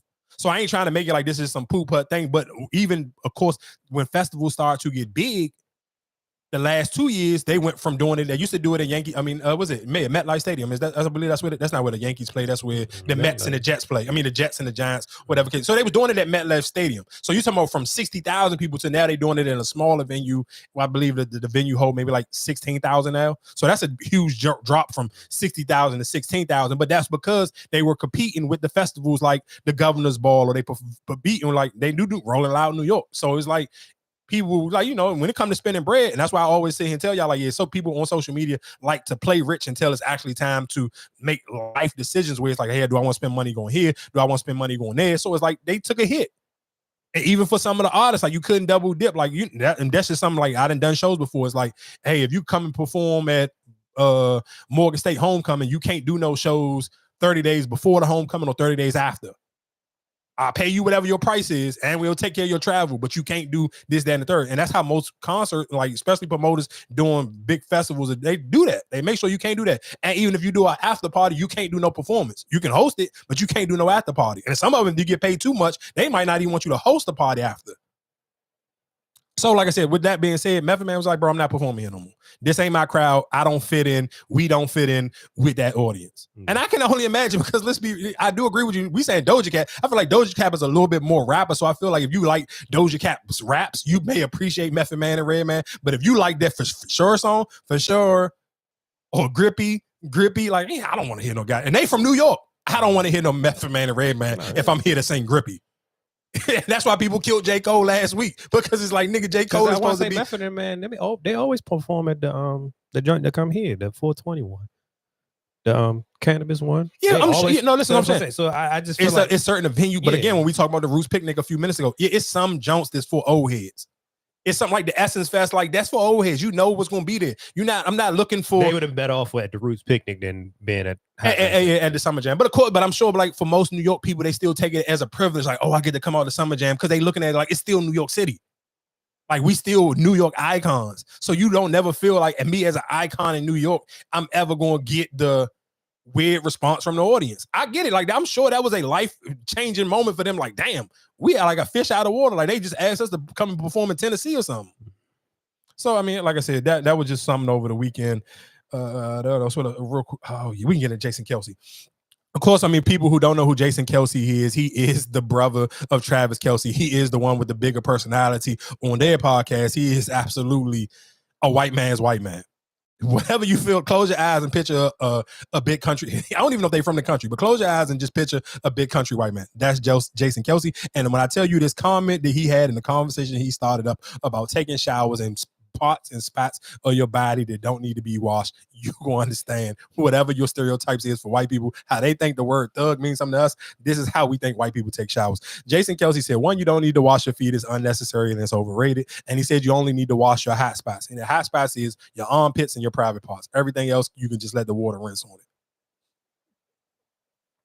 Our thoughts, our thoughts, takes.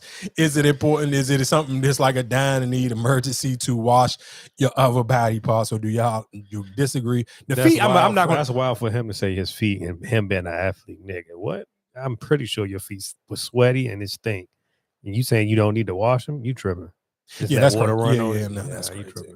And that's crazy, because they put the group of black men off the plane because they said they was thinking. But can I have an unpopular opinion take on that one? They look like they stink. I swear to God they do. And it's not. No, listen to what I'm telling y'all. Y'all got to be. Listen to what I'm saying.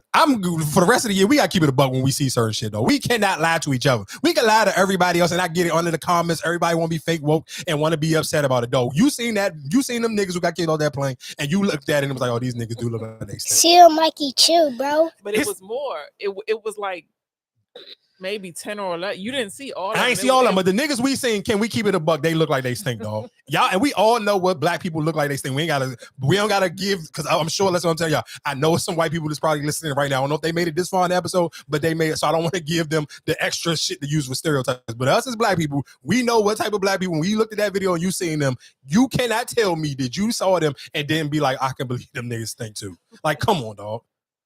That's why I say sometimes I'm listen to them. I knew for a fact people was gonna be fake outrage in the comments because y'all lying to yourself. It's no way in hell that you seen that video and you didn't believe that them niggas stunk. Like, come on, dog. Let's keep it a buck. Like, no, they look like they stink, dog. They did, but like I said, that was only 3 of them or 2 of them or whatever. When it was a group of them, so you put like 10 of them off. I mean, I don't know, because I don't even know what the other 10 look like. If them 3 look like that, I don't know where that flight was coming from or where they was going to. But guess what? Even when we talk about stereotypes, if you look at Travis Kelce and you look at Jason Kelce, and I ask you which one of them niggas look like they probably don't wash their feet, you're gonna look at Jason Kelce and be like, this is the bigger brother with the stupid ass mustache. He look like he don't wash his feet. But you know the crazy thing about it? My first, when I seen that, what's name, and not even seeing them, I thought they talking about they smelled like weed. But like you said, but then when I seen them, I was like, oh, these niggas the funk. Like, I don't know for sure. Like, Yeah, it wasn't. funk. It wasn't on. Damn. It definitely wasn't no goddamn weed. If you seen that, you thought they was something about because it was. Like I said, until they came on the screen, I was like, oh, never mind. Just what's another conversation? Yeah, but real quick, just because before we get into the next topic, Sean Kingston, the pictures of him and his mom going viral are just their mugshots look crazy. And I think Sean Kingston bond now, he got took into Florida for some charges, and I believe they was up to like $1.5 million in fraud. I don't know what type of finesse. And Sean King was definitely out here not thinking about making no goddamn music. Sean King was definitely out here trying to run up a different type of check.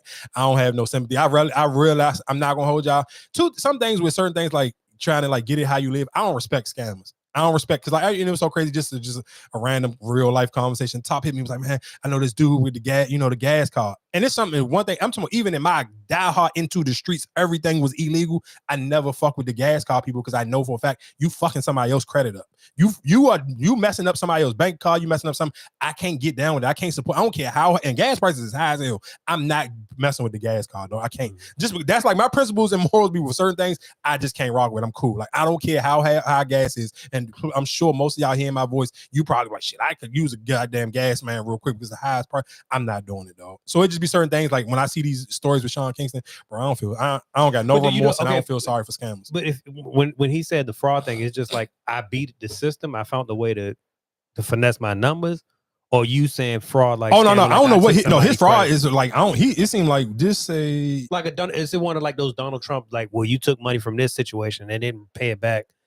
I'm sure Sean Kingston ain't smart as Donald Trump. No shade to Sean Kingston, but his jump for it's $1 million in fraud. I don't know what it is, but nigga, that's a lot. So you was doing something that was more than probably just finessing or playing around with some numbers. Let that load up. Awesome.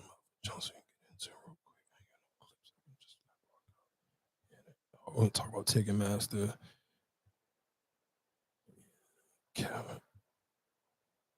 I could just let this play. I got 30 for Ticketmaster too. You talk about, just starting that business. One of the things I heard you say is like, you need support when you're trying to do things in the industry. And I think when people look at you and you are successful, they don't see some. No, I won't play this on the podcast. I'm gonna wait a second. This Jasmine.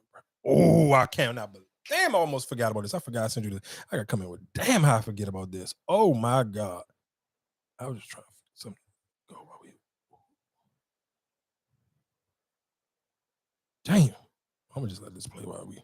Came to Chicago and handed them an L. I think we could all agree that. I hate when people play music. I can't even play this shit.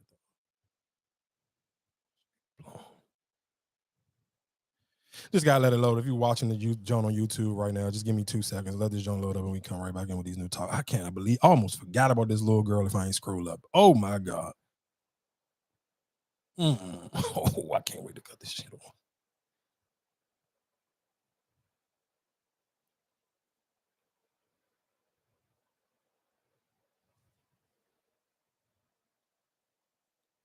And that's on me, baby. Archer Podcast. Like, share, and subscribe.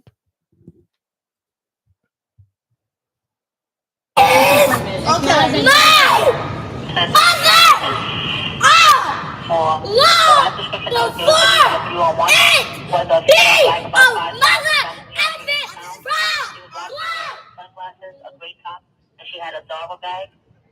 The CV gave a description of a female black with long braids with the white baseball cap, white shirt, and What classes did I steal from Montclair? Mommy, I know who it was. What classes did I steal? Thank you. Stop recording it now!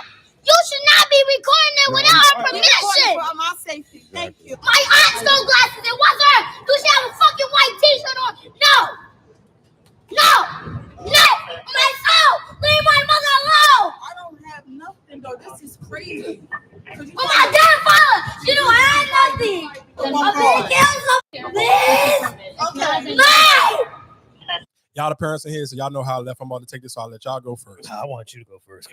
Dog, I want to see I want to hear what you got to say. Dog, you cannot rate, dog. Listen to what I'm saying. And I see you told people. Me life experience, right? That's a serious life experience right there. She's no, that's a serious life experience, but her response it shouldn't. Listen to what I'm saying. What was going on was crazy. That whole screw what was going on. Let's just get to the language that this little girl was losing. And this little girl nigga, she looked like she was 5 because she barely could even pronounce the words. But her words that she was pronouncing was them cuss words, and she was pronouncing them Jones extremely strong and very aggressive, and knew how to use them at the right place and at the right time. She did not stutter. No, she sound like she would sound like she was 5, but she was talking like a 30-year-old New York woman. Her aggressive, like whenever y'all think about New York people, that was the stereotype of a New York person from head to toe. That little girl went absolutely crazy on the police, and she's so young and so naive. She don't even know that she cussing out the police. They could have locked her little ass up. Her mother deserved to get locked up for the way her damn child was cussing, dog. I don't care what this experience was or what the circumstances was. There's no way in hell a 5-year-old should be cut. I don't even. I'm just say. Listen, let's give it up a little bit. Let's say 6 or 7. No, I said about 9. You said 9? Yeah. Let's say, 9. Though ain't no 9-year-old supposed to even be cussing like that. No, you're right. You're absolutely right. She used every cuss word under the goddamn blue moon, though. And I'm talking about the way she was saying it. Like, it's a difference between, like, when y'all kids be young and they slip up and say a bad word just because they hear, parents cussing or whatever, so they just say it. It's a difference between just slipping up saying a bad word and actually saying bad words to the T and using them in the exact place, sound, and time. That means she's seen it before. That's why when you, even we going back to that, what you said about the whole life experience thing, she's seen somebody act like that before. She knows that. Her mother was right beside her and didn't tell her to shut the fuck up or pop her in her mouth. That's what I'm saying. That life experience right there for you. She's seen that before, and that's why she. But guess what I'm telling you, and that's why I always, every time on this podcast, I bring it back to bad parenting. Her mother was standing right beside her and did not one time sit here and tell her to watch. You don't talk to no adults like this, and you damn sure don't talk to the police like this. Mm-hmm. I don't care if the police was dead wrong. You come on, dog. She cussing the person out, recording them like, "You mother, stop pulling that fucking phone out." I'm like, what? Yeah. Dog, she was cussing up. Dude, she just looked like my mother. She ain't got no fucking white t-shirt on. What? Baby girl, you don't know what your mama be doing out in these streets. Dog, I don't listen. I don't care about none of that. I don't even care about nothing about the stealing part. I'm talking about the parenting behavior on y'all said 9, letting a 9-year-old cuss out other adults like that is crazy, dog. No, you're right. And you talking about, and listen to what I'm saying. If you got this, and I don't condone no violence to women or nothing like this, but if you talking about at 9, you got this type of aggressiveness towards police, y'all please tell me how y'all think she gonna talk to people when she's 20 or 21. And that's even if, God forbid, if you make it to see that age, because having that type of energy towards people, you're going to pop off and say this to the wrong person, and they ain't going to have that much. Like, I'm surprised. I mean, of course, as a little kid, and they know they're getting recorded, so the police will have some type of restraint. But, dog, you imagine when you turn 18 and 19 and you talking to people like this. Mm-hmm. Who going to let you sit here and cuss them out and talk to them? Somebody going to smack the shit out you.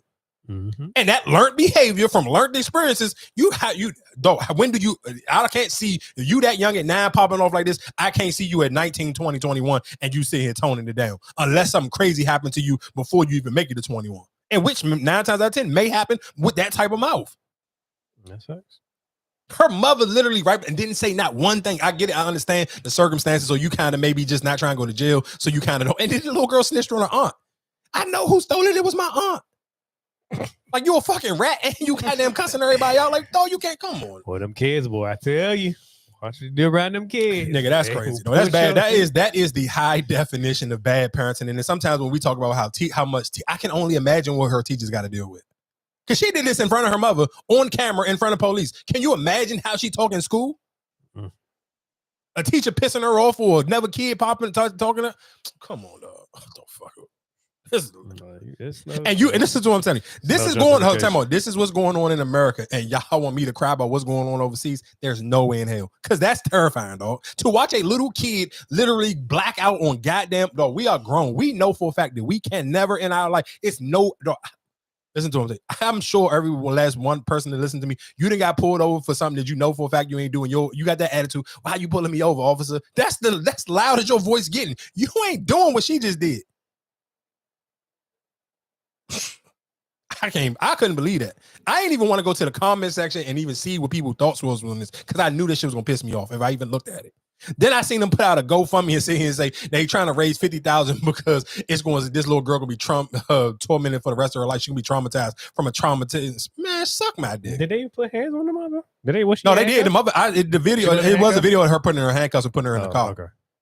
And I think that's when that video, when they had the video of her getting put in handcuffs and putting her in the car, that's when they came out with the GoFundMe saying it was going to traumatize. She got to see her mother get locked up for something her mother ain't do. You can kiss my ass. I ain't trying to hit none of that, dog. Screw you, screw that goddamn GoFundMe. That little girl been traumatized because the way that mouth that she got on her, that just traumatized me and scared the hell out of me. Like, bro, come on, dog. That is horrible parenting. Oh my God.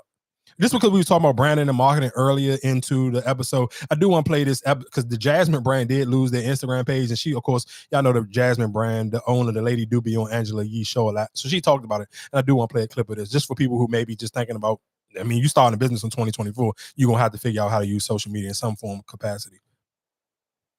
Almost 1 million followers, and now we have a new page, and we have. Let me check what do it we have out. like 7,000 maybe. Oh, starting all over Yeah, again. and I know it doesn't sound like a big deal to the regular person, but we have an entertainment site. Instagram is a big deal, and that was 60% of our income was off Instagram, and so.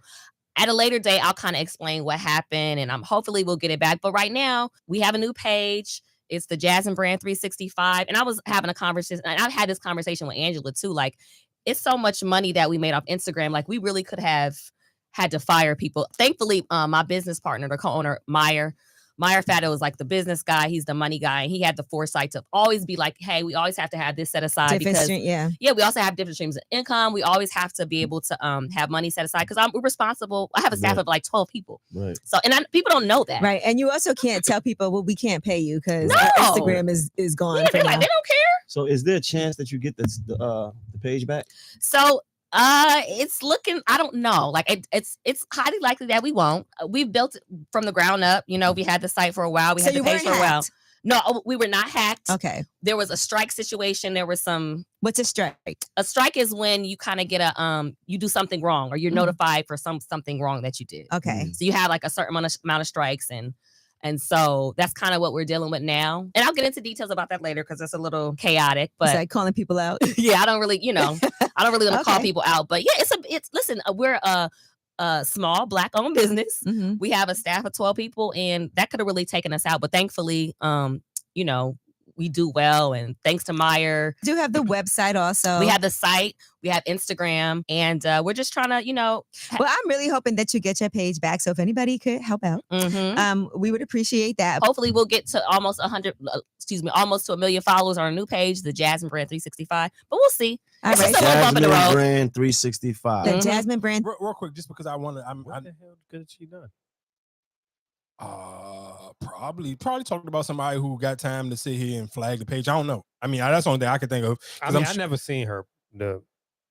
I've seen clips of her, and I've seen her. Well, the Jasmine brand, I guess her signature thing is outlining stuff in pink and black. So like that's the signature for the Jasmine brand because how like the Hollywood Unlock is blue, the Neighborhood Talk is like turquoise. Ball alert is like gold or like a yellowish type of color. Shade Room is red. So hers is like a pink and black. So I mean, of course, and all of them post the same stuff. So I'm sure I don't necessarily know because she ain't talked about. I thought she talked about it because I've been sent it. I never listened to the whole thing. But my only thing is the people when we was originally talking about the beginning of the episode, just with the podcast app and stuff like that. That's why you kind of do like I understand what's convenient for the listener. So you got to kind of still pay attention to them, but still just for any content creators where it's like. You got to pay attention to your audience, of course, of what you built somewhere, but you cannot just lay your head on one page.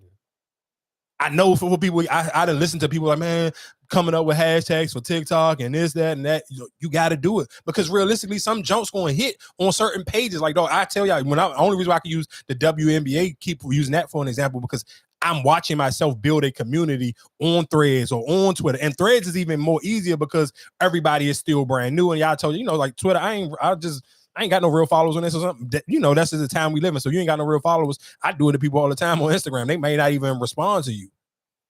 But on Threads, I got a rock and follow, so it's a little bit different. So people going to be more willing to be engaged and have conversations with you because they be like, oh, well, this person got followers and people, whatever, and it's a dude. So let me just talk about it. So like I said, before that, just that example, I'm just using it so you kind of just can't, because their Twitter account is cheeks. Her Twitter account, like I'd be looking at her, I go to her junk because I just like the way she used captions. Her junk is more news kind of written out when she used the captions. So I like the way she used the captions, but her Twitter page don't do no crazy numbers. And that's because realistically, I'm sure when Instagram got popping, you more linked in towards Instagram. But it's just like, even in 2024, you're like, what's up with your TikTok? You talking about just Instagram, like you should already kind of be, and none of them blogs realistically, they ain't heavy on TikTok because TikTok is kind of like a personality thing. And most of them try to not show their personality. They just try to run their page. Like her being on Angela Yee show was realistically like the first time her really kind of like consistently, hey, I'm the Jasmine brand. So, I mean, that's just a little slight thing. Just another like random facts. French Montana Unforgettable is the most You just talked about that. Streamed song of all time from New York City. We were just talking about that. Just think about it. Biggie, Jay-Z, Lil Kim, Nicki Minaj, 50 Cent. French Montana, and people, I'm sure, because French Montana sound ain't like an authentic New York sound. And people do the same thing to Nicki. Let's be clear. I think those two kind of were the... It's crazy because that's not even a New York song. That's the crazy thing. It's not a New York sounding song. And that's why I was about to say for those two, for Nicki and French Montana, because both of them came up under Miss Deb, Waka Flocka Mother. Both of them kind of people don't be forgetting like they are New York artists. Like when people be like, oh, New York been quiet and they've been cold or whatever the case may be, they kind of losing their jump because people don't really look at Nicki and French Montana as New York artists. Because both of them since the 2011 or 12 or 10, whatever, they've been consistently, both of them been consistent with making hits, keeping New York relevant, but people don't look at them like they don't have New York artists. No, they just don't look at them as New York artists. They kind of like bigger than just a New York artist. Like I don't feel like people put them as New York artists. And that's why even saying it's like when that headline is just like, oh, French Unforgettable is the most streamed song ever from a New York artist. It's kind of like, damn. Man, why are we talking about New York artists? Jennifer Lopez had to cancel her tour. And I'm sure this is like because I almost put Jennifer Lopez in white news, so I really don't talk about her. But I do kind of just want to sit here and mention that she is basically canceling her shows because it seems like her recent marriage with, what is this nigga, Ben Affleck? I think it looked like they about to get divorced. It seemed like he's not really into the spotlight like Jennifer Lopez is. He's one of them people like, the job is the job. Yeah, I'm an actor, but I'm not like into the like being on the scene for it. With Jennifer Lopez is on the same person. And this is crazy. Like this their second time, dating or, being in a serious, well, they in a marriage now, but being in a serious relationship. Like y'all didn't know this before y'all doubled back with each other again. Like that kind of didn't make no sense to me. So like she canceling her tours. And then I think they even trying to cancel her Las Vegas residency because they said her last album, the sales wasn't doing crazy. So they feel like she really not going to bring no draw, which is kind of surprising because I thought Jennifer Lopez was a little bit bigger of a star. But like I said, that's not really my wheelhouse. I kind of really put Jennifer Lopez in the white box. But while we talking about relationships going left, and it was Joan, and again, sometimes I had my principles and morals sometimes. And this was a relationship I skipped kind of because it was like, I don't be like one, because like I said, the WNBA topics is still kind of new. So I kind of be like certain Jones. I'm like, I don't necessarily know if this woman deserved to be having like her relationship talked about for real. And I'm talking about Kelce Plum. Kelce Plum, I believe, I thought she was black because when they did a little butt challenge thing and they was rolling the bill over their thing, I thought that was I thought she was black. I thought she said, y'all forgot the sisters got ass. But they telling me she's a white woman. It coolly don't, that doesn't make a difference. Kelce Plum, they call her Plum Dog. She is a goddamn baller. She is a physical baller. She hit the three. She run the point guard as well. Great passer, great three-point shooter. But all that don't mean nothing because this is not the base of the story. She was married to at the time he played for, when they both got married, they both played for Las Vegas. She plays for the Las Vegas Aces. Her husband at the time played for the Las Vegas Raiders. His name is Darren Water. Y'all know, pause, no Diddy. I'm okay with having my gay moments. This is a beautiful man. This nigga is pretty as shit. Let's just be clear. I don't care. You can take it how you want. Google this nigga. This nigga is a pretty man. I don't know what he did or how he cheated, but she kicked the rocks on him. And that was why her first walkout, when her very first outfit for opening day, nigga, she literally damn near had her titties out. She had a jean jacket on that was open, and it literally showed her goddamn chest line and her under boobage and all that. And niggas was like, oh, she's single. And she wanted the world to know, niggas, y'all can slide in this DM because that's how good she looked. But anyway, he is, and the two things I can kind of put him in this because he is up for people he think he's about retirement, but of course, he's he retired. I think it's not official, but I think I mean, I don't know. I screenshotted I've the seen story, it. but I think it was. I don't think it's official yet. Let me see where it says. Yeah, it says Darren Wilder is expected to make his decision if he's going to play in the future weeks or is he going to retire. So yeah, he played for the New York Giants right now, so it's still basically up in the air. He hasn't made his decision if he's going to retire now, but that's not the reason why we even got here. And it's not even about them getting divorced. It's about this nigga literally putting out the worst goddamn song in my life I've ever heard. I was like, "It's no," and I ain't mad at the nigga because if you want her back, because listen to her, Kelce Plum ain't no slouch. She definitely a white woman. I will wear her ass out. I'm not gonna hold you. So I'm not mad at him for sitting here trying to make a song to get her back. But that song is doo-doo. It ain't no way in hell. I'm saying, dog, that song was the worst song and it's a country song. It is absolutely horrible, dog. And literally, of course, I told you I've been following all the people. WNBA Twitter had a goddamn field day with that one. That song was horrible. It was like literally like, bro, I can't even describe how horrible that song was. Like that song is absolutely horrible. But again, I'm not mad at him. I ain't mad at him for trying to get his woman back. I don't know what he did, if he cheated or whatever, because she never came out and said nothing. And that was one of the reasons why I kind of really was just like, all right, people know it, but she ain't never really addressed it because I follow her on Twitter, all her teammates. None of them ain't said nothing about it. And that's why I was kind of like, all right, I'm gonna leave it alone. Like it's not that deep. But when he put out the song and everybody else was, I'm like, all right, now you can kind of talk about this story. So again, like I think I don't know if their divorce has been finalized yet, or it may have been. But yeah, that song I'm not gonna lie, would put the icing on the cake for me to be like, yeah, nigga, you can kick rocks. I'm cool on you. What else is going on in the world? Oh, I'll be kind of talking about sports and dating. There was a video over the weekend going viral. I should have talked about this when we talked about Anthony Edwards earlier. But of course, for people who don't know, Anthony Edwards' baby moms is Chief Keef baby moms. This is his girlfriend. Him and his girl been dating for a while, and she is, I believe, 30 years old. And of course, Anthony Edwards is 22-year-old. And so the video went viral of her singing. Anthony Edwards got a headset on, he playing the game. The two things that helped this video go viral. The background that they playing is the blinds look insane. And people was like, dog, Anthony Edwards just got a crazy payday. Why the hell do the blinds look like they've been through World War III? Like the blinds in this video look ridiculous. Like, I'm sorry, them Jones like bent up, like literally like somebody been like a nosy ass neighbor, like their entire stay there. Them blinds look crazy. But she in the Jones singing the Sexy Red Jones. And people was like, you know, when people be like, what do a 30-year-old and a 22-year-old got in common? Like that, can you know, like, and people was like, well, some 30-year-olds is just immature as hell. And this is the perfect example of a 30-year-old woman who haven't grown up yet, because she's literally in here singing Sexy Red and this nigga got his headset on. And I'm singing the Sexy Red in Drake's song. So y'all all know how horrible that is. So you imagine you trying to play the game and this girl literally sitting here dancing and singing, making TikToks, and niggas was like, yeah, this is why. This is the perfect example of a 30-year-old who and when we talk about earlier, when we talked about sometimes age don't make you grown. And I think for some people, they probably didn't realize when, because I think we talked about this before, and I was like, I would never want to share baby moms with Chief Keef. So I think for a lot of people, they kind of just like, oh, like it may have like you may have heard it, but you really didn't pay attention to it because you didn't put two and two together like until you actually seen this video of her, and it was just like, oh nah, Anthony Edwards is out of pocket. And niggas fell for Anthony Edwards because you didn't play video games before, and I'm sure your girl trying to stop you from playing video games will be annoying to anybody who really into playing video games, especially if you got the headset on, you really into that game, dog. So shout outs to Ant-Man for that one. Sukiyana said here and said she's trying to make more mature music and make music cater for kids. Now, let me give you a friendly advice, Sukiyana. Ain't nobody trying to hear it. Well, I ain't trying to hear what you already rapping about, but I damn sure ain't trying to hear make, kid-friendly songs or no mature version of Sukiyana. Like, just keep it with the baddies. Some things just work for you, dog. You got to figure out what actually works for you. You being a reality star on TV, it worked better for you than you trying to make music.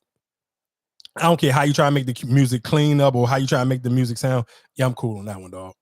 You can keep it. I ain't gonna hold you. You ain't gotta waste your time. Another person who kind of gotta relax, bro. Kevin Durant is absolutely one of the funniest niggas on planet Earth.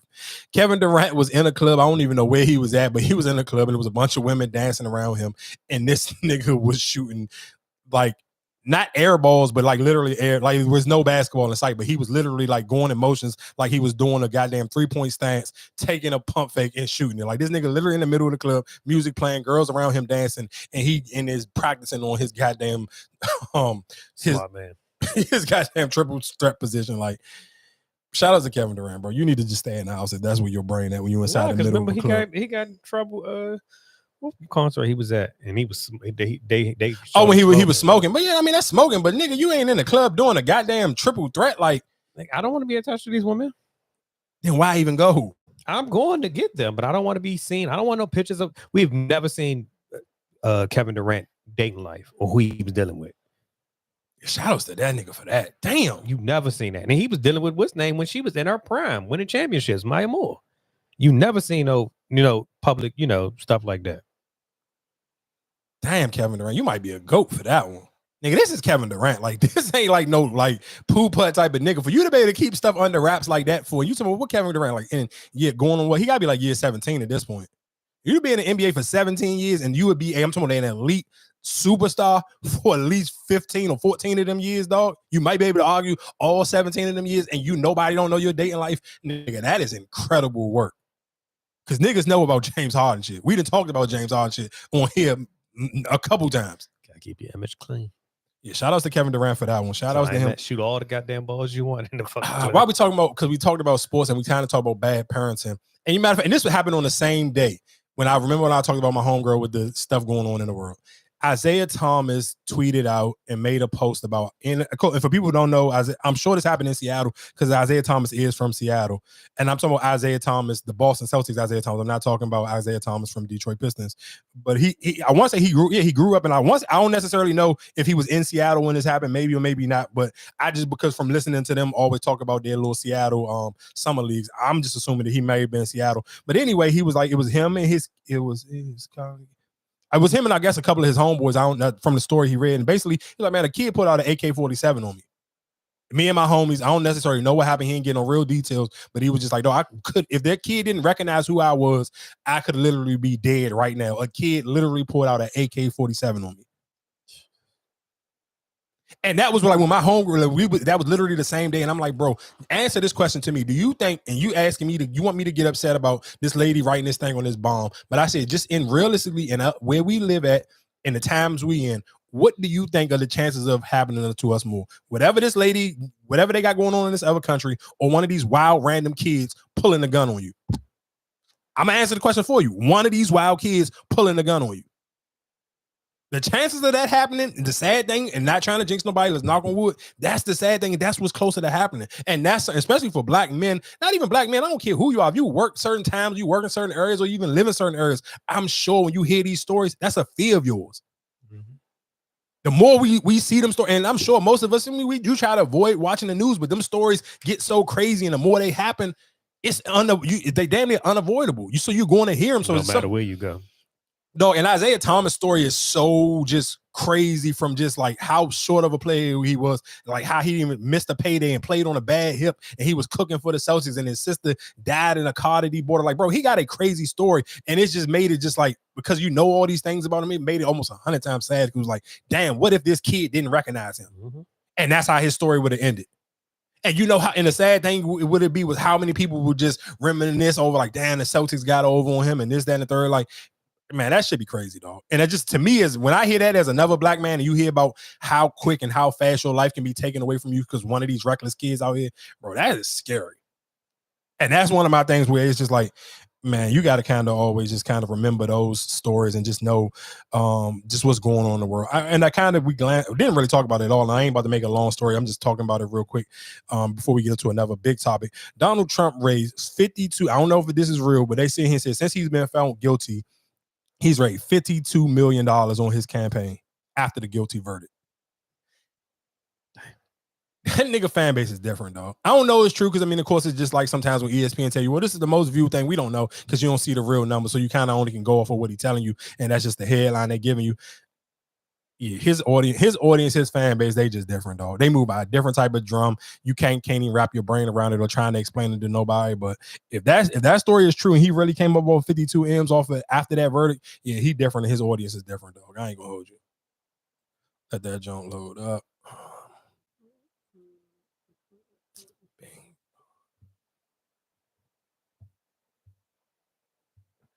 Montana.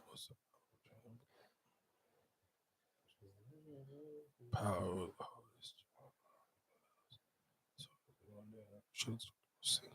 Hope we talk Ticketmaster. Don't let me forget about Ticketmaster.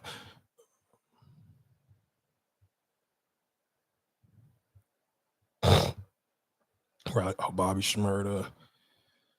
Freeway. Meg the stuff. We talked about Meg. I gotta talk about Deontay Wilder getting his ass knocked out. Chennedy, Vince Staples getting his show back. Justin Jefferson getting a crazy. Damn, that nigga got paid.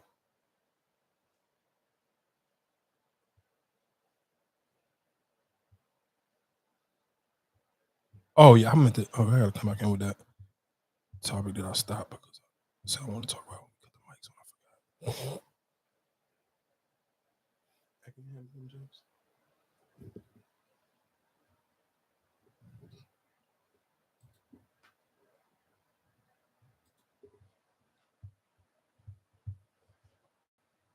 I hear you talk about, you know, just starting that business. One of the things I heard you say is like, you know, you need support when you're trying to do things in the industry. And I think when people look at you and you are successful, they don't see some of the behind the scenes. So, Mama, a question for you, because it sounds like something like you were a little bit emotional about. What was that like for you? The song Lip Gloss is popping. The song is like lit. It's everywhere, you know, it would have only made sense. And I know you did different collaborations like the Mac, L'Oreal. Yep, because You I'm talked worth about it. in the songs. What support were you not receiving? Like, what did you feel like at that time wasn't happening for you? For me, I think that, you know, the opportunities that people like the Taylor Swifts or the Jenners and people like that would get was an opportunity to actually build out a full cosmetic line that would be a representation of who they are, right? Okay. How they see fashion, how they see the world of beauty, and kind of speak to that audience while I was single-handedly being the face of fashion and beauty for a really large community, which I would have to say is the African American community. I'm from Brooklyn. I was born in Brooklyn. I was raised between Brooklyn and Harlem, New York.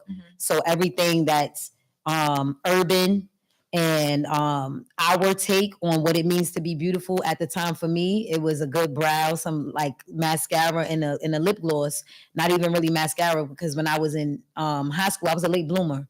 I wasn't really like on it, like, yes, I need to be beat. It was more so like my lip gloss is good, hair's done, and then I felt really confident, you know? And I think that working and collaborating with some of the mentions, the Macs and the L'Oreals, that was amazing. That was like a dream come true within itself, right? But then I also learned as the years would go by, like, hey, don't sell yourself short. You need your own lip gloss. Right. You have this song, the song is timeless. And as you begin to triumph different things in life, there are gonna come things that may feel like it's taking so long, but it can be perfect time. When I hear you.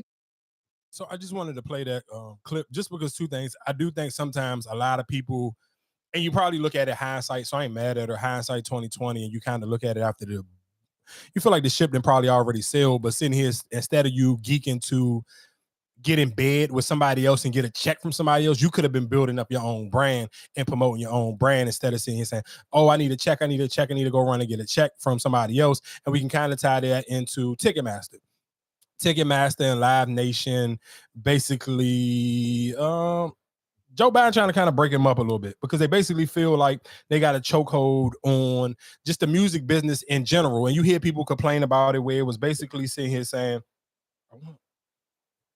so Ticketmaster has been hit. There's two things I wanted to talk about. One, Joe Biden. I didn't realize that was something to me. So basically, Joe Biden is trying to break up the chokehold that Live Nation and Ticketmaster got on just people going to shows, because realistically, they Live Nation is basically a promotion company, and they own a bunch of film malls or whatever the case may be. And of course, they in bed with Ticketmaster, so they got all these emails, they got all these venues. So for most artists, they kind of can feel like they can get boxed out. If you're trying to get a good venue, you feel like, damn, I got to get in bed with Live Nation. Because if I don't get in bed with them, how am I able to get a film more? Because they already got all the dates. Well, of course, they will go out of their way. If you a Live Nation artist or something, they're going to go out of their way to make sure you can be able to get into these venues. And realistically, most people probably need the promotion, because that email blast, like even when you sit here and say something about the $25 tickets or whatever the case may be, I didn't know nothing about it. I mean, of course, because I don't go nowhere, so I ain't bought no tickets, so I'm not on nobody email blast. And that kind of ties into, because it makes it easier to promote. If you get an email from Live Nation, they got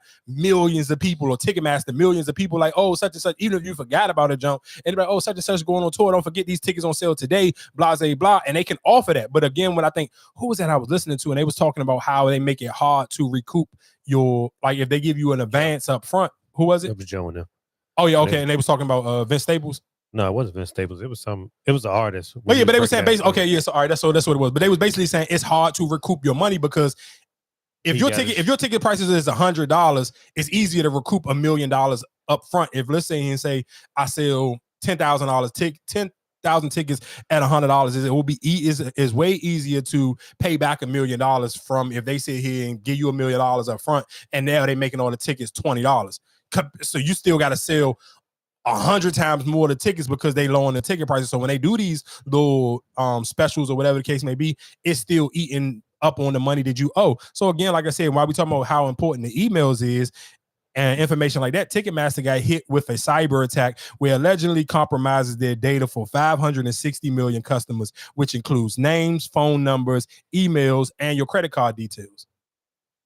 And the hacker is reportedly demanding for $500,000 for stolen data to secure the sales on the dark web, or they will sell the information.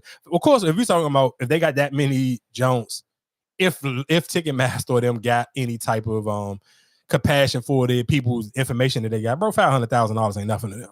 That's just like that's a snippet. Like that's absolutely nothing. They literally probably then gave an artist $500,000 to come and do a tour, like a small artist at that. So like I said, they got it, but I don't necessarily know how true that story is. But those two stories, I wanted to tie them in because that is something that Joe Biden is trying to do. Especially, of course, it's election season, so you're trying to do certain things to make people feel away because those fees. I mean, you talked about that before. Like even if you go on SeatGeek or one of them Jones, it's always a fee. It's always a fee, and of course, and change it up totally different. Yeah, of course. So from whatever the price may originally be, but again, even what you said, what they were saying on JoJo, where people don't get the fees, the artists don't get no part of the fees. Matter of fact, I wasn't listening to Joe when they said that. I was listening to the Brilliant Idiots. I was listening to Charlamagne and Andrew Schultz, and they were talking about it. They might have been talking about it on Andrew Schultz, Joe, because they talked about it because Charlamagne went on their Joe on Flagrant, and I know that's when they was talking about it. He was saying how just the fees, because realistically, you want to sell out your dates, and he was saying like, I want to sell my dates. I want to make my money, and if I'm in bed with a promotional company, of course I want them to make some money too. But you putting an extra $30 fee on it, and the ticket already $100. I'm sure most people, most Americans ain't got. I can spare to go to if I want to go. I'm gonna pay the $100, but that 30 sometimes that extra $30 will make people question themselves. Like, how do I really want to pay $130? I'm cool with paying $100, but I'm thinking that 30. Like, nigga, I would rather pay that 30 for parking somewhere than me sitting here saying that I gotta pay for that on top of it. Exactly. And and that's so crazy just because when I talked about earlier, but being the older, when you get so comfortable in your habitat and not going places, I was even thinking about, damn, all right, I gotta go if I'm going to this game, I need to order me an outfit, or I need to order this jersey. And I'm like, damn, I need to get some jeans. I haven't been because I don't go nowhere. I'm just like sweatpants, shorts. So like, I don't even know what size jeans I wore because I ain't put on jeans, went nowhere in God knows how long. Like even when I go to church, I can just throw on a sweatsuit and I go all the way in the cut. Like nobody ain't gonna see me. So it kind of don't matter what I got on. Like even just like I didn't got into that like I'm just a Crocs person. Like I don't even be knowing where my shoes at. So it just be like you can get into those modes where it's like, again, that's why I understand like when people, again, when we was talking about just the app thing, when you get so used to building up a habit, sometimes it can be good for you. Sometimes it can be bad for you. Sometimes you do got to figure out how do you break out of your comfort zone and your habits that you may be having. But why we talking about music? Because we was talking about ticket sales or the chokehold that Live Nation and Ticketmaster got on people. Bobby Shmurda put out a post and was like, stop asking me when I'm going to put out music. I'm not going to put out music because the DSPs don't support me because I ain't got my fingernails painted. So he posted a picture of his hands, and his hands definitely look dirty as hell. Like I know when women be like, I hate niggas with dirty nails. Bobby Shmurda nails look trifling. And I understood when I seen his nails, I was like, oh, this is what women talk about when they talk about they don't like dudes with dirty nails. I mean, he was basically like, I don't because I won't paint. But let me just free game the Bobby Shmurda there. And it depends. I'm not saying it's all people because I know Marcus do listen to playlists. If your music good, I don't listen to playlists. I don't care about nobody playlists. That can kind of go back into the conversation where I kind of rather just set my own tone than allow somebody to set the tone for me. So I get what he's saying, but if the music good, who cares about the playlist? I don't even think it's necessary to playlist because the music just not good, dog. Bobby Shmurda just put out horrible music. That is true, but that's why I'm kind of, when you say that, like the DSPs is not, I feel like you saying that because your shit is not hitting. I don't, because what did he put out? Didn't he put out that money something. What was the That was a minute ago. That was like the first song he put out. It was him and Quavo, and he and put that out. shit gone and went. So I Nigga, not even gone and went. That was like 2 years ago now. Let's say It ain't no song lasting for 2 years in 2020s. What we talking about today? He literally put that song out damn near 2 years ago. So of course that song ain't gonna last no more. But he just don't put out music. And people was in the comments, they were saying it like, nigga, Roddy Rebel still put out music. People still listen. And don't get it twisted. Roddy Rebel didn't put out a few good projects. Now, of course, what I'm saying, I get what he's saying. Like, if the music is good and if you get on some playlists or you get on certain blogs page, but again, I tie this back into the conversation I've said about Meek when it came to academics.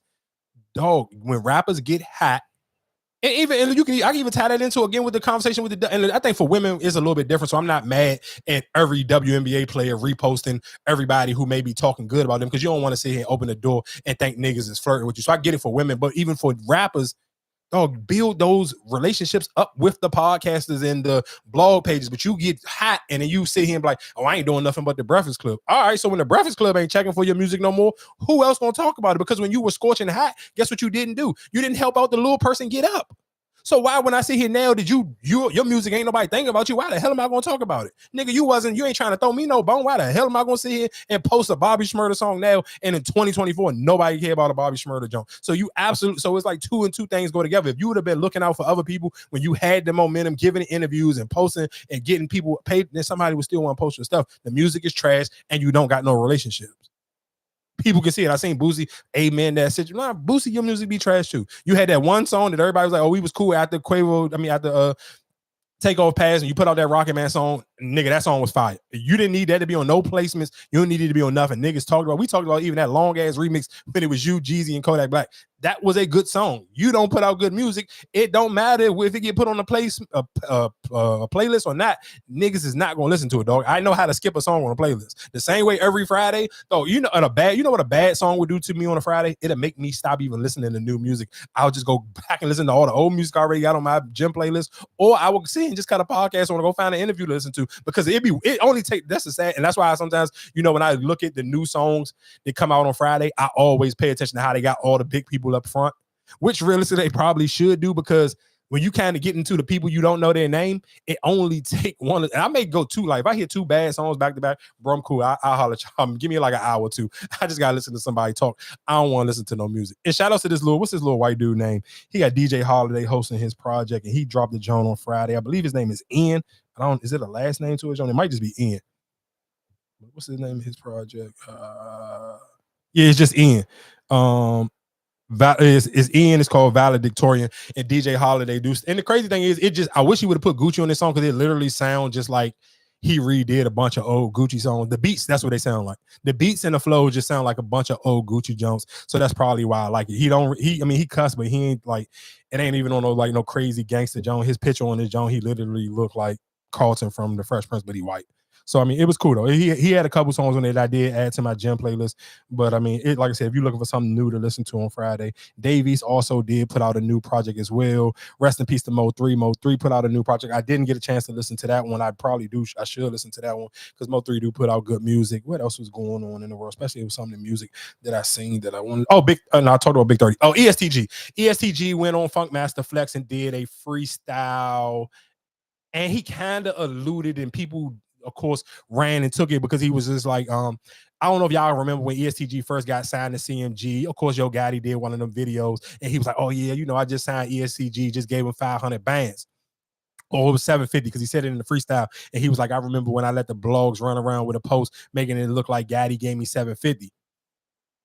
So he said that in the freestyle, and then people, and real quick, shout out to Ant Glizzy, because Ant Glizzy was the only person I seen post this. I didn't believe it when I seen him. I'm like, bro, you don't know nobody in fucking Kentucky, and you don't know shit about CMG. But cool, he ran with this. He started the story. He the only person on YouTube I ever seen talk about it. So I'm gonna give him credit for this one. And he basically said, and I guess he looked in his bio, and I looked in it when I seen the Ant Glizzy video. I looked in ESTG jump, and it was no more CMG stuff in there. So basically, Ant made a video saying the ESTG was going to leave. He was trying to leave CMG. He was trying to get out of his contract. So when he said that, people probably put two and two together and was like, "Oh damn, you ain't CMG no more." Because I ain't gonna look at his bio today, but for a minute, it ain't been no CMG nothing in his jump. And he ain't been like on tour with none of them. He ain't been coming out to none of them shows. And especially, of course, after rest in peace to Yo Gotti brother Big Jook, you ain't really see nothing from from ESTG. He kind of been absolutely like, he may like posted like a little song leak or something, but he ain't been posting nothing. He really ain't been doing no shows. He ain't been doing nothing. So when he said that verse, people put two and two together because like, why would you even say that? Like, what? Tell me what you thought people was gonna take away from that verse, because it basically sitting here saying, nigga, yo gotti ain't give me no 750,000, but I just let y'all believe it because that was what was in the video. That sound like you was calling like you, I don't, to me, but then he made a post and was like, man, I'm still CMG. Y'all know I love Yo Gotti. Y'all niggas reaching. How we reaching? You said it. How else did you want us to take that verse? Because I don't know how to take it. So, I mean, it is what it is with that one. Shout outs to, did we talk about Vince Staples getting his show renewed last week? They just got enough. Oh, we didn't? No. Okay, yeah. So shout outs to Vince Staples. He did get announced for season 2 of the Vince Staples show. So shout outs to him. Yeah, I know it's kind of early, but I do kind of just want to throw the shot. We was talking about his project. Oh yeah, we talked about his project, but I do want to talk about the shot a little bit. I know it's kind of earlier than we normally talk about it, but what's your thoughts on? I guess on the last episode we talked, because we did talk about the last one, but did y'all see the very last one? Dude, I guess what's your thoughts on it? Do you feel like it's any real takeaways? Do you feel like this season is kind of like, And thank God Power coming back this week. It is. It's kind of all over the place. Like, I'm trying to figure out what's the angle with the preacher and his wife, and how you offered Papa a job, but you didn't give your daughter a job. Like, what? She's the teen mom, so why would you not give her a job? Like, what's his angle when he's coming at Papa? I don't know what his angle is. I ain't gonna lie, Papa did smoke that joint, but you can't. And you know what's so crazy? What the part? That's probably the only thing in that episode that I did like, because it's like, one, because of course I think who I can't remember who was questioning him on that style of preaching about the money. Matter of fact, he questioned the pastor, right? He was like, "Why you bring about the money and all that?" The case may be, and then I guess he was saying like those two things go together: the congregation giving me money and Jesus, or whatever the case may be. So Papa had his. He didn't really like, that's not what he come from. That's not the way his father preached. That's not was his father's belief. So he had some withdrawals on it. And when Marcus' favorite line, and he say it's the algorithm. Papa got to see the algorithm in real time. So it was literally like, I'm on this moral principle. I take this moral high ground on what I believe in, but then I say something about finances and I watch how the whole audience is, oh my God, they ate it up. And because I listen to a lot of pastors, you pay attention. I pay attention to pastors who never talk about never talk about tithes and offerings. And then it be certain pastors who will lean their whole message around, giving out money and how God has sent your money tenfold, whatever the case may be. And even when the dude was, whatever the Lord dude that worked for Duda, when he was sitting here hollering at his daughter, and he was kind of sitting here saying, I don't believe in the tithes and offering, giving them money to the Lord situation. So I liked how that, to me, is the only storyline that I like. And maybe just because I'm really into just religious and church, and I watch how people even talk about it, because that is a thing that turns some people away. And even when we talked about it last week, where Mark was like, well, I'll get it. Some pastors are competitive, and a lot of pastors do. Some of them lean into that messaging, and then a lot of them are like Papa's father. They don't play with the money thing. They cool on, I'm here to get a message. If you want to give some money, cool. I'm not about to sit here and keep passing around no offering played a bunch of times. So to watch Papa sit here and when he originally going on the stage, he got some type of he got some type of principles and morals, and they literally all kind of went away from him soon as he got his first he got his little first cheers, and he was like, oh damn. It's like you got a whiff of that fucking high, and it was just like, yeah, I that was, to me, that was the only part of the episode that I actually liked, because it was like, I felt like that was so real and so relatable, because the rest of it is kind of just like, nigga, what's going on? What the fuck are we like? What the literally, what the fuck is going on in this episode? Like,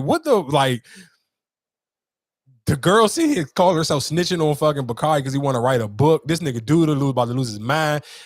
And the information's still wrong. He ain't even fucking writing a book. He just writing a diary. This nigga's trying to go to school. Well, no, he did say he wanted to write a book.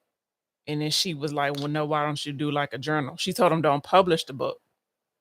Do a journal. But let's just sit here and say all of it. I don't necessarily, I'm sure everybody know people who done put out books or ebooks or whatever. No, who the fuck are you? Who's going to buy this book? He's nobody. He ain't nothing but a little goddamn drug dealer. Who cares if he writing a book? Who gonna buy this shit? Like, how we skip that step? Like, this nigga is like some goddamn renowned author that niggas is, or he Big Meech and he doing 30 years and we want to hear a book from Big Meech. Like, what are we talking about? No, he's just a regular nigga. Who care if he write a book? I know mad niggas who write books and put out books and not a goddamn soul and read them or care about them. Cause nigga, who are you? Why do you got a book out? That's true. But I mean, Like they was treating this nigga like if he put out this book, we all going to jail. Like who about to read this shit? Shout outs to the entrepreneurs and the authors out there in these streets. Nigga, that shit is hard. Like, this is what I'm saying. Like, I know, listen, I'm not sitting here. Man, let me take it back a little bit. I'm not trying to, if you want to be an author, I'm not discouraging people, but to be able to sell a book is just like to be able to sell a podcast. It's like to sell music. You're going to have a vicious angle and you're going to have to get people to buy into it. Him just writing a tell-all book or whatever the fuck he doing, nigga, he's just a regular nigga. Why would I buy this? Or why would I even read it? So it's just like the way they treating him is literally like, oh, Charlamagne about to put out a book. We got to stop it. Like, nigga, what are we talking about, dog? So the whole thing about Keisha and the baby, I seen this thing that said, what if Nuck was the father and not the actual guy that kidnapped her? That would be crazy. But I'm not gonna, you know what's so messed up? Because, and that's just how I guess sometimes, especially when they took that break, I forgot I forgot that her and Emmett don't have a kid together. Yeah, no, they don't. Because he got the youngest kid. So I always kept, for some reason, I'm thinking that kid was their kid. I literally forgot about that until this episode. And I didn't, and of course, I'm sure most of us probably forgot that her and Nuck even had something to do with each other. That may be kind of like a strong reach. I don't know. But, and I'm sure realistically, I'm seeing, even when she was asking the lady can she, because she got ties in with people who do DNA tests or whatever with rape victims. I'm sure she probably kept the DNA, like when she killed them, I'm sure she probably kept them clothes. That's the only thing I'm thinking about, because how was she gonna do a DNA test for somebody who dead? So I'm sure realistically she probably still got the blood on them clothes, and hopefully I don't know how the forensic stuff work with that stuff or how they can get DNA off of it. But that's the only thing I could think about what she doing. But that was crazy to me, because it was just like, damn, I felt for her. Because now I'm sure that kind of made, like, even when you're looking at the decision, of course, you kind of even looking like when her mom kind of didn't want her to do that in the first place. And then you looking at it and it's kind of like. So let me ask you a question. If we painted that scenario, we put you in that situation. If you're Emmett, how would you go on about your marriage? Because now if that is his child, and so like. If that's whose child? If that's the dude that. Oh, Nuck? Yeah, Nuck. I mean, what can you do? That they was in a relationship before. So you know that, but I'm saying, but like going forward now, like, because I'm pretty sure now, I want to be in the kid's life. I know. No. If that becomes a storyline and that's what happened, then yeah, if I'm Emmett, I'm gonna have to tap out, dog. Because that's something totally new. Like, I didn't sign up for this. Like, I signed up for knowing that you had your kid, and you was basically thinking it was the guy who. Now, if you sit here saying, hey, now you had this kid by this dude that I got smoked with, and he still really want to be with you because he didn't flirt with you or whatever the case may be. So if that's open, that he trying to be a full-time dad, like, nah, dog. Y'all go ahead. If you want him to be a full-time dad, I'm cool. I'm out of here. Right. It's no way. I'm not signing up for it. No way on God's green earth. I'm signing up for that one. I hope the storyline don't go that goddamn left. That's crazy. It probably would make the show a little bit more spicy, and they probably do need some spice in it, because I'm not gonna lie. It's just be like, all right, we already been watching, you already been talking about it, so it's like, cool, we just gonna talk about it. But I just be like, I don't even get, like, even the mom. What's the lady named this Amal Shepard's mom? I'm just like, bro, she in the joint with the lingerie, and I'm like, the fuck are we doing? And this nigga Emmett trying to beg money from her. Like, how you, like, even just him, like, you want money from her? What's gonna be the difference between him working for her and working for Duda? Like, what's gonna be the difference? Because her energy seems like it's way more aggressive. She just ain't caught a body yet, or she ain't got enough people working for her yet. So it's just like, yeah, I don't know. But that little thing, I was kind of thinking of, like, damn, I almost wonder how Keisha feel, because it's like, you didn't think, and we talk about this all the time when we talk about dating and how people move and the energy you put off, like on social media now. How many people don't think far ahead? Because her even having that stance on why she wanted to have a kid and all that, you didn't even think about that this could happen until it's happening. It's like, oh, well, do y'all got any diseases from the family? And he asked him, like, he think that, the doctor thing, and this is the father, and he like, oh, I'm not the dad. And then she kind of like, she don't know. You don't even have no answers because you knew nothing about that man. So even bringing that kid into the world kind of out of spite, it was just like that. And then you had a chance to get rid of the kid and all that. Like, I still don't think that's out of spite, though, because I mean, you might still, then you probably holding that guilt, like, damn, I could have kept that baby. I could have been in that baby. Yeah, but the reason why I say it's out of spite, because the same reason why, like when I talked about it, what was that? When we talked about the Cassie and Diddy thing, and I was telling y'all, I know women who have been in bad domestic violence situations, and I know what I'm saying. And sometimes it'd be after the kid already happened. So hers, the reason why I'm saying hers was out of spite, like, bro, you know how that kid wasn't made out of love, made out of a lot. Human without even, this is her first time even like think about it, we damn near almost 2 seasons in, this is her first time even kind of reliving that experience. So they kind of just allow that shit to go. Like I can't even imagine though. I know women who literally, like I told y'all when we talked about the Cassie and Diddy, I've had conversations with women who have conversations and they be like, I be having times I look at my kids and I just get pissed. And not because my kid did, it's because who I had this kid with.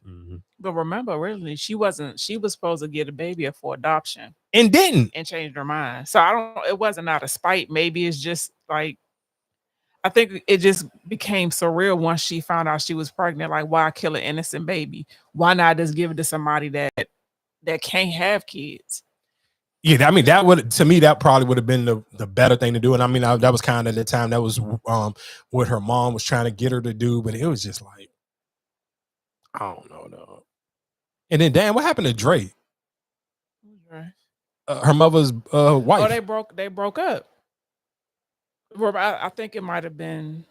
I remember her saying something like, "What that was like episode? Was that episode 1 when her and her mom was on the couch together talking?" It was either 1 or 2.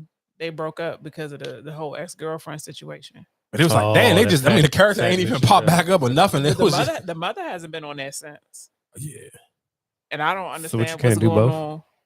What? She can't do both because ain't she in she one of the cops, ain't she? In Power. Oh yeah. No, everybody, what you mean? Bakari and he in Force. Oh, okay. That ain't even regular Power. That's Force. Okay. So I mean, yeah. That's all. I mean, and to me, it'd be smart when they use them because all of them is based out of Chicago. So I mean, it kind of makes sense. But yeah, it ain't to me. Now that's why one reason why I want to talk about it early because I feel like it just ain't too many crazy takeaways to me from that episode. It was like, I don't know. To me, the two craziest things was the popular situation in the church, and then that kid just even just reliving that when I'm in the doctors with them. I'm kind of like, damn, if I was Emmett, what would I even be thinking right now? Because I literally forgot that wasn't their kid. I swear to God, I literally thought that they had a kid together. I don't know why I thought that, but I definitely thought that kid was theirs. But he can't be judgmental because he got like 4 or something. I mean, of course, and that's the sad thing about it. Like, what can you really say? Because nigga, you coming with 4 kids, 4 different women. Yeah. So what can he really say? Even if the dude say, "Oh, I want to be involved," like you gonna leave her because the dude wants to be involved? But that doesn't mean we have to break up. How involved you are is a question, or how you. Because ain't none. Really, to be honest, ain't none of his baby moms involved. The kids be there. You'll never see no baby. Like, of course, earlier, like when the show first was coming on, he had a bunch of baby mama drama. But now we into like season 7. You ain't seen a baby mom's butt Tiff. But we're to assume that they are still in the picture because he don't have the kids all the time. But he do sometimes. The last episode, all the kids was there.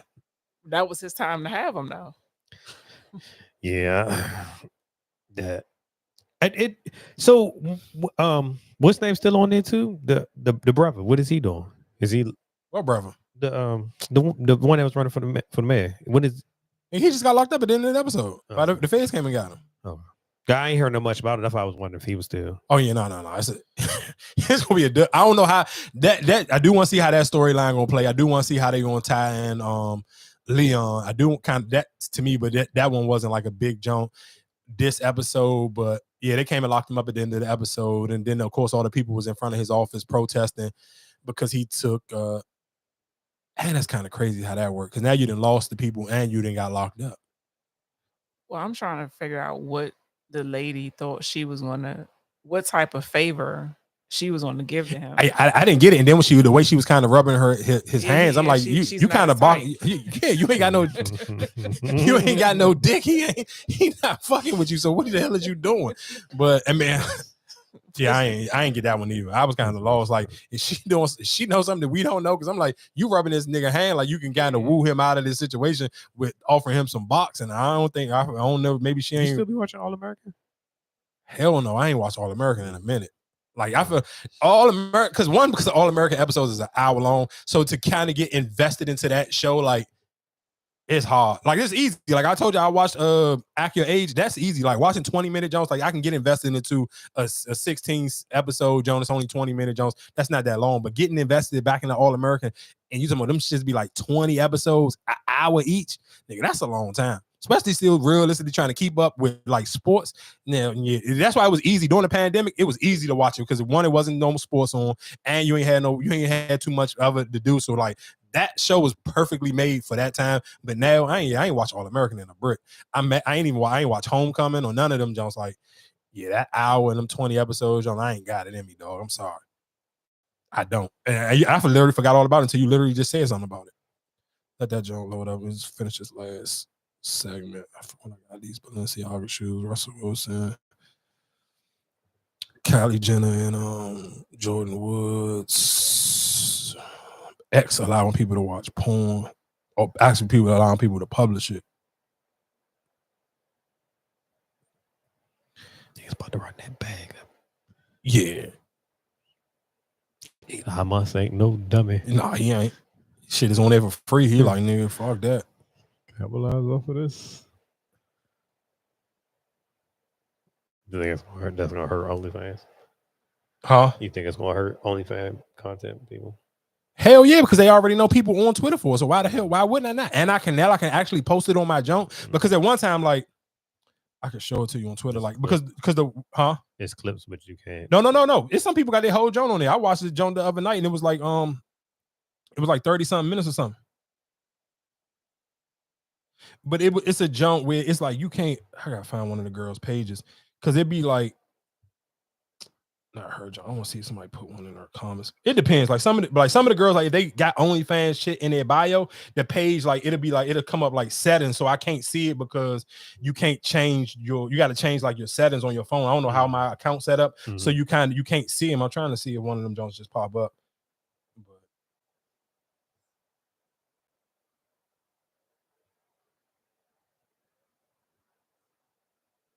Yeah, I can't find one of them joints. But it's gonna change. It's definitely gonna change the timeline a lot because there's a lot of Jones that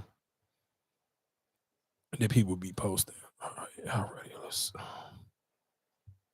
make sure I ain't got no more clips in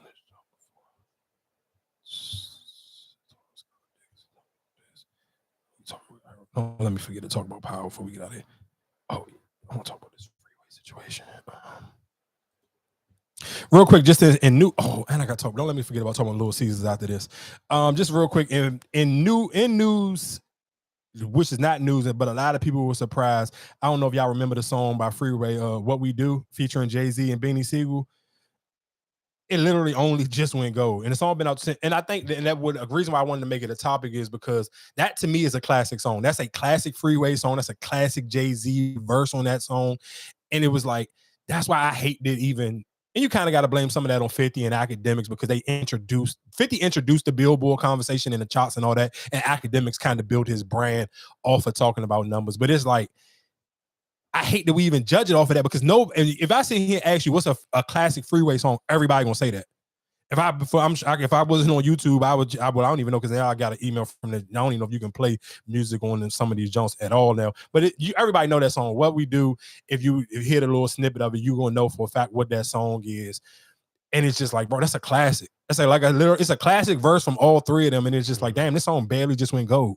So, but does it matter? Like, and that's why I think sometimes when we talk about numbers, like numbers don't really. Sometimes numbers can be very deceiving. Because do what you sold back then. Do that. Do that. I ain't trying. We still hustle to the sun go up. Oh yeah, to the sun. Yeah, there you go. You got it. Yep. Do that still? Damn, count? That's a classic. Oh yeah, do that still hustle count? Till the sun come up. What they sold back then? I don't know. I don't necessarily know how that worked. I don't because I'm like, damn, I thought back then all Rockefeller albums went platinum. But maybe the album could have went platinum, but that don't mean a single because it wasn't, some of them Jones wasn't. Yeah, they don't. It was rolled out completely differently. But that's why I just wanted to bring it up because it just realistically to me just showed it how unimportant some of those things is. Oh, and I almost forgot. Man, shout out. I'm not mean shout out. Deontay Wilder has literally got knocked out. And Deontay Wilder, you are the perfect example of one of them dudes. You make me hard to talk about the gym because I be trying to big up like, oh, if you cut up, you super brolic or whatever, you're supposed to get busy. Deontay Wilder, let's be clear. The two dudes he didn't got beat up with Tyson Fury. People was trying to put Tyson Fury in like that elite conversation with Evander Holyfield, Mike Tyson, Lennox Lewis, like that elite Muhammad, that elite heavyweight fighters. That's what people before Tyson Fury just literally got his ass knocked out standing up. But Deontay Wilder, oh my God, the last 2 times you'd have been in the ring, you got your ass beat by 2 fluffy niggas. I literally made a video and said, oh, the secret to beating Deontay Wilder is you need to have some love handles. Because he letting this nigga come in and cut up like a goddamn bodybuilder, and the last 2 niggas, and he literally got beat up by Fat Yao Ming. The dude he fought, listen to what I'm saying. This nigga literally, when he hit, oh my God, dog. I can't even pronounce the dude's name that knocked out Deontay Wilder, but I swear to God, if you go just get on any social, get on YouTube, watch the goddamn highlights of this joint. The way this nigga got knocked, I don't know how many y'all ever seen niggas get sneaked at the club, but this literally what it looked like. Like somebody gets sneaked in the club and somebody like you literally ain't paying attention, nigga just come like right around you and hit you. Oh my God, he put this nigga Deontay Wilder down on his ass. I was like, dog, you did not just get beat by Fat Yao Ming. Matter of fact, screw Fat Yao Ming. I'm sure most of y'all probably don't remember. What was the Chinese dude that played for the Dallas Mavericks when Yao Ming, what was it, Wang Zhuzhu? Yeah. Oh my God. Deontay Wilder got knocked out by Wang Zhuzhu. And the dude literally named is something like that. I can't even pronounce it. I ain't even trying to disrespect him and try to pronounce it. But Deontay Wilder got his ass put to bed in the 5th round. That's one of them Jones where I'm like, I'm cool to be a casual guy. I couldn't even catch. I didn't one. That's why you got to give Javante more credit. Because it be certain fights, like you don't even be knowing them shits to be on. You just see the highlights. I didn't even know Deontay Wilder had a fight. Oh, well, since you on fight, you might as well take that Mike. Oh, yeah, that Mike Tyson and Jake Paul John probably gonna be a dub. Only reason why I'm saying it's not gonna be a dub because I'm sure they probably already gave them a deposit. I know for a fact Netflix did. You don't have no type of Netflix deal and they ain't already get some money up front. Well, let's send our prayers out to Mike. Hope it ain't nothing serious. Yeah, he's still gonna have to get in that ring though. Especially if they gave you some money. If they gave you some money up front and that money up front was crazy and you probably spent some of that bread, you gonna eventually have to fight. So I heard some people saying they probably push it back until maybe like Thanksgiving or something, which is cool. I mean, they probably have to figure it out because they were supposed to be doing it with the Cowboys players. So now you will have to kind of figure out how to work it around the Cowboys schedule. But I mean, we're gonna see. I mean, realistically, the time of the year probably make better for fights anyway. So I mean, it's still, regardless when they fight, it's still gonna be a draw. People still gonna watch, especially because it's on Netflix. It's just easy access to your phone. Because we didn't talk about it, the mics wasn't on yet. Twitter is about to allow people to be able to promote their porn. You're gonna actually be able to publish porn.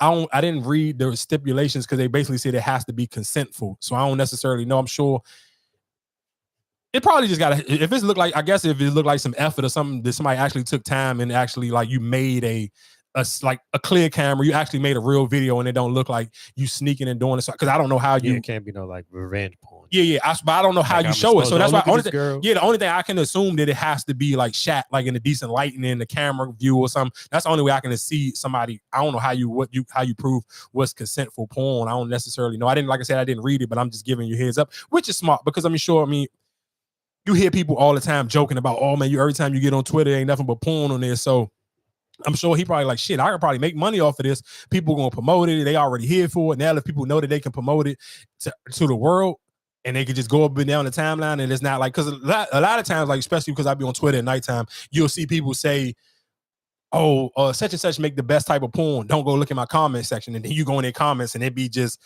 oh, look at me. You seen this, you seen that, this and the third. So you can literally, it may be 500 just miscellaneous videos in somebody's comment section. So it don't like, when it come down the timeline, it's not just coming down the timeline raw and uncut. You got to literally just, click this post and go into the comment section and actually look at them. So now, realistically, I'm sure they're going to just open up a can of worms where it's literally going to clear out some of those fake bots pages that promote those. Yeah, I hate them Jones because you ever like search somebody's name and it'd be literally like, well, I can't remember. It was some trending story I was looking for, and literally through that whole name, it was nothing but like just random like Chinese porn and stuff like that. I'm like, dog, why? I'm not clicking this for one, because the video just looks stupid, and it's just like, yeah, I'm not doing it. Sorry, please clean up that. Then I think we can talk about it then.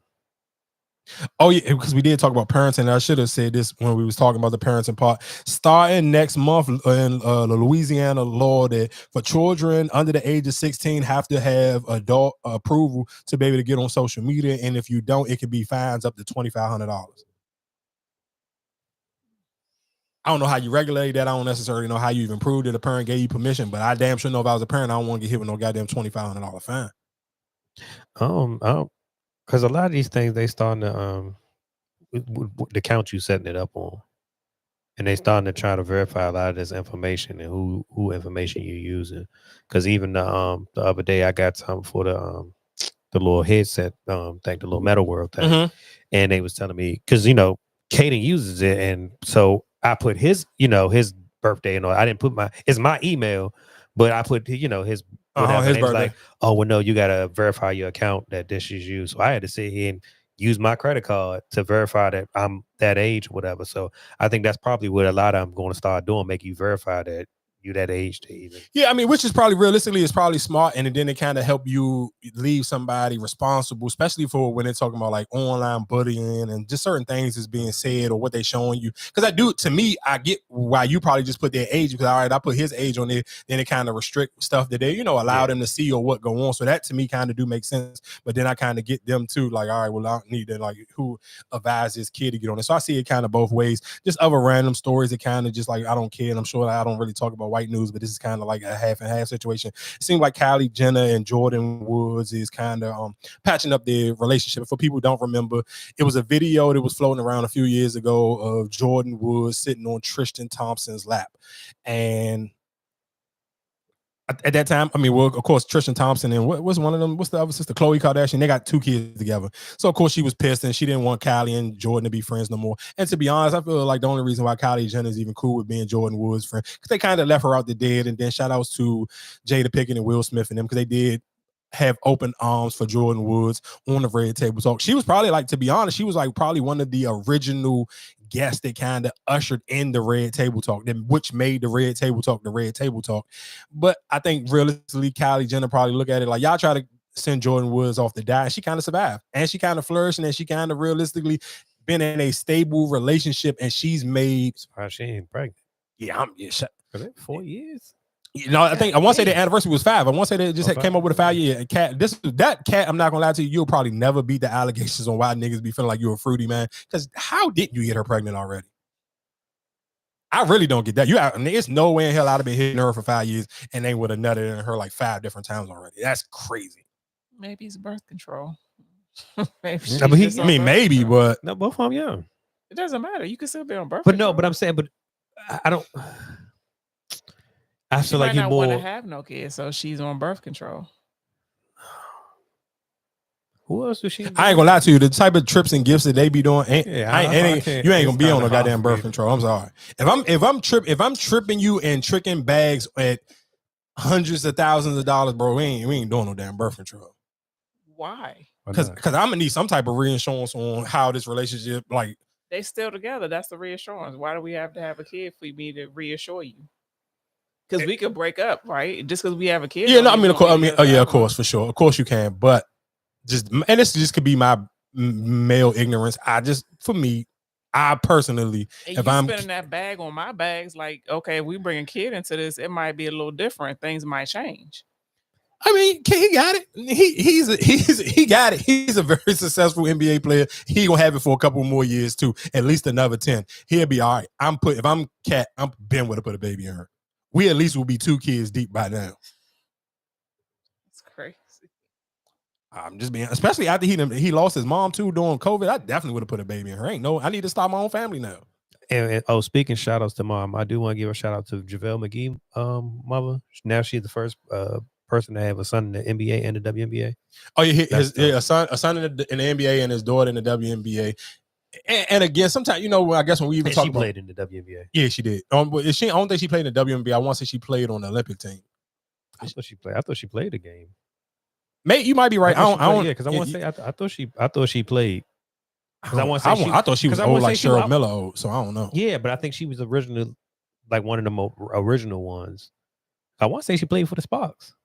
I mean, you might be right. I don't necessarily know. And what's so crazy though? Of course, because I'm not about to make it like I'm some super WNBA like back then. And I do feel like most of us probably seen some form of WNBA games back then. But you know how many teams they had that I forgot that they even had? It's not teams no more. Because It was more. Nigga, it was a lot. Houston don't even got a team no more. They talking about trying to get a team back, but the Houston Comets won 4 championships. That whole Cynthia Cooper, when we talk about them, Teresa Witherspoons and all of them, they played on that Houston Rock. That Houston Comets. They don't have a team no more. Detroit, I seen a Jonah post about Detroit trying to get a team back. They had one. They don't got one no more. Charlotte, they had the Charlotte Stings. They don't got one no more. Sacramento. Yeah, Sacramento, because that's when they were saying the Warriors colors wave look like the old Sacramento jump. Yeah, they don't got no one. So it's a lot, but it's a lot of cities trying to get one back. What else? Toronto just got one. Yeah, Toronto got one, and then Golden State. Golden State will have theirs next year. And that's what, again, sometimes I be thinking something. I hear people keep talking, and they was like, "Oh, I hope the Indiana Fever don't get Paige Beckhams." They're not going to be able to. The number 1 seed is going to be to the goddamn expansion team. Y'all just start watching sports. Any year that it's an expansion team, the team that gets the number 1 draft pick is the expansion team. So, ladies and gentlemen, Paige Beckham is going to the Golden State team. It's not going to happen. Her and that girl ain't going to play on the same team. That I promise you that won't happen. What else I was trying to say? Oh, yeah, of course. Like I said, Power is returning this week. So we will have Power breakdowns from now on. When they ended, he was on the Breakfast Club today, and I wish they would have asked him about the way they breaking it down. They're supposed to be breaking it down into. It's only 10 episodes. Oh, it's only 10, so they're gonna break it down to 5. Yeah. Oh, that shit. And so September, that's the rest of the. Yeah, that's gonna blow me. Damn. And that's it. Yeah, that's gonna blow me. And yeah, of course, this Friday, Sunday service, the remix, Lotto and Meg Thee Stallion will be on. I don't know if somebody else gonna be on there, but Meg brought out Lotto in Atlanta, and they previewed the song. In Atlanta. So Meg, and of course, like I said, Meg is dropping the album. I believe, what is it, June 20? Was it 26th? 28th? Oh yeah, June 28th. 27th. Yeah, one of them. So she will be dropping the album. So I can't wait to hear that Sunday service verse. I know she's gonna black out on that one. And then shout outs to Meg for holding it down, because Atlanta, her show got canceled and postponed like 3 different times because Atlanta did have like a crazy water main break, like where literally the whole downtown Atlanta was flooded. So it was kind of like that. When I seen the videos of that, she kind of looked crazy. I don't know if I did talk about this, but I don't think I did. But Roddy Ricch basically said I'd be a billionaire if I got $1 for every time somebody said I fell off. I don't believe that one, Roddy Ricch. Because you nigga, you ain't back yet. That song you put out on Friday, it was cool. It was cool. I like it. I don't fuck with it. It was cool. That's all it was. It was cool. Matter of fact, I can't. 2 things real quick before we roll. And I meant to talk about this earlier, especially when we had the conversation about the head part. What age was you when you stopped having sex with your boxers on? Because I do think for men, you like, and that's why again, I definitely wish I would have had this conversation when we already was talking about the head and stuff, because that was appropriate for that. I just kind of forgot, but I wanted to have that conversation because I just kind of remember just like, that's again to me when I'm talking about just older stuff, like when you get older, how you advance in sex. Because now when I look back when I was young, and not gonna sit here and say I was childish, because you just probably just realistically. You mean putting it through the pee hole? Yeah. Not you can still have your drawers on. Like you can pull your drawers down. That nigga, bro, it's the same thing. It's still childish as shit. Putting it through the pee hole, yes, but your drawers still on. I mean, if you just pulled it down and you, nigga, what's the point of keeping? What fuck am I keeping my drawers on for? Nigga, everything that require you to get butt naked. But that come to me. That's why I said what age? Because I feel like that comes with an age. Like when I'm over a certain age, nigga, I'm gonna put my drawers back on after sex, but I'm not having sex with drawers on. Only thing I'm gonna leave on is socks, because it's just like, bro, I'm not taking my socks off. Like for what? But everything else is just like, I look back at it, I forgot what I was listening to, but that just seemed, I'm like, no, that is very childish. And that's why I said this is like certain conversations. We talk about experiences when you grow, when you're older. Because one, you might keep your boxes on when you're young because you were scared, oh, if somebody parent come home, I don't want to be butterball naked, or whatever the case may be. So I get it when you were younger, or if you having sex in a car, whatever the case may be. Like places you have sex in the time and you having sex when you're young, you kind of want to keep your underwear on, but that's something when you look older, and it's like, hopefully you at an age where you don't have to have sex, where you still need to have your drawers on after a certain age. And then you look back at it and it just be kind of like most niggas, if you was having sex with your boxers on, that's when you was wearing them cheap ass boxes in the first place. Where it's easy to just use the access hole of the fucking, like, come on, dog. That's just, yeah, some things you just get too old for. Had them young. And last topic before we get out of here, Rick Ross. Shout outs to Rick Ross. Rick Ross had his car show again, and it definitely was a successful joint again. Damn. And people were complaining because niggas was like, they was in the line for 3 hours and the tickets was damn near $300. Jesus Christ. I don't necessarily know why that line was 3 hours, but I'm sure because you got to go through metal detectors and and I'm sure. And I feel like that's because the crowd, because it's so packed. Everywhere, a lot of places now, I think they're getting bad, and that's the thing. I would say that I'm upset and just experiencing when you charge me all these fees, and then I get to these venues and I can't just walk straight in. What you mean? Why would you be able to walk straight in? You just said you got to go to the metal detector. I'm talking about walk like it. You holding the line up like it's a go-go type of. You know what I'm saying? Like it should be enough doors open for me to just walk. You know what I'm saying? Not waiting while I'm missing the show because I'm waiting in line, to get in there. That's what I'm saying. But I mean, for a car show, I kind of think that's kind of different though. But that's crazy to have people outside and you pay $300 for 2 hours. I'd be pissed. And I would be. Heat. It's not like you inside. You out in the heat. Then I'd have been sick. Yeah. And again, like I keep saying last topic, but Little Caesars, because we talk about Little Caesars on here like once or twice, because Little Caesars definitely used to be my spot. I haven't crashed out, and I be anytime like when I'm just out and about in Baltimore, I always just be having those moments where because Baltimore got endless Little Caesars pieces like all around Baltimore, so that's kind of like I just be seeing and I be tempted and I be like, no, don't do it. But anyway, Little Caesars was ranked as the most affordable fast food restaurant. Number one is the most affordable fast food restaurant in America. And I seen a lot of, and but I seen this on Twitter, and it was Sexyy posted this, and I just looked in the comments, and so many dudes was like, niggas really love Little Caesars pizza, but women will make you not eat Little Caesars pizza because that you eat that cheap ass shit. And I told you that whenever that time me and you talked about Little Caesars pizza on here, I told you that was women who would clown you and talk down on you if you ate Little Caesars pizza. And it was so fun. That's why I said I love to sometimes read in the comment section because you see so many men who have had the same experiences you had, like women literally pizza shaming you, like, you eat Little Caesars, that shit cheap and this, that, and the third. And it was like, but for most dudes, you eat it, one, because we hate spending money on food, but then two, the pizza's still fire, and it's even more fire because I only spent $5 for however many a whole large pizza. Now, of course, it's not $5 no more since the pandemic. That is two things that the pandemic ruined for me. Little Caesars $5 pizza, and of course, y'all know Sylvester's going up damn near on my $10 meal, damn near making it a fucking $15 meal. But yeah, shout out to Little Caesars. Little Caesars is still way cheaper than everybody else. The prices is not even comparable. I even seen some people in the junk posting up little specials that they had like $3 for whatever these little rolls that they got coming out. They like $3.99. You can get however many. So shout out to Little Caesars for keeping it affordable and giving you probably diabetes at the same damn time. But again, we here each and every Tuesday, ladies and gentlemen, especially for the podcast people. You can tell people where you can find us at. And we back. We got it back. And then shout out to everybody that was on. Damn, we almost been streaming for like 5 hours, 4 hours and 42 minutes to be exact. Ladies and gentlemen, we will be here each and every Tuesday. Tell a friend to tell another friend. Like, share, and subscribe.